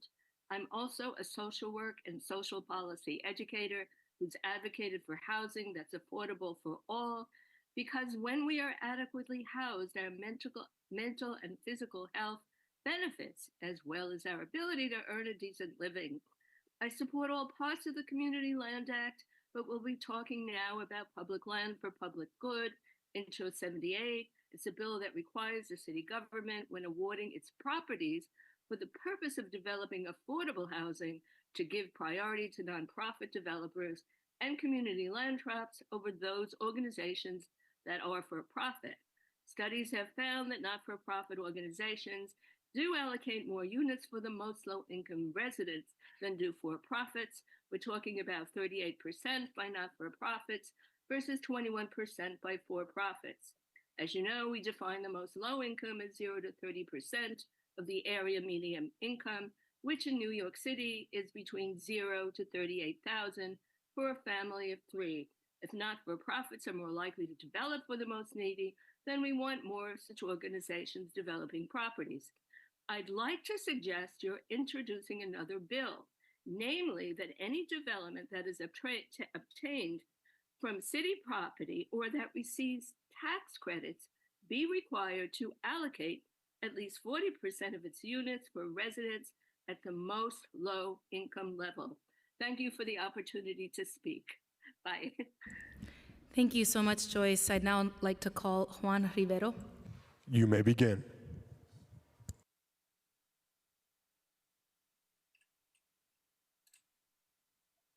Good afternoon. My name is Juan Rivero, Special Projects Director at Village Preservation, an organization that serves the neighborhoods of Greenwich Village, NoHo, and the East Village. And I'm submitting testimony in favor of the Community Opportunity to Purchase Act, Public Land for Public Good, and the resolution supporting the Tenant Opportunity to Purchase Act.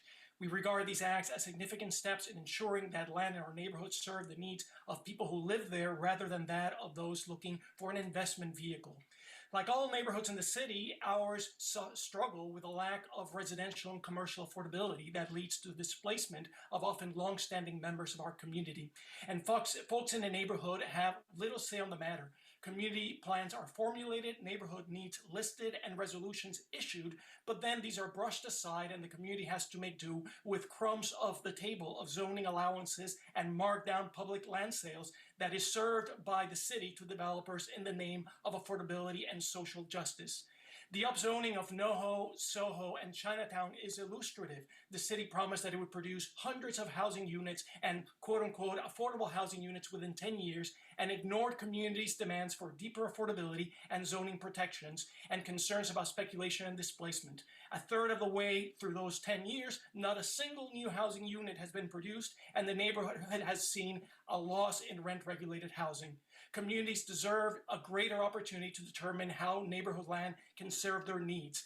At a public site on 324 East 5th Street, the community is clamoring for permanent affordability that a CLT would make possible. At a public site north of the Gansevoort Meat Market, the community is demanding 100% affordability, but the city is insisting on a for-profit luxury development with a marginal affordability requirement. Why? This is public land and should be devoted in perpetuity to the public good. For that reason, I urge you to enact Intro 902, Intro 78, and Resolution 374. Thank you for your time. Thank you so much. I'd now like to call Vijay Dandapani, followed by Bake Tiam. You may begin. Good afternoon, Chair Sanchez and members of the committee. Thank you for holding this hearing today. I'm Vijay Dandapani, President and CEO of the Hotel Association of New York City, also known as HANEC. I'm here to testify in support of 1281, introduced by Councilmember Dinowitz, and thus far supported by 13 other CMs. This bill would delay the implementation of the natural gas detector requirement of Local Law 157/2016, which requires the DOB to establish or adopt a standard governing the installation and location of natural gas alarms. This standard is the NFPA Standard 715, which requires interconnected alarm systems, and these alarm systems ought to be the industry standard. However, there is only a single company that can meet these requirements, and otherwise the hotel and other buildings would need to install line-operated gas detecting systems. These wired systems require that major work be performed throughout the hotels, and in order to install these wired systems, hotels would need to remove or drill through walls, floors, and ceilings of occupied hotels. This would severely disrupt both guests and workers in order to safely perform this extensive work, and hotels would need to empty their rooms of guests as well as workers for weeks. This requirement comes at a particularly inopportune time for the hotel industry, which is still to recover from the COVID pandemic and is now under a double whammy from some of the policies of the federal administration. Most hotels lack the financial wherewithal to suddenly pay for such major work and let alone close for weeks. Intro 1281 would address this problem by delaying implementation until DOB determines that sufficient non-wired alarms are available. And it would give us 1 year from DOB's determination that these devices are available. And this would allow hotels enough time to prepare for installing them. By being wireless, these alarms would also be safer to install. For these reasons, we strongly urge the Council to pass this bill immediately. I thank you very much for your time. Thank you so much, Vijay. I'd now like to call Mbake Tiam, and followed by Memo Salazar. You may begin. Hello, everyone. Good afternoon, Chair Sanchez, Chair Brandon, and Chair Brewer. My name is Mbake Tiam. I'm the Housing and Health Community Organizer at Center for Independence of the Disabled in New York. We advocate for people with disabilities in the 5 boroughs of New York City. And thank you for having this hearing. I wanted to voice the need for accessible, affordable housing. We cannot advocate for affordable housing without advocating for accessible housing. We need more inclusion of people with disabilities and seniors in the housing program that the city and the state are implementing.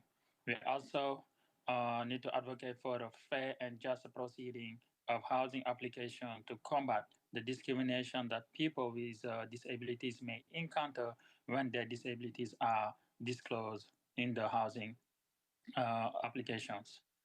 We strongly support Intro 78 in relation to disposition of real property of the city. We also support Intro 350, Intro 570 in relation to creating a land bank, Intro 902 in relation to giving qualified entities a first opportunity to purchase and an opportunity to submit an offer to purchase certain residential building when offered for sale. We also support Intro 1006 or proposed Intro 1006 and 1007 in relation to defining community land trusts. We also support Intro 374 for resolution calling on New York State legislature to pass and the governor to sign legislation mandating that any owner intending to sell a multi-unit residential dwelling must first make a fairly appraised offer to sale to the tenant within the residence before making Your time expired. Thank you for your testimony. Thank you so much. Memo Salazar. You may begin.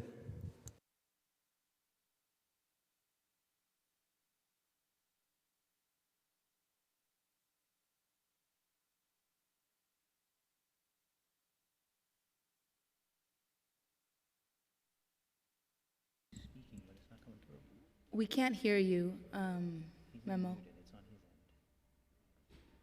You're not muted. Is there something you can do about your microphone?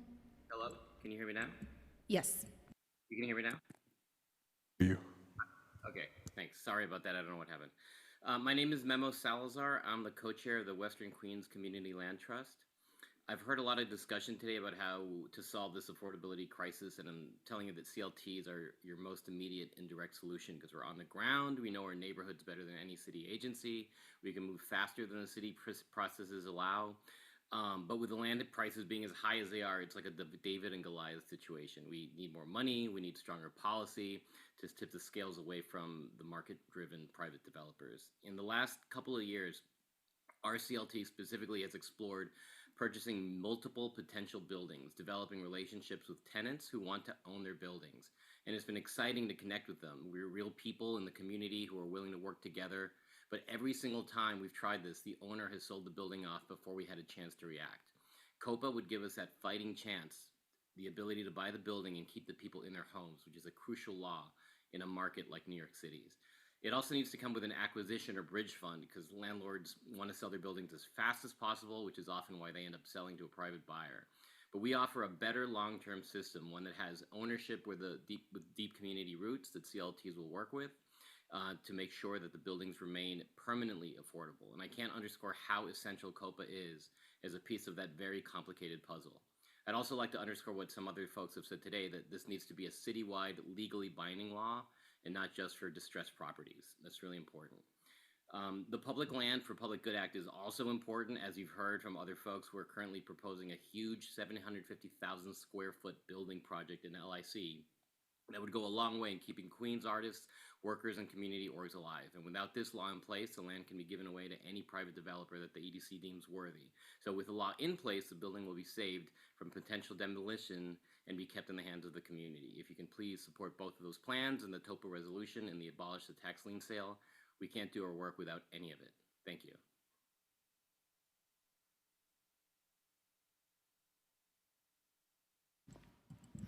Next, Olivia Gonzalez Killingsworth. You may begin. Hi, my name is Olivia Gonzalez Killingsworth. I'm a resident of Kensington in Brooklyn, and I'm a member of the House of Future campaign. I'm also a shareholder in the cooperative where I live, one of many co-ops across the city that initially began life as a rental building, but was then converted into a co-op in the 1980s, giving a whole generation of tenants access to the stability of homeownership. When I was lucky enough to acquire this apartment and go from being a tenant to being a homeowner, I discovered that now that I don't have to worry about working 3 jobs to pay for my housing, I have time to attend city council hearings like this one. But all too often I hear my fellow property owners testifying at community hearings against measures to create stable, affordable housing in their neighborhoods, basically pulling the ladder up after themselves. So I'm here to use my platform as a local homeowner to do the opposite and urge you to pass the Community Opportunity to Purchase Act, Public Land for Public Good, and the resolutions in support of the New York State Social Housing Development Authority and the Tenant Opportunity to Purchase Act. Councilmember Sanchez, in her excellent questioning of representatives from HPD, revealed how inadequate our current programs for creating and of preserving affordable housing really are compared to the scale of the need that we have. Each of these bills provides an additional pathway to creating and preserving affordable, dignified, and stable housing like mine for my neighbors who don't have access to the same privileges that I do, especially my Black and Brown neighbors. So for that reason, I strongly urge the New York City Council to enact Intro 902, Intro 78, and Resolution 777 and 374. Thank you for your time. Thank you. I just want to note that we have been joined and we have been joined by Councilmember Rita Joseph, who will close out our hearing. Thank you so much, Councilmember. I will be listening to the last few folks on Zoom. Thank you. Calling Rain Riley. You may begin. Hi, good afternoon. My name is Rain Riley, and I'm a member of the Met Council on Housing, the New York State Tenant Block, and Caring Majority Rising. And I'm here today to demand that you pass the Community Land Act proposed by the NYC Community Land Initiative. Like many Americans, I've never had housing security, and in my entire life, I've never lived in one place longer than 4 years. Where I live now in Flushing, the gentrification is disgusting. and there's just so much land sitting vacant while our neighbors struggle on the street. We already can't afford the current rent, and tenants are constantly in eviction court despite working multiple jobs. And the stress of always being homeless is so bad for people's health, including my own. So why do we allow these developers and these thieves to hoard this housing that's direly needed right now in the community? I've yet to meet any of these competent and experienced owners. I don't trust any of them to dictate what is best for tenants. So could you introduce me? Because I'm technically homeless right now. My trans friends are homeless right now. My sex worker friends are homeless right now. My fellow disabled friends are homeless right now. And wheelchair users like myself are priced out of accessible buildings. We're being discriminated against heavily, and my immigrant neighbors are literally being terrorized into silence. 70% of the people in the city are tenants. My landlords don't need more money. They own 20 buildings in a mall. They live in Long Island. I've never met them, and my building has a disgustingly high turnover rate with constant empty units. They don't provide basic repairs. They lie about the stabilization status. They harass people. They steal people's HRA payments and still sue them, and take down any union organizing signage and retaliate very, very fiercely. And they've raised the rent $400 each year since 2022. It makes no sense. Each one of you holds our lives in your hands. You might not remember me in a year, but if I'm still alive, I will remember you. So you need to stand up to these leeches in our community strongly and permanently. And if the Community Land Act is too anti-landlord for you, I'm warning you with no ill intention that people are going to start seizing these buildings because we don't have any other choice. It's either going to jail for being homeless or going to jail for squatting. So please don't turn hardworking people into citizens. Thank you very much for your time. Thank you. I'd like to call on Yvette Chen. You may begin.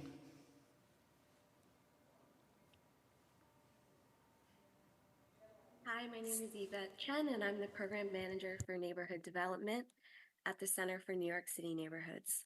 I would like to thank Chair Sanchez and members of the City Council Committee on Housing and Buildings for holding today's hearing. The center is committed to identifying and securing affordable housing opportunities for New Yorkers.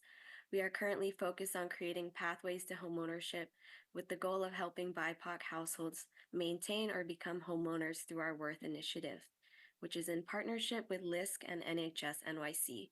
We submit this testimony in favor of the three bills, COPA Intro 902, the resolution in support of TOPA Res 374, and Public Land for Public Good Intro 78. COPA, implemented along with TOPA at the state level, helps tenants stay in their neighborhoods instead of being subject to displacement. It provides a much-needed pathway to permanently affordable homeownership and wealth building. COPA levels the playing field for qualified CLTs and nonprofits, so they are more easily able to acquire and preserve buildings and expand permanently affordable housing in gentrifying neighborhoods. We also support Intro 78, or Public Land for Public Good, which reforms the city's process for disposing of real property by prioritizing nonprofit developers and community land trusts. From our research, the extremely limited supply of land is one of the major challenges to developing affordable housing.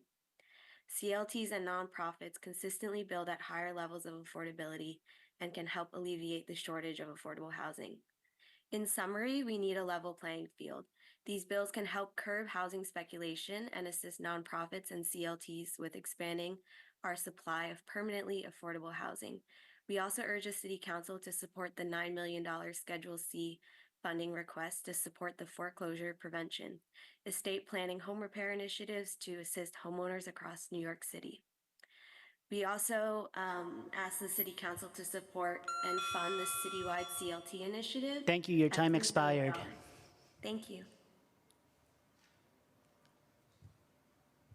Thank you. Next, Christopher Leon Johnson. You may begin. Yeah, hello. My name is Christopher Leon Johnson, and I'm sitting on against every bill that's Rivera and Lincoln Ressler has introduced on behalf of Community Land Trust.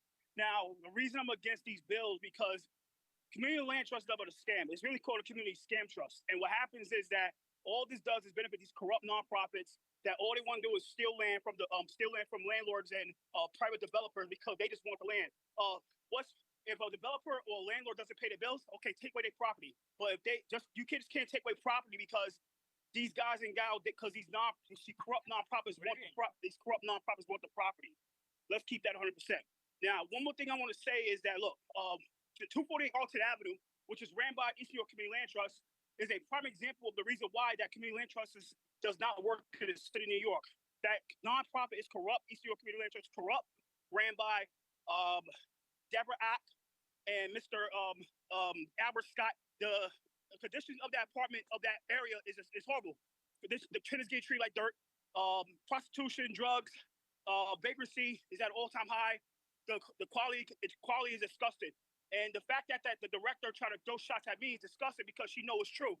I heard it here. She tried to throw shit at me, and I've been there before. I actually been to a rally before at 240 Arlington, so I know what's going on here. So, like I said, keep it real. I'm totally against it because East New York Community Land Trust is behind that. And they're behind that situation. And just because of that, I'm totally against the bill. 240 Arlington Avenue is the prime example, is a life lesson of why Community Land Trust doesn't work. It does not work at all. Community Land Trust is nothing but a scam. And I hope the city council rejects it, or hopefully that the speaker doesn't get to the floor by the end of the session so the bill dies. So I hope all those bills die at the end of the session. And it's really corrupt. Real corrupt process. Real corrupt process. Thank you. Your time expired. Thank you for your testimony. We will call on the following people if you're here: Liza McMillan, Todd Baker, Gordon Lee, Melanie Reyes, Rachel Coyle, Janika Speller, Haley Kim, Gilda Dawn, Raymond Mendez, Valerie Crossland, Armando Rodriguez, Shale Pandea, Rafayette Hassan, Herman Hewitt, Alex Stein, Deborah Act, Alexis Foot, Rebecca Poole, Abu Farman, Annabelle Riguero, and Aaron Bond. If we have inadvertently missed anyone that has registered to testify today and has yet to be called on, please use the Zoom raise hand function. If you're testifying remotely, you'll be called in order that your hands have been raised. If you're testifying in person, please come to the dais. Seeing no one, I will now close the hearing. Thank you to the members of the administration and members of the public who have joined us today. The hearing is now adjourned.